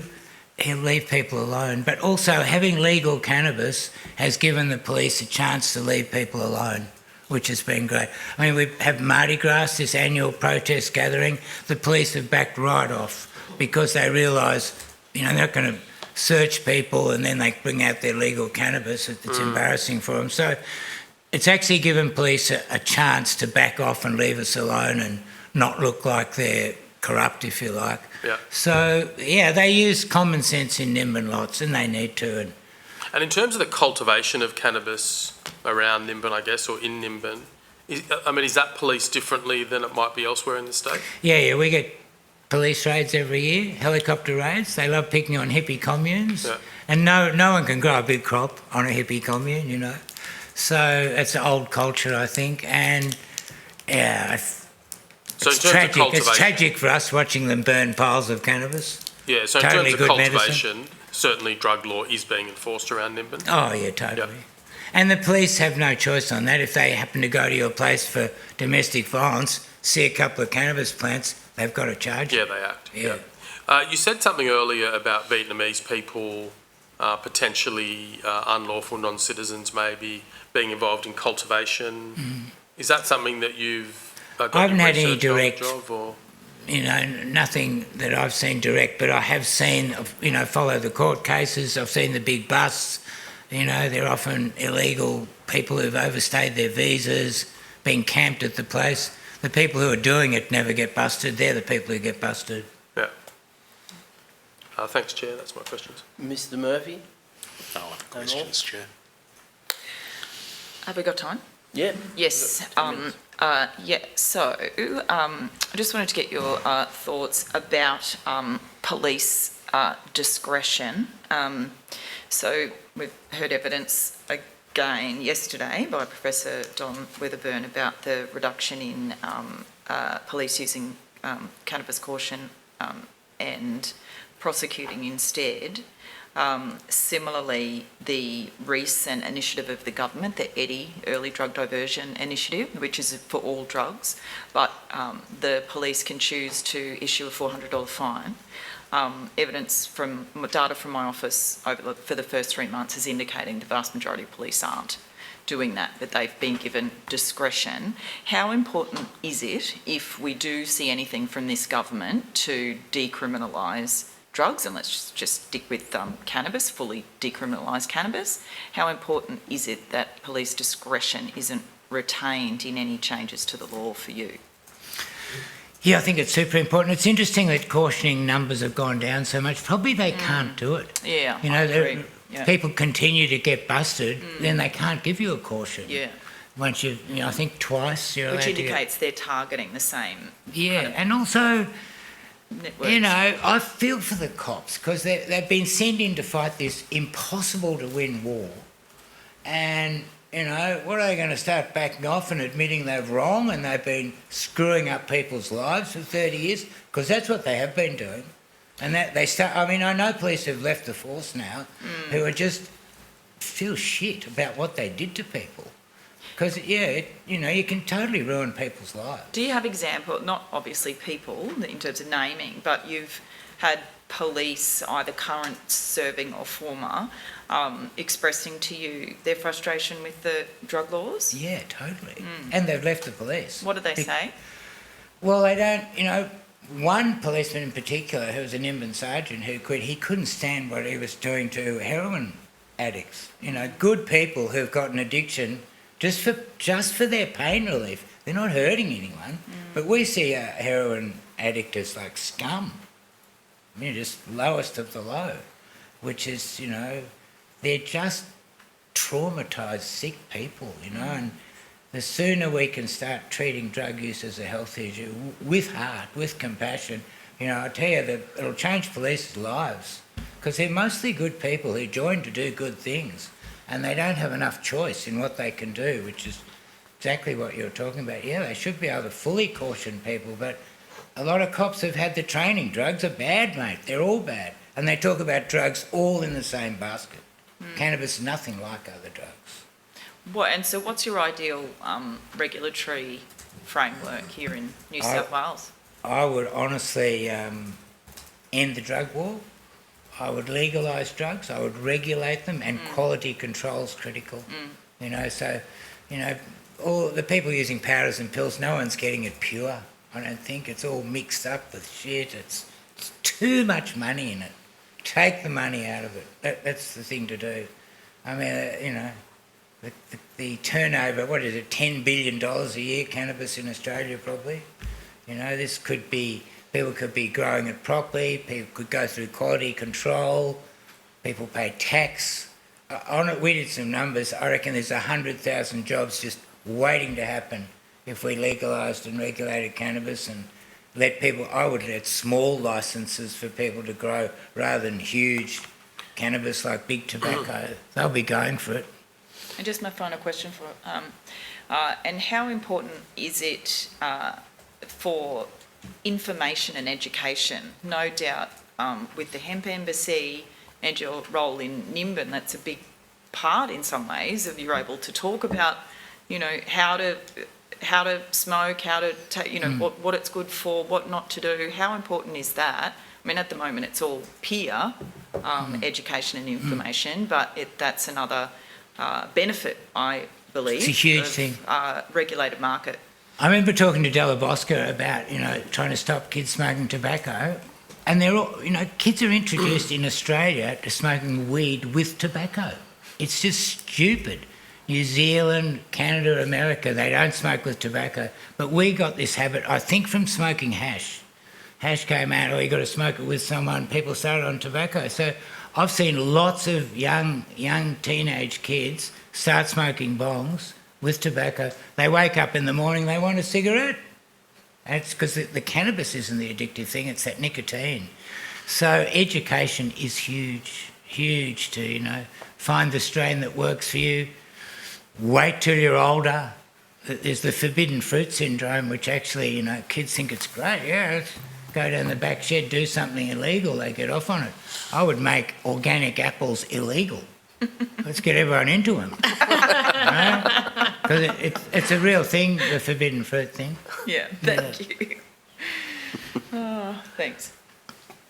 Thank you very much, Mr. Balderstone. We really appreciate you bringing along your weed, bringing along yourself, turning up today to give evidence, your submission, and the work you've done over a long time in this area we know you're very passionate about. So thank you very much. I don't think there are any questions taken on notice. If there are, the Secretariat will get in contact with you soon enough. Appreciate what you're all doing. Thank you. Thank you, very Michael. much. Thanks very much. Thank you. Thank you. Thank you.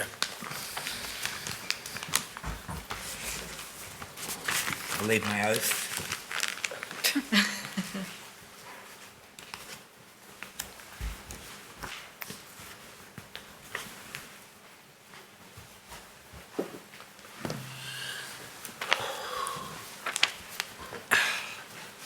Good afternoon, Mr. Seelan.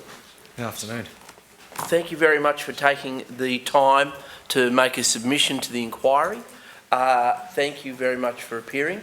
Before we get started, could you just state your name and position title and swear either the oath or the affirmation, please? My name is Mark Seelan. I have lived life experience. I solemnly, sincerely and truly declare and affirm that the evidence now about to be given by me shall be the truth, the whole truth and nothing but the truth. Is he coming through loud and clear? Okay, very good. Mr. Seelan, would you like to make an opening statement, some introductory remarks? Of course. To guide the committee? Yeah, fire away. All right, my name is Mark Seelan. I am a medical cannabis user. I've used cannabis since I was a young man, and at about the age of 37, I was diagnosed with ulcerative colitis. Luckily, I was able to put my symptoms in remission accidentally. I found cannabis helped me do that. About 3 years later, I was caught by the police self-cultivating for my own medication. I went to court and was not convicted. I escaped conviction, escaped fine, and ended up selling my house and my business and moving to Spain with my family, where I soon after arriving started working in a cannabis association and running a cannabis association, which I did for 8 years. I had to learn a new language, and the cannabis club that we ran was called Organic Oz. We cultivated organic cannabis for our members. We serviced around about 800 to 1,000 members annually, and we self-cultivated for our members, indoor and outdoor facilities, greenhouses. We produced flower, infused products. We had social events. It was a social cannabis club, so we had social events. Yeah, it was a very great, really good model that I think we in Australia could benefit from as a social model. It was non-profit. It was not regulated in Spain, but still flourished and ran very effectively. Lots of cannabis clubs existed in the area where I lived in Catalunya. They were not regulated by the government, but all existed and produced very good quality cannabis, no GMP certification, no medical, nothing like that. Very safe. And I moved back to Australia about 2 years ago, and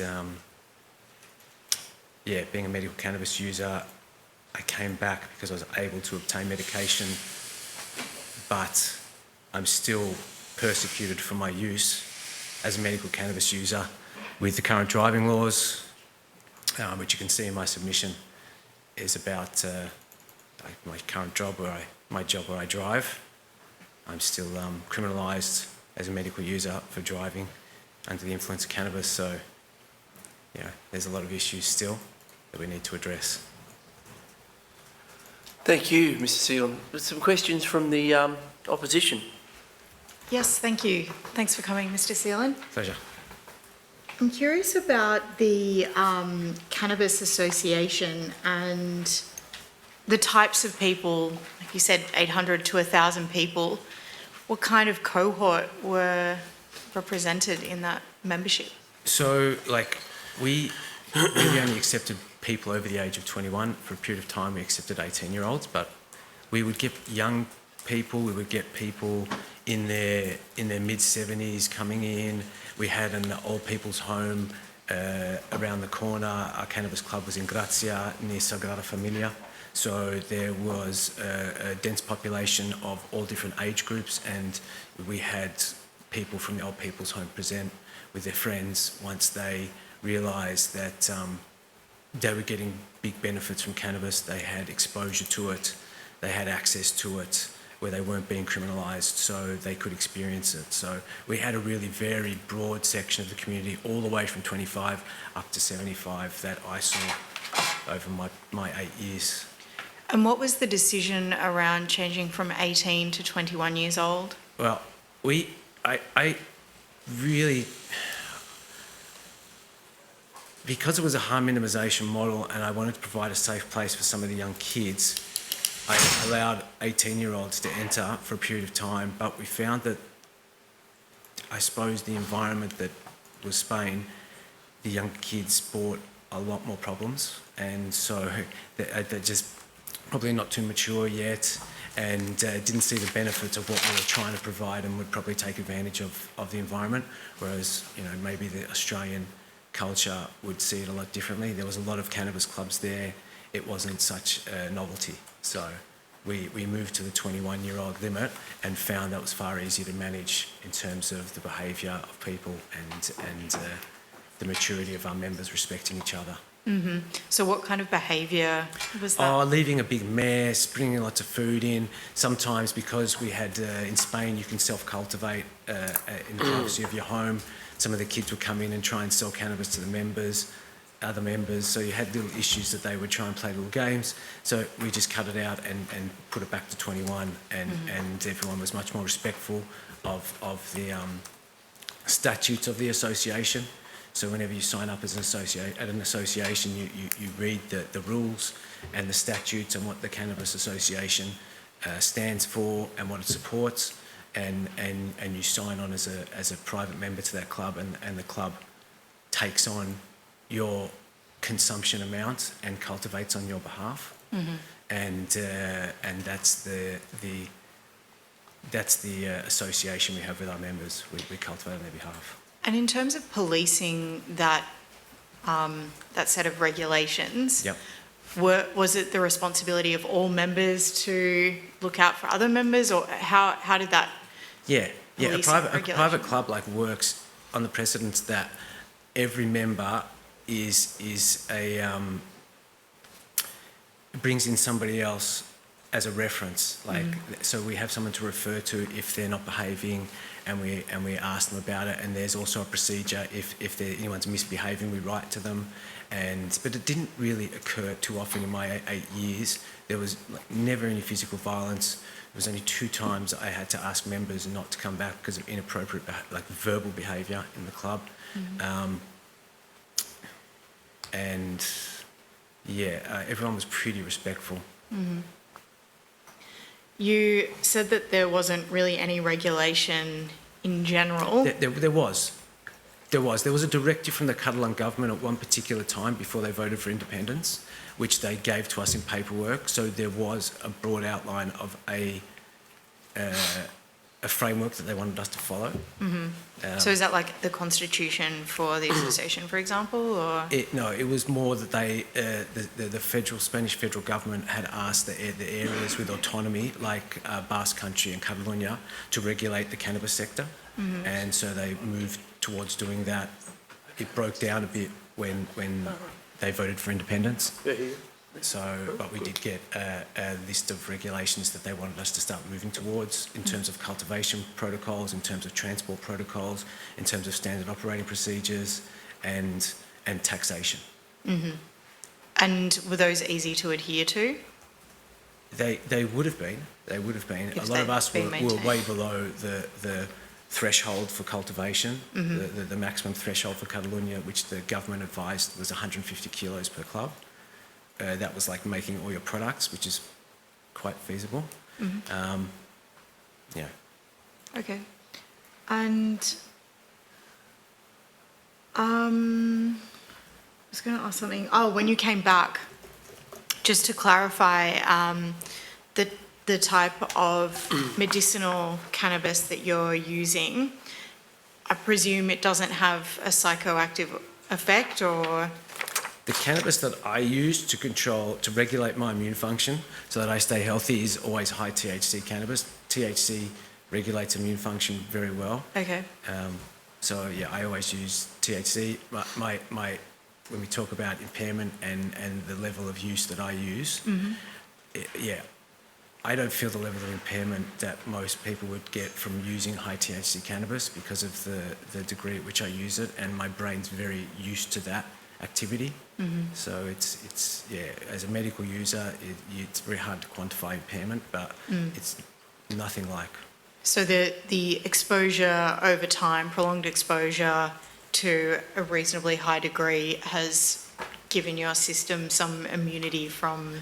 It's not immunity, it's I suppose like if somebody drinks alcohol a lot all the time and then they have one beer, it's not going to do much. So when you just have over a period of time, It's a tolerance. You have a very high tolerance, and impairment isn't there unless you really take it in a very high dose when you take it regularly. Thank you very much. I might kick off, Kate. Sure. Just some, it's an interesting area we haven't heard much about, is social clubs. That sort of area between a sort of homegrown model and a more commercial model.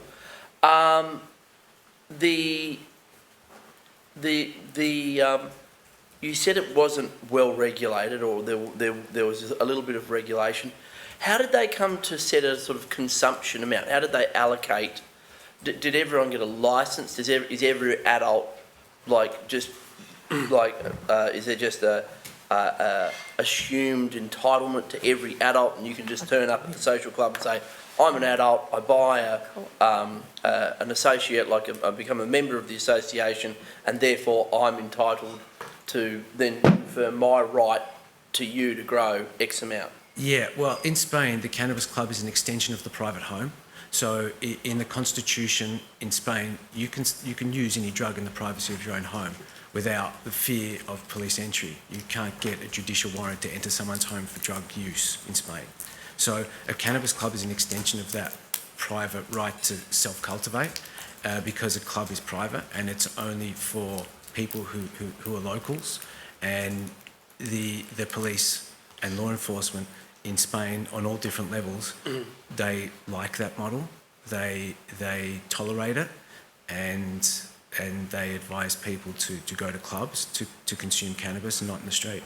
So was the cultivation and the production all done on site, the same place, or if you're cultivating, if you're cultivating just for your club, and it's going specifically just to your club, then the police don't have a problem with it. It's only when it starts to go across borders in Europe that the police start having a problem with the cultivation, and they do monitor you without your knowledge, and they know where the cannabis is going to and what the clubs are doing. We got entered on various occasions by the police just to check that there were no minors, that we didn't have a large amount of cannabis on site, and there were no tourists. And Were you allowed to sell alcohol as well? you are, but we did at one point, because the Spanish aren't so hardcore about their alcohol consumption, but we did stop. Cannabis clubs, you know, if we were to have a model in Australia, I would say don't serve alcohol because we're such an alcohol-heavy culture. So it depends on the environment and the culture. In Spain, they didn't seem so hooked on alcohol. They had a great control of it, but I didn't serve it towards the end, no. And what about taxation? You referred to that. How are you, like, so you were still charging your cannabis club members a fee? Yeah.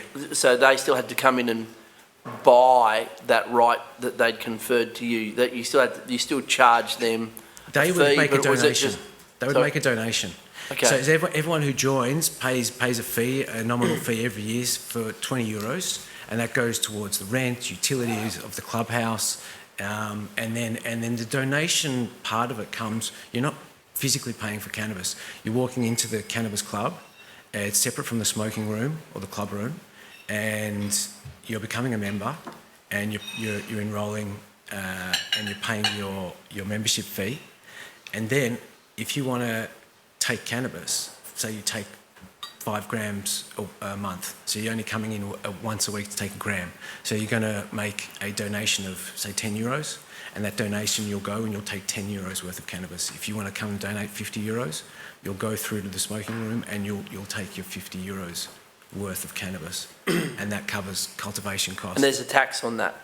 We didn't get taxed. We didn't get taxed. No, they were looking at taxing us in the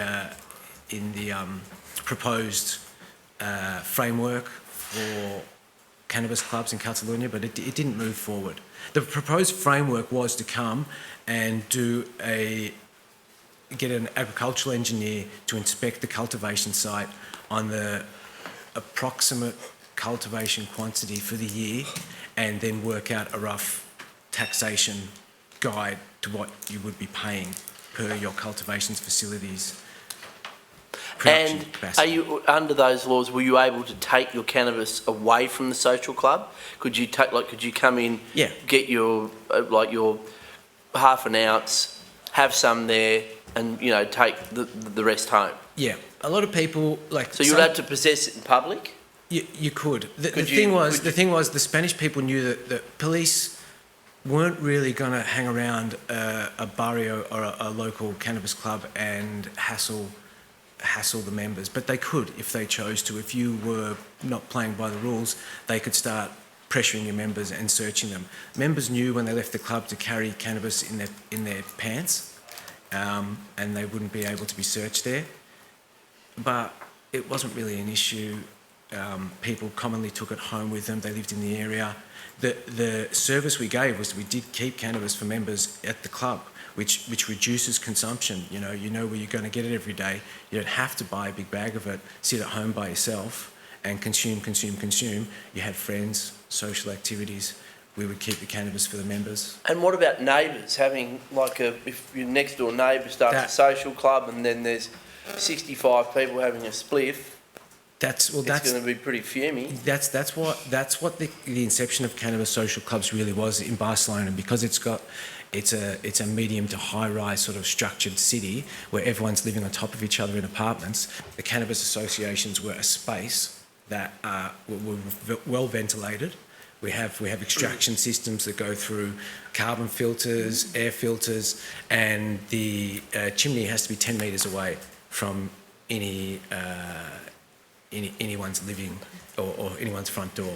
So yeah, you have to make sure there's no smell, no noise, and not annoy your neighbours, which we managed to do successfully, and the club still runs successfully now that I'm not there. And there's plenty of neighbours. So yeah, it's very easy to keep your neighbours happy. You just don't put the music up so loud. Make sure you've got an extraction system. Obviously in Australia we don't allow smoking indoors, but if we had vaporising indoors and an outdoor smoking area, there's all sorts of possibilities. But keeping neighbours happy is not hard. Thanks, Mr. Sealand. Ms. Fairman. Thank you. And so just on this, sorry, did you say you had to get a licence? Yeah, it was an association.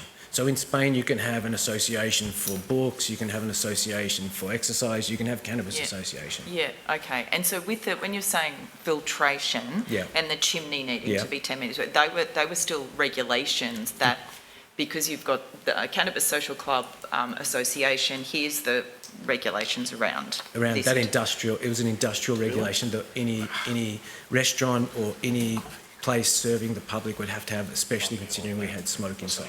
Yeah, okay. And was it mentioned, or was it kind of a common thinking or assumption around Australia's drug laws, what our reputation is in places like Spain, and you probably potentially talking with travellers? I mean, for a Western democracy, we've probably got some of the worst, don't you think? Probably here, let's stick to New South Wales. Australia is 100% dragging its knuckles so far behind the rest of the world. When I came back from Spain, I was so disappointed at how far we'd regressed on so many different levels. I mean, the fact that we've got this so-called like rainbow umbrella of smoke and mirrors called medical cannabis that we all think is so safe and has all these GMP standards, which really are just smoke and mirrors, because I've seen and spoken to growers who work in Canada. I've seen facilities, medical facilities in Australia, that just use irradiation as a way of getting their mouldy product to market. So, we didn't have those safeguards in a cannabis facility production. We had to keep our environment on point so that things like mould didn't occur. So there's this real false narrative that if it's not medical, it's not safe. That's rubbish. People who focus and concentrate on producing a good product don't have to have GMP medical certifications to do so. And what's this most popular strain in Spain? What are people? They like a lot of because it's a cannabis-free market. They look at America's cannabis market and they want the latest genetics. It's a bit of what's hot and what's popular. But Kushes. Yeah, you've got gelatos, you've got sherbet crosses, and you've got all these funny names now. But they cross back to a lot of American genetics that are very sweet.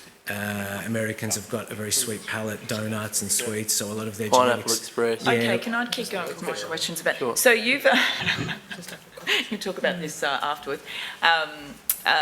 You said in your submission that you are a patrolman for the NRMA, so Correct. you need to drive a lot, but you've also said in your submission that can be very stressful in terms of some of the emergency situations you're called out for, and that your cannabis helps with you to deal with that.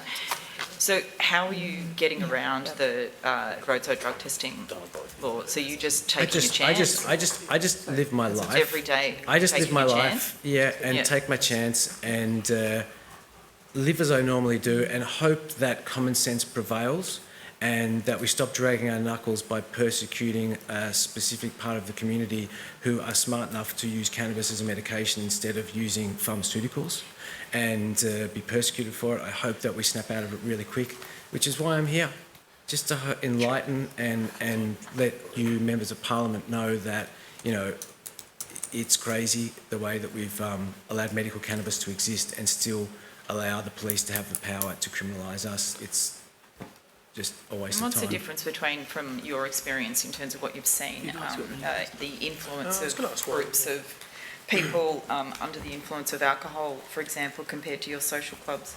We never had violent fights. We never had a punch on. I never had to break up a fight ever. The worst thing in my cannabis club was having to ask people to go home and go to sleep because they'd been out partying on something else and they came to the club after. It was really minimal. Really minimal. Bad. Did anyone ever get sick from cannabis? White out, green out?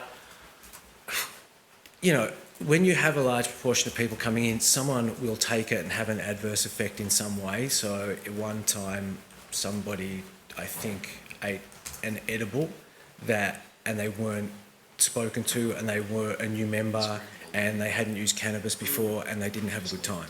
So if the right sort of guidance isn't there, then people can slip up and have a bad experience. Not fatal, but the feedback was negative. Yeah. Mr. Lawrence, you have a question? Yeah, thanks, Chair. Thanks, Mr. Seelan, for your evidence. You mentioned in your submission that you were arrested in relation to cannabis, and I was just wondering if you could tell us about that experience, how it affected you. I'm assuming that it was a negative experience. Oh, well, I became a cannabis refugee. I had to leave the country and sell my house and sell my business. Yeah, it affected me negatively. It made a big life change to me, which, you know, it put a big dent in my life. I had to make a big sacrifice and a big decision. It was pretty hardcore. Yeah.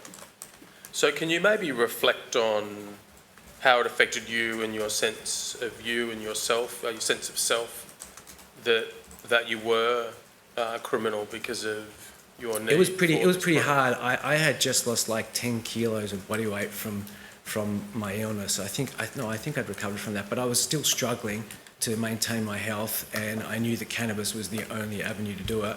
And then I had a house full of special operations police, and I wasn't very happy about it. I remember being pretty pissed that I was being criminalised for just trying to stay healthy, and I still am. I'm driving around and I'm still a crook. So it hasn't changed very much. It's just gotten a bit more glitzy and glamorous. We've got medical. We can go to our doctor now who's our dealer. But we still get persecuted the same for it, really. Thanks, Jen. Well, thank you very much, Mr. Seelan. That was a unique and very insightful disposition. We really appreciate you taking the time to come along today. The lived experience you've shared, your submission, and we wish you all the very best with what comes next. So thank you very much. Thanks for your time, guys. Thank you. Thank you.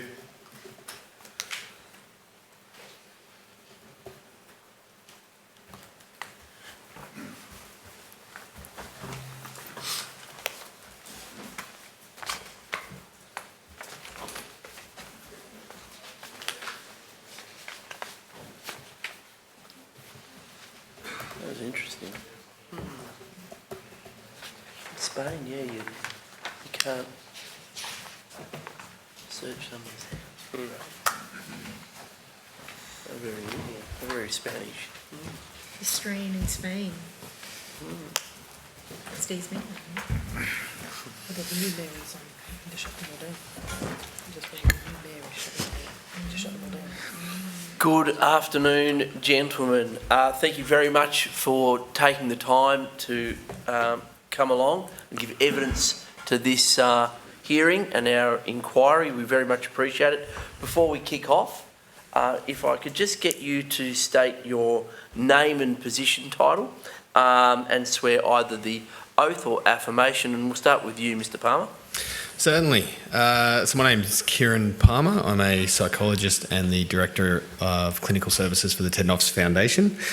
And I solemnly, sincerely and truly declare and affirm that the evidence now about to be given by me shall be the truth, the whole truth and nothing but the truth. Thank you very much, Mr. Noffs. I'm Matt Noffs. I'm the CEO of Ted Noffs Foundation, and I solemnly, sincerely and truly declare and affirm that the evidence now about to be given by me shall be the truth, the whole truth and nothing but the truth. Thank you very much. Do either of you or both of you want to make some introductory remarks? Yeah. So Ted Noffs Foundation is close to 60 years old now, started by my grandparents, Ted and Margaret Noffs, who co-founded the Wayside Chapel, co-founded Lifeline with Alan Walker, organised the Freedom Rides with Charlie Perkins, co-founded Aboriginal Affairs Foundation, which became the Department of Aboriginal Affairs.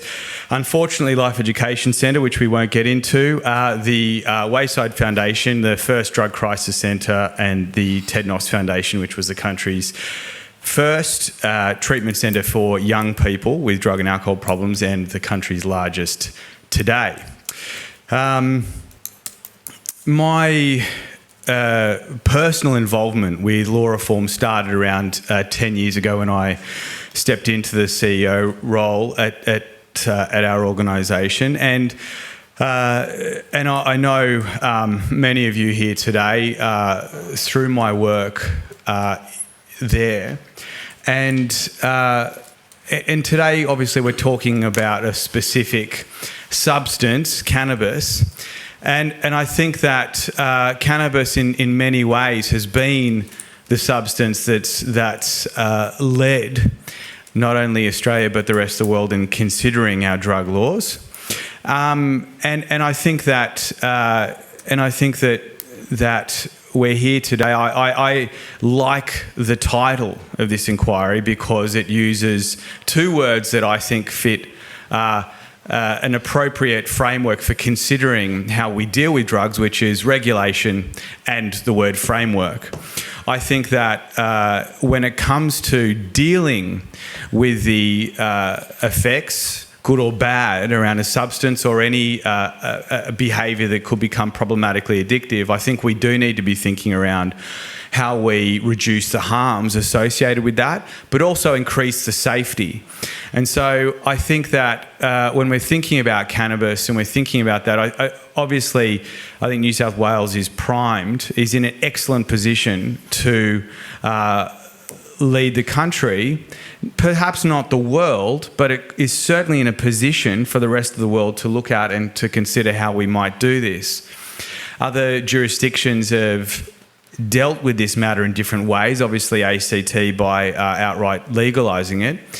And I think that essentially here we have an opportunity to make New South Wales the safest state when it comes to the use, problematic or not, of cannabis, and through this mechanism, other substances to follow. So I don't want to get too much into the nitty-gritty here, but I would say that I really welcome this inquiry, and I thank everyone for bringing it together, and for hearing not only experts like us, but also people with lived experience as well. Thank you. Thank you very much, Mr. Knopfs. It's very much appreciated. We'll start with some questions from the opposition. Mrs. McLaren-Jones. Thank you, and thank you very much for coming. I've just got a couple of questions. One is in regards to your submission where you've referred to research that's found that non-Indigenous people in New South Wales 4 times more likely to be offered diversion for cannabis than Indigenous. I was wondering whether or not in that research you have a breakdown by region or LGA or by age?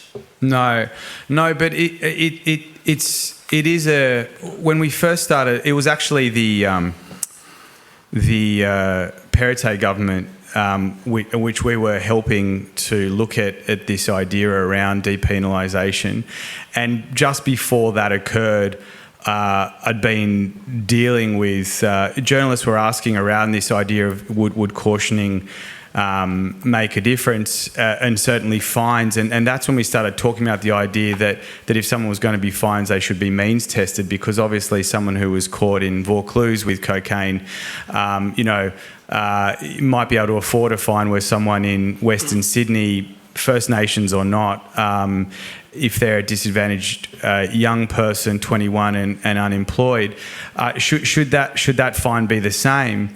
And really, you don't have to kind of look at into too much detail around the discrimination that I'll talk in our experience young people face, First Nations or not, when it comes to drug laws, but. No, and that research is not ours. It's just research that we know that exists. I would just say generally that one of the issues that I think is and correct me if I'm wrong, is shared by both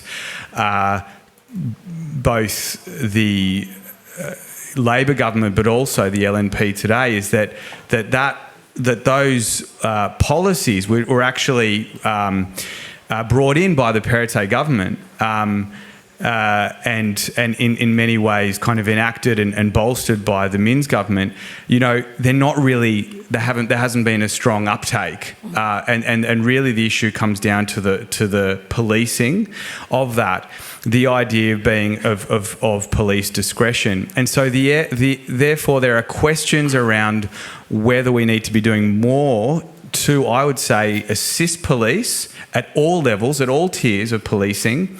And I work very closely. Our chair for Ted Noffs Foundation was a New South Wales Superintendent, Frank Hansen, who was there in charge of Cabramatta during the heroin years, helped roll out needle syringe programs.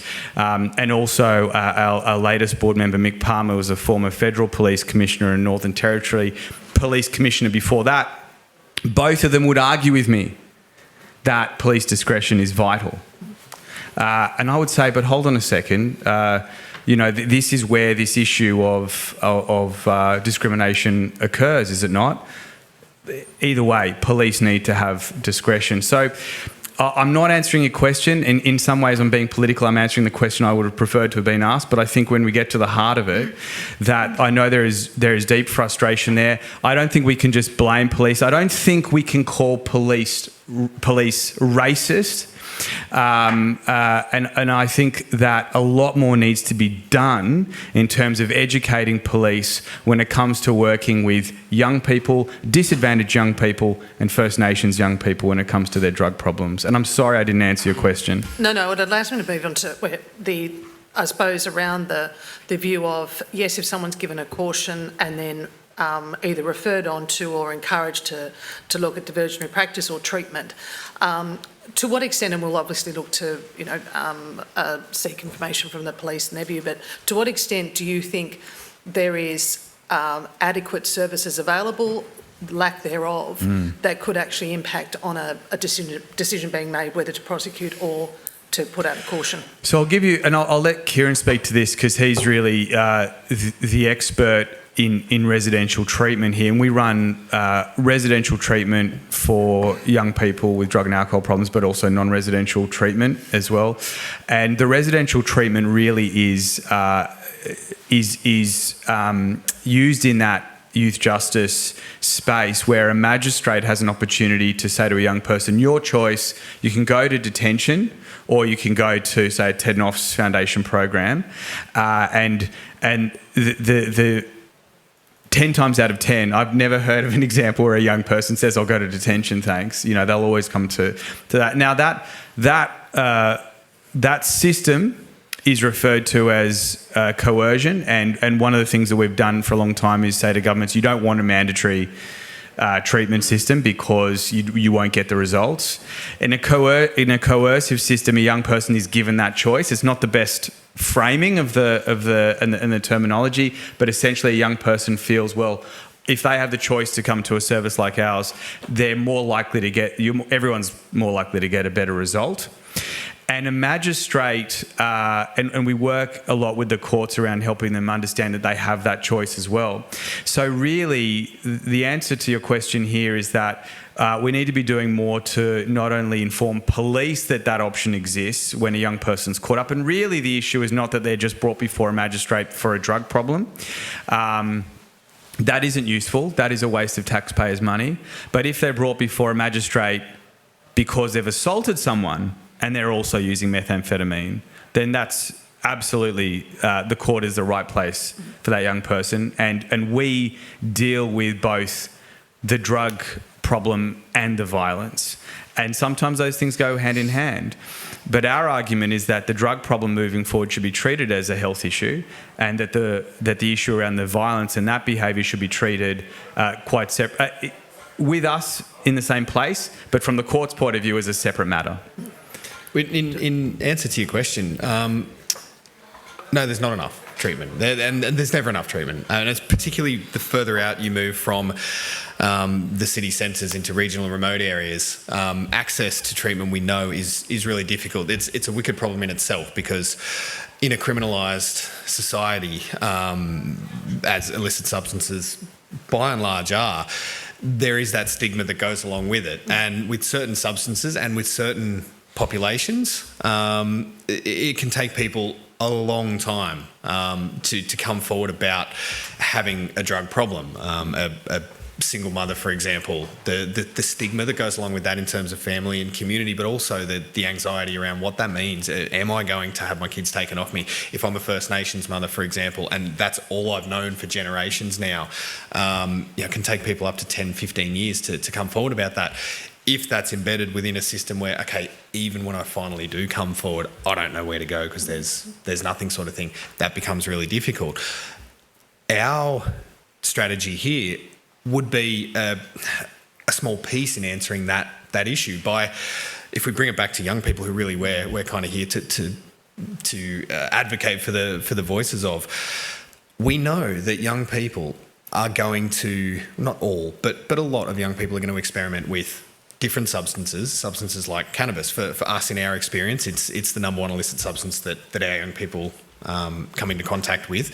We know that a lot of adults out there at some point in their life have tried cannabis. The vast majority have not wound up with a criminal conviction for, but some do. And it does, in our experience, it does tend to be those more marginalised communities. So as it currently stands, with a system whereby a young person needs to navigate a gauntlet of drug dealers to get that cannabis, if that system can be shifted to something like a young person navigating a gauntlet of a GP or a pharmacist, it becomes a health intervention. There's no drug dealer out there that's going to be able to pick in a young person who might be predisposed to psychosis, for example, and might have an underlying mental health issue.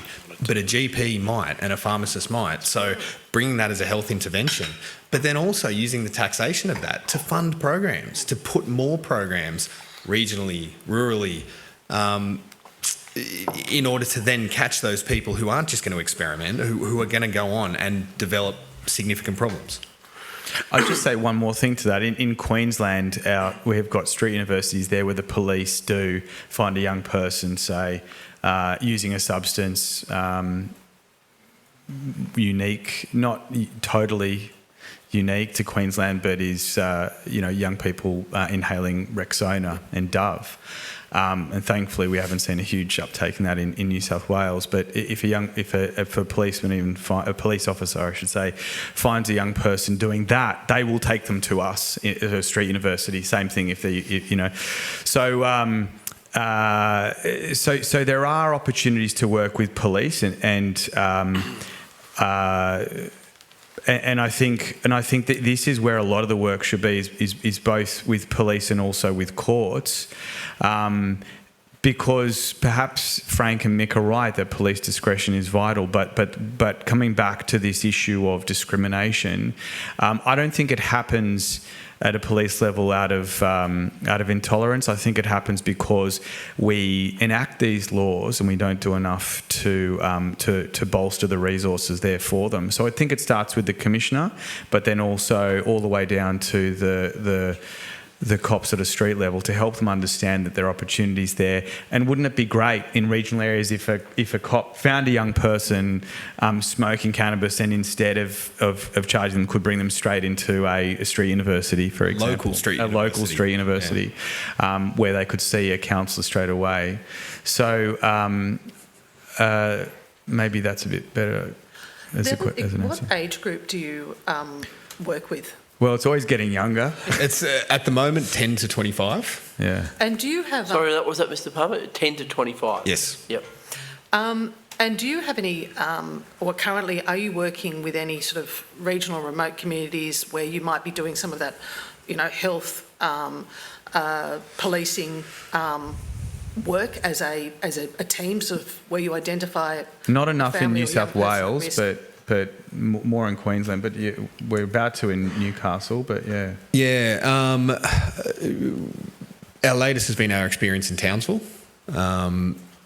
Not considering Townsville sort of remote, but a more kind of regional centre, quite far off from the city. So we think more needs to be done in regional New South Wales, where you're seeing spikes around youth crime and so on. I think that those two things are really linked, which is, and I would say, I don't want to go too far away from cannabis, but those issues I'd be more concerned around methamphetamine use, problematic use, and youth crime. So those two things are very much linked. So we want to be doing more there.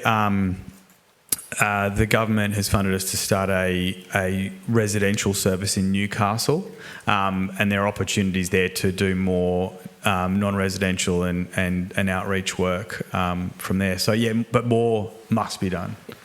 And my final question is just again back to, and you did bring us back to what we're here to talk about, but in your submission you said that, basically saying that if cannabis is decriminalised, it could affect the availability. So why would that be the case? Look, I don't like, some of you already know this, I actually don't like the term decriminalisation, and so why did we have it in the submission? Because it's being used a lot at the moment. I think a better word for us to be dealing, or to be using in this framework here is either diversion or regulation. And in a diversionary framework, we're dealing with what we just talked about, where it's still illegal to some degree, but there might be a cautioning scheme with it. But I actually think fundamentally that the best framework that we could have for cannabis would be, as Kieran just hinted at, which is a regulated framework where currently we have, and New South Wales, and thanks to the Baird government, we have been ahead with medicinal cannabis. And I think a simple shift for doctors, or pharmacists for that matter, could be the people that certainly in this instance 18 plus adults go to get access to use cannabis recreationally as well. So instead of the question being, I've come here because I've got a sore knee or I'm feeling depressed or whatever it is, and then the doctor says, asks some questions and then prescribes cannabis. A person goes, I want to use it recreationally, and the doctor says, well, what's family history, psychosis, all those things. If you have any issues, come straight back here and talk. As Kieran said, that gauntlet, which is still a gauntlet to some degree, is a far better one for everyone than a dealer in a car park. And to some degree, that's pragmatic. So I think, if I'm honest, I think decriminalisation is. I honestly think that the current state of affairs is de facto decriminalisation. I just think that where we need to help is police. If police, so in Queensland, they followed the New South Wales, the Perrottet government's scheme, but they just took away police discretion altogether. I'm not suggesting that that's the way forward here, but I think that we should be doing more with helping the police at that end, and then we would have proper full diversion. I think we could be doing more, as Kieran and I have suggested, to be helping magistrates as well with having greater access to services like ours, to divert young people away from the justice system. Cool. Thank you. I just have one quick question. Thank you so much for coming. I was wondering about the effectiveness of the programs that young people go through and what does make an effective program. So we can absolutely speak to that. Look, the first thing that we don't say is our programs work for everyone and they get kids off drugs. Mm-hmm. We're very, very, very clear about that. The programs that we run are designed to support positive life-changing outcomes for young people. As Matt's explained, we run a suite of different programs, from residential rehabilitation programs, which we would consider for the real pointy-end young people, the young people who are already engaged in the criminal justice system, disengaged with the education system, in and out of homelessness and that sort of thing, all the way through to our non-residential engagement services for counselling and case management and that sort of thing. Our programs have been found, despite the fact that they're, on the surface, drug and alcohol programs, significant reductions in. So our residential programs, for example, we've partnered with the University of New South Wales and had peer-reviewed papers published, a number of peer-reviewed papers published, and some of the most encouraging findings, significant reductions in drug and alcohol use, improvements in overall quality of life, improvements in mental health, 30% reductions in, or 40% reduction, sorry, in suicidal ideation and post-treatment suicidal attempts. Encouragingly, what we've found as well is that, which is something that we sort of anecdotally always knew, that completion is not necessarily the marker of success. So we've had a look at what happens if you come into the program but don't necessarily stay for the whole 90 days. And what we've actually found is even a shorter duration stay of up to 30 days, significant reductions in criminal activity, in particular non-violent offences, so theft and break and enters and that sort of thing. But a stay of 60 days showed significant reductions in violent crimes. We know we're working with a population that is massively overrepresented in their own past trauma. 3/4 of the young girls that we, and the teenage girls that we have in our programs, have had at least one instance of sexual abuse. 2/3 of the boys have grown up in houses of domestic and family violence, and this is just what's getting reported to us as well. So we can assume that that's quite underreported as well.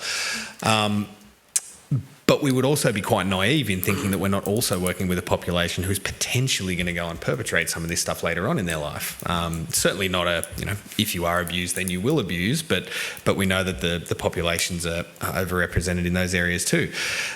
So it's really encouraging for us to be able to see that, well, if we can reduce violent offences by bringing young people into our programs, without being able to crystal ball it, potentially we're also looking at affecting the next generation, and so for these young men perhaps not to go and perpetrate these violent acts against their own partners or their own kids as well.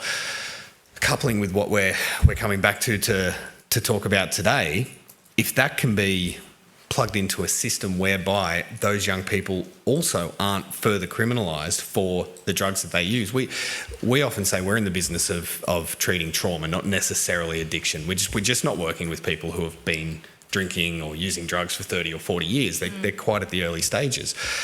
But we also know that a life of abuse and violence leaves someone with so much more than just a head full of bad memories. It fundamentally changes how people interact with the world, how they solve problems, their impulsivity, and that's where drugs come in. So if somebody that with those impairments that far behind the eight ball doesn't actually wind up with further criminal charges to put them further back behind the eight ball, and not only that, but replaces that with earlier health interventions, then we see that as a bit of a no-brainer. There's more young people that can be funneled into programs like ours so that they are exposed to outcomes such as reduced criminality, improved mental health, and less clogging up of the courts with these sort of issues. Then, like Matt said, the courts can deal with violence and assault and murder.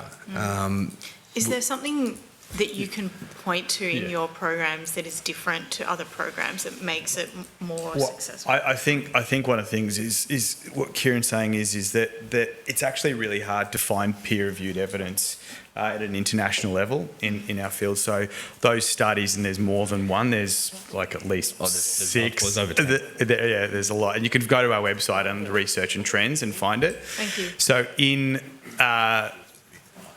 The summary of it would be that those internationally peer-reviewed studies show around a 60% reduction in overall crime, 36% reductions in violent crime, which is just unheard of because that data is linked. So it's all linked data. The young people are anonymous, but the universities went and looked over where those young people are, 15 years, where they are afterwards, looked at hospital data, significant reductions in hospitalisation, significant reductions in problematic drug use, significant reductions in suicidal ideation, again around that 60%. And I don't have the percentage, but also one of the things that we weren't expecting was significant improvements in quality of life. So when you're saying, normally a government, whether they say it explicitly or not, we're here to kind of make good mortgage-paying citizens, and that's the best way to do it, which is how do you improve quality of life? And it's also a way that, for for any of us, all of us are going to use substances, whether it's Nurofen, coffee, sugar, wine, whatever it is, licit or illicit, and your quality of life should really be the great indicator there. That our job, another way of saying what Kieran was saying, was our job is not necessarily to stop drug use, but to always make it secondary, which it is for most of us. Our primary addiction, most of us around the table here, is work.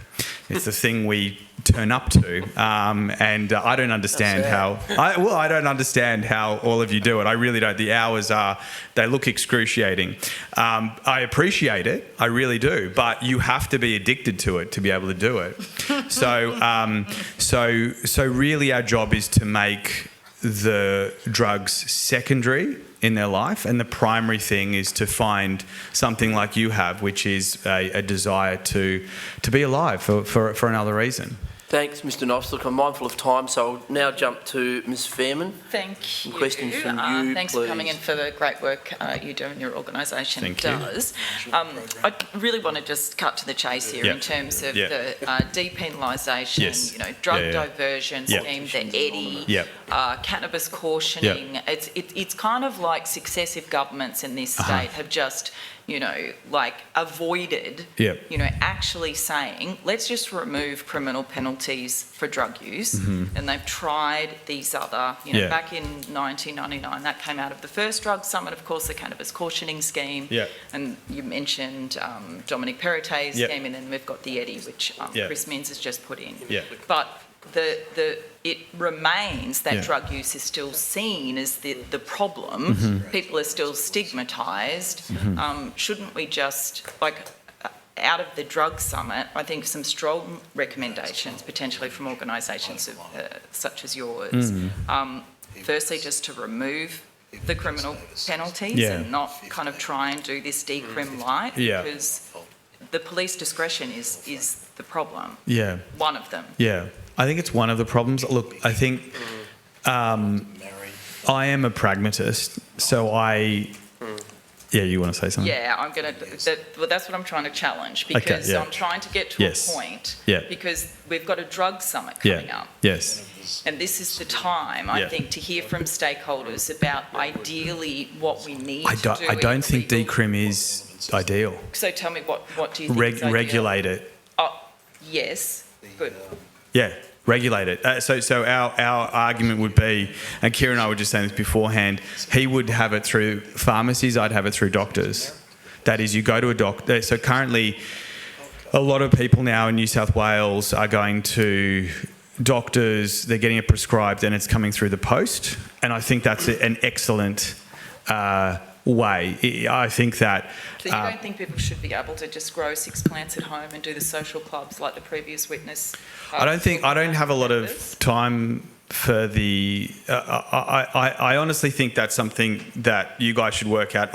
My feeling is that I don't think decriminalisation is the answer. I think that regulating through doctors and pharmacies is the way. I think that someone should be able to go to their doctor and say, I'm not going to make up an excuse about a sore knee.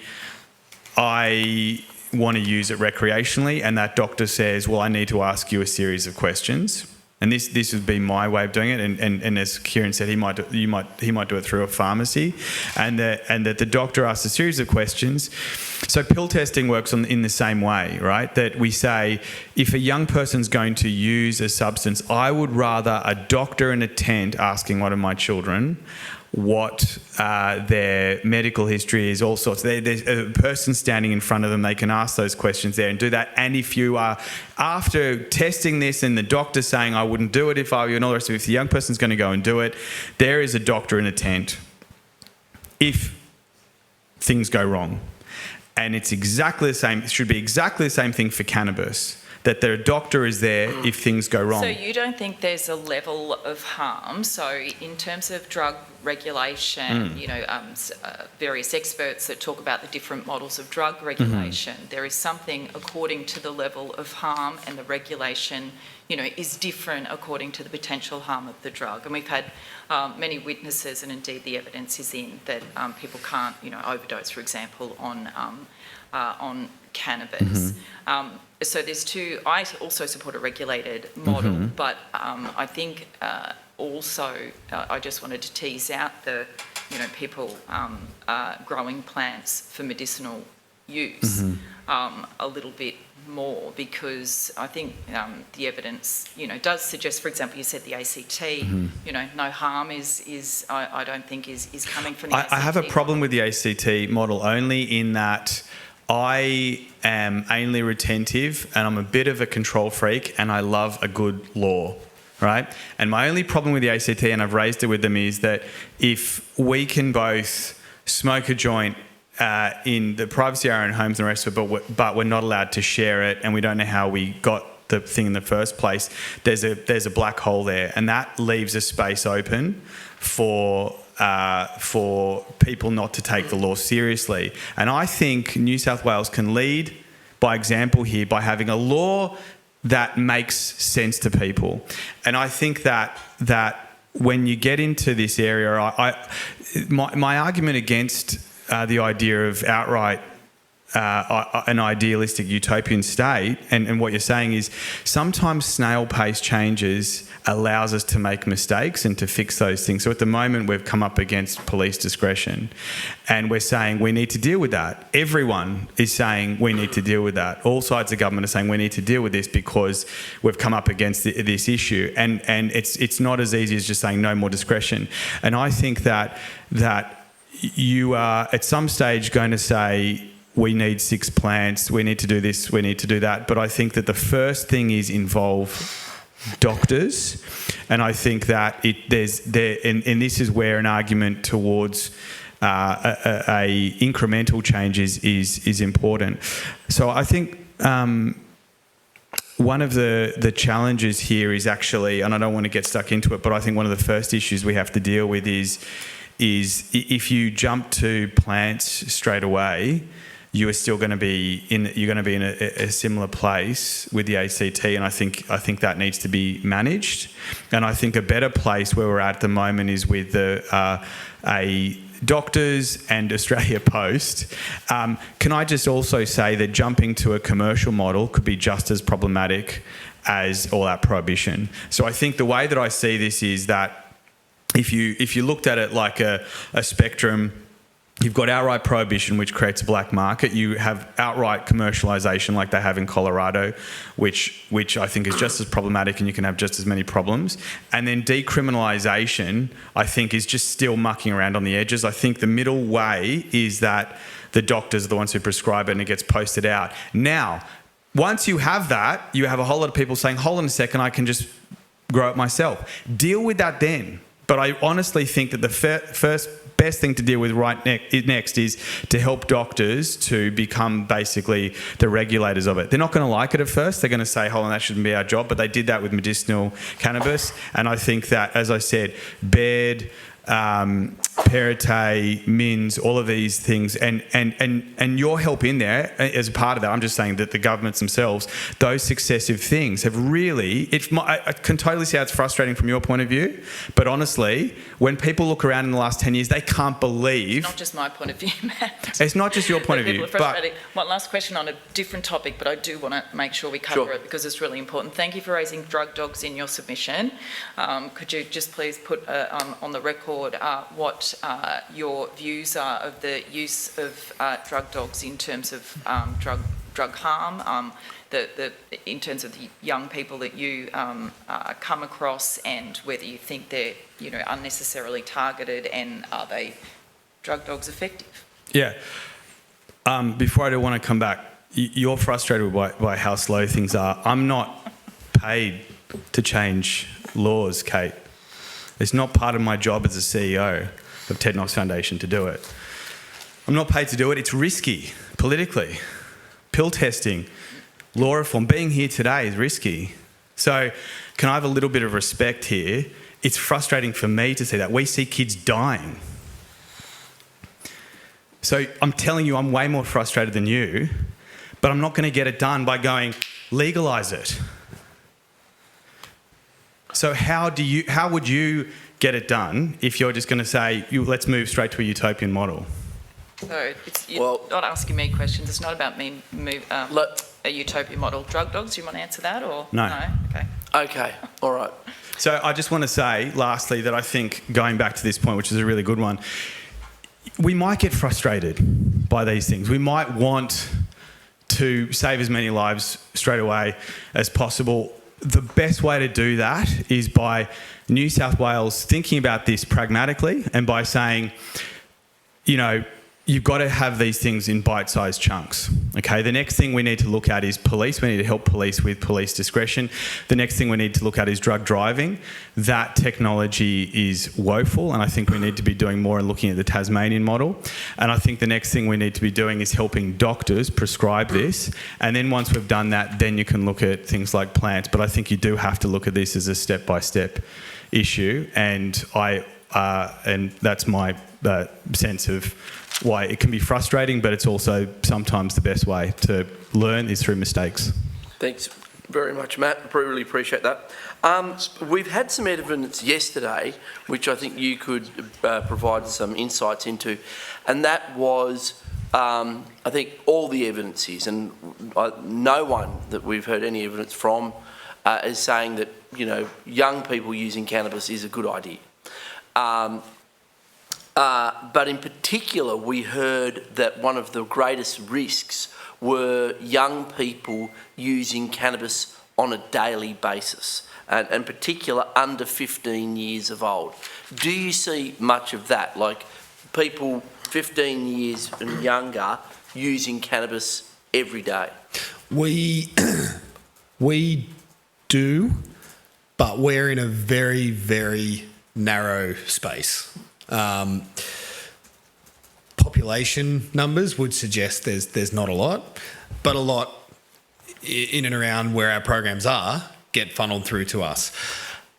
And how does that matter? Like, and do you see that? Do you see like children who've used cannabis on a daily basis displaying, you know, like psychological effects, psychosis, a predisposition to schizophrenia, this type of thing? It's so hard to tease these things apart because we never just deal with the drug use in isolation. If we get a young person to us who's 13, 14, who's smoking cannabis daily, typically they didn't just wake up one morning and say, my life's great, you know, my parents are really supportive, I'm doing great at school, you know, maybe I'll go out and get a bong today and you know, start smoking pot every day. There's typically so much behind that as well.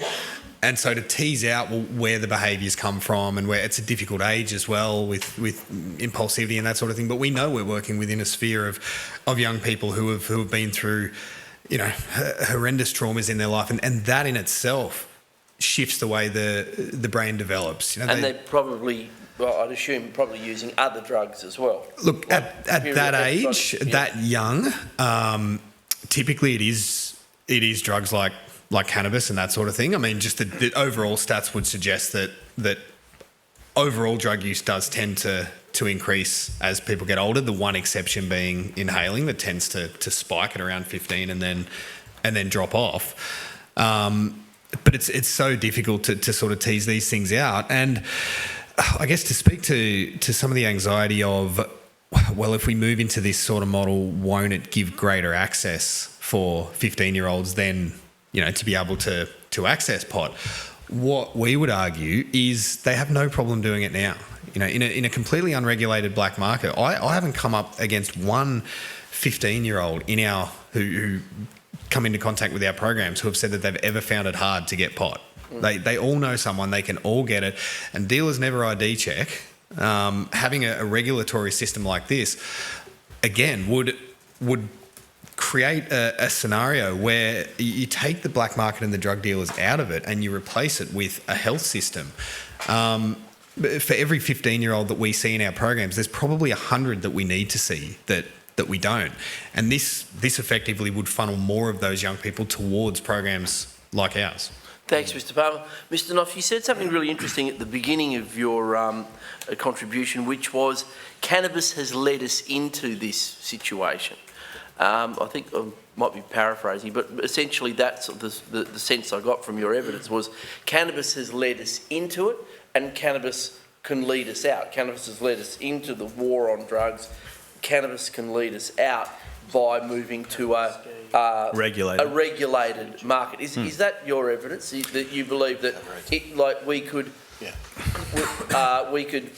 in a sense, separate cannabis out from some of the other potentially more dangerous illicit drugs, deal with that first as a model to then deal with some of those other drugs? I think it just has globally. It's been dealt with differently at the moment. We're seeing it, as I said, commercialised in places like the US. And the most interesting thing about cannabis is just how different countries manage it.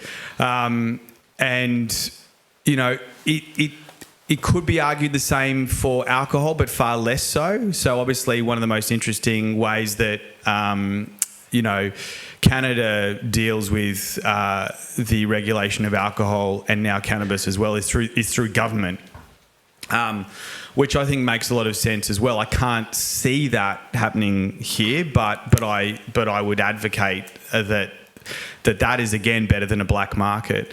So I think cannabis. I think getting it, which is why I think getting this right in New South Wales is so important, because it does allow you to look at other substances. Now, it's dicey to kind of think of these things as more or less dangerous, because alcohol is obviously incredibly dangerous for many of us for all sorts of reasons, not just those who drink it, but when someone jumps into a car after they do that. Now, I think that the issue here is that that cannabis has, I think, taken, you know, going through the medicinal model in New South Wales has come a long way, and I think that I would argue that would be the way to keep going, and that's our central argument. Our central argument here today we would be advocating for doctors to still be a significant part of the regulation of cannabis, and that would allow the government to consider how they might deal with other drugs. Overall, drugs should be always be a health issue. No one should be criminalised for their drug use, but quite often the issue is that someone has committed another crime. As we say, the young people that we see commonly are found to have done something else, assaulted someone and so on. And so therefore, we're dealing with both of those issues at once. But a court should absolutely separate those things out. And I come back, unfortunately, to repeat myself that we should be doing more for police to deal with that separation as well. Thanks. I'll now turn to questions from the government. Mr. Lawrence. Thanks, Chair, and thanks, gentlemen, for your evidence. Sorry, I've got 7 minutes. Just firstly for you, Mr. Knopf, when you said before that you weren't necessarily in favour of decriminalisation, did you mean mere decriminalisation in the sense that you would support the decriminalisation of cannabis if there was also a regulatory scheme to govern? No, I just think we have decriminalised it. I just think as I said, the issue is not that we're decriminalisation or not. It's just we haven't helped the police with the enforcement of the current cautioning scheme. So Kate used the word, decrim light. This is what we've currently got, and it is. It's decrim light. I'm just saying. I mean, it seems to be decrim light for certain people and not for others. Yeah. Because we've got plenty of evidence that there's a multitude of young people in various areas being subjected to searches for cannabis. There's people being sentenced to jail for possession of cannabis. So I do take issue with the suggestion that we already have it. I don't think we do. But I'm asking you a question about your view about the policy. Like, is your organisation's view on the policy question that you support decriminalisation in the sense of the removal of criminal sanctions if it's replaced by a regulated market? I just think we are, going back to Kate's point, I think we're skirting around the edges. I think that trying to...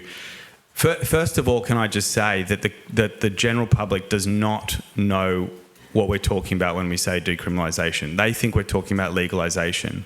And I honestly think this is an academic argument. I think we waste time when we talk about decriminalisation, depenalisation, decrim light, all of those things. I think what we're actually saying is that this should be treated as a health issue. And I think the public understands that. And I think that... But what's your view about the continued existence of criminal offences? So, for example, in New South Wales, you commit an offence that carries a maximum penalty of 2 years if you possess a small quantity of cannabis. In the future, if there was a regulated market for cannabis, for example, with particular measures for children, etc., do you support the removal of that criminal sanction? Yes. Yeah. Yes. Okay. I'm just saying that you are teetering around the edges, focusing on trying to get your government to decriminalise cannabis tomorrow is a waste of time. And I would beg you to just focus on the doctors and getting them just to move to regulating the use of it. You will have far less issues politically with that. And I take issue with young people. I mean, it's my whole job. Again, I take the same thing you can take issue with. I've got the same problem with you as Kate. Don't lecture me on how it is for young people out there. Don't do it. For 60 years, we deal with kids dying with this all the time. I'm telling you, my personal thing is not that I'm against decriminalisation. I'm saying you're wasting your time politically. You will not convince Mins to do that. If you want the best outcome for young people, which I believe that you and Kate do, focus on the doctors. Just don't argue about decrim. You confuse the public. I think there's a range of issues before this committee. Yes. And obviously engagement with the public is important. Yes. But I think parliamentarians turning their mind to the policy issues is important too. I totally agree, and I don't think that we should preclude consideration of things in a committee because you might have formed a view about what the Premier's ultimate view is on something, because there's tangible policy issues here, and they do include issues of legalisation, decriminalised, yeah, but you brought me here for my opinion, and my opinion is you're wasting your time with decriminalisation for the reason that it is a public issue. And because it's a public issue, it's the Premier, whether the Premier is Mins or Perrottet or Berejiklian or all those things. So my point is that, of course, you understand the difference between depenalisation and decriminalisation, legalisation and regulation. But I've spent over a decade arguing the difference in the public forum on that, and it is a waste of everyone's time. In what sense? That it's who's going to sit there and listen to me for 45? You are, and I really appreciate that. But who's going to listen to me for 45 minutes? Talk to an ABC reporter on the difference between those things, and I do it regularly, and I've done it, and you can go and look it up 1,001 times. The last one was with Hamish McDonald on RN, and he asked that. It doesn't make a difference. People they're not interested. They do care that it's a health issue, and I do think that we do know this from polling that most Australians want to see a change in this, and they do see it as a health issue. And I think that's what we should be focusing on. So sure, in terms of... Time for one more question. Yeah. So I think I understand what you mean in terms of how to communicate a political message. Yes. In the sense that the community understands what one means when one says it should be treated as a health issue. Yes. But I'm struggling to understand your next step in the sense that we shouldn't be thinking about decriminalisation and things like that in terms of... I'm just struggling to understand how we, in your view, would get to the outcome that's talked about in your submission in terms of the harmful effects of criminalisation. How would we get there other than through a staged process of decriminalisation and then legalisation? So currently, the current mechanism is that if someone is found with cannabis or methamphetamine at the moment, that the police have the option to fine them, and what we're arguing here, what we've been arguing from the beginning, is that that's not happening enough. Yeah. and not happening, and we're saying, going back to this idea of discrimination that you take issue with, and so do I, is that it's not happening enough, and in really bad ways. That if we dealt with the police issue and helped the police to enforce that in a way that they were cautioning people more, then you would have, in that sense, the decriminalisation that you are after. Now, I suspect, and correct me if I'm wrong, that you'd probably just prefer that someone wasn't fined at all. I mean, I haven't expressed, I should say, in my questions, due an opinion about any of this. Yeah. And you seem to be assuming that I'm coming from a certain direction on it. But yeah, I am. And my sense is that if you're trying to, if you were, I'm not saying you are, but if you were trying to get to a place where there was, I mean, you said you took issue with how many people were getting caught up in the system. If you wanted for that to be happening less, you would just get doctors involved. So they were the first point where someone decided that they were going to use any substance, really, that they were, if it was cannabis, that they came to a doctor and said, I want a prescription for cannabis, and that was sent there in the post, and that if the police found that on them, they would pull out their prescription and the police say, okay, fair enough.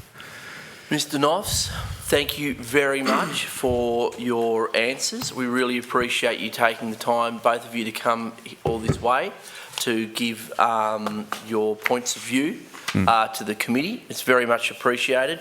So thank you very much for doing that. The time for questions is concluded, and we have had quite a long day. So thank you very much for that. Thank you very much for your submission. That's very well received, and thank you very much for the work you do in the community. Thank you. That is very critical work, and we appreciate that. And again, thank you for your time and all your efforts. Thanks, mate. Thank you. Thank you. We've got to just decide a couple of things, and then we are done. Thanks very much, mate. Thank you. Thanks to the committee Really and the organisers and everyone else helping out. Thank you. Thank you. Thanks very much.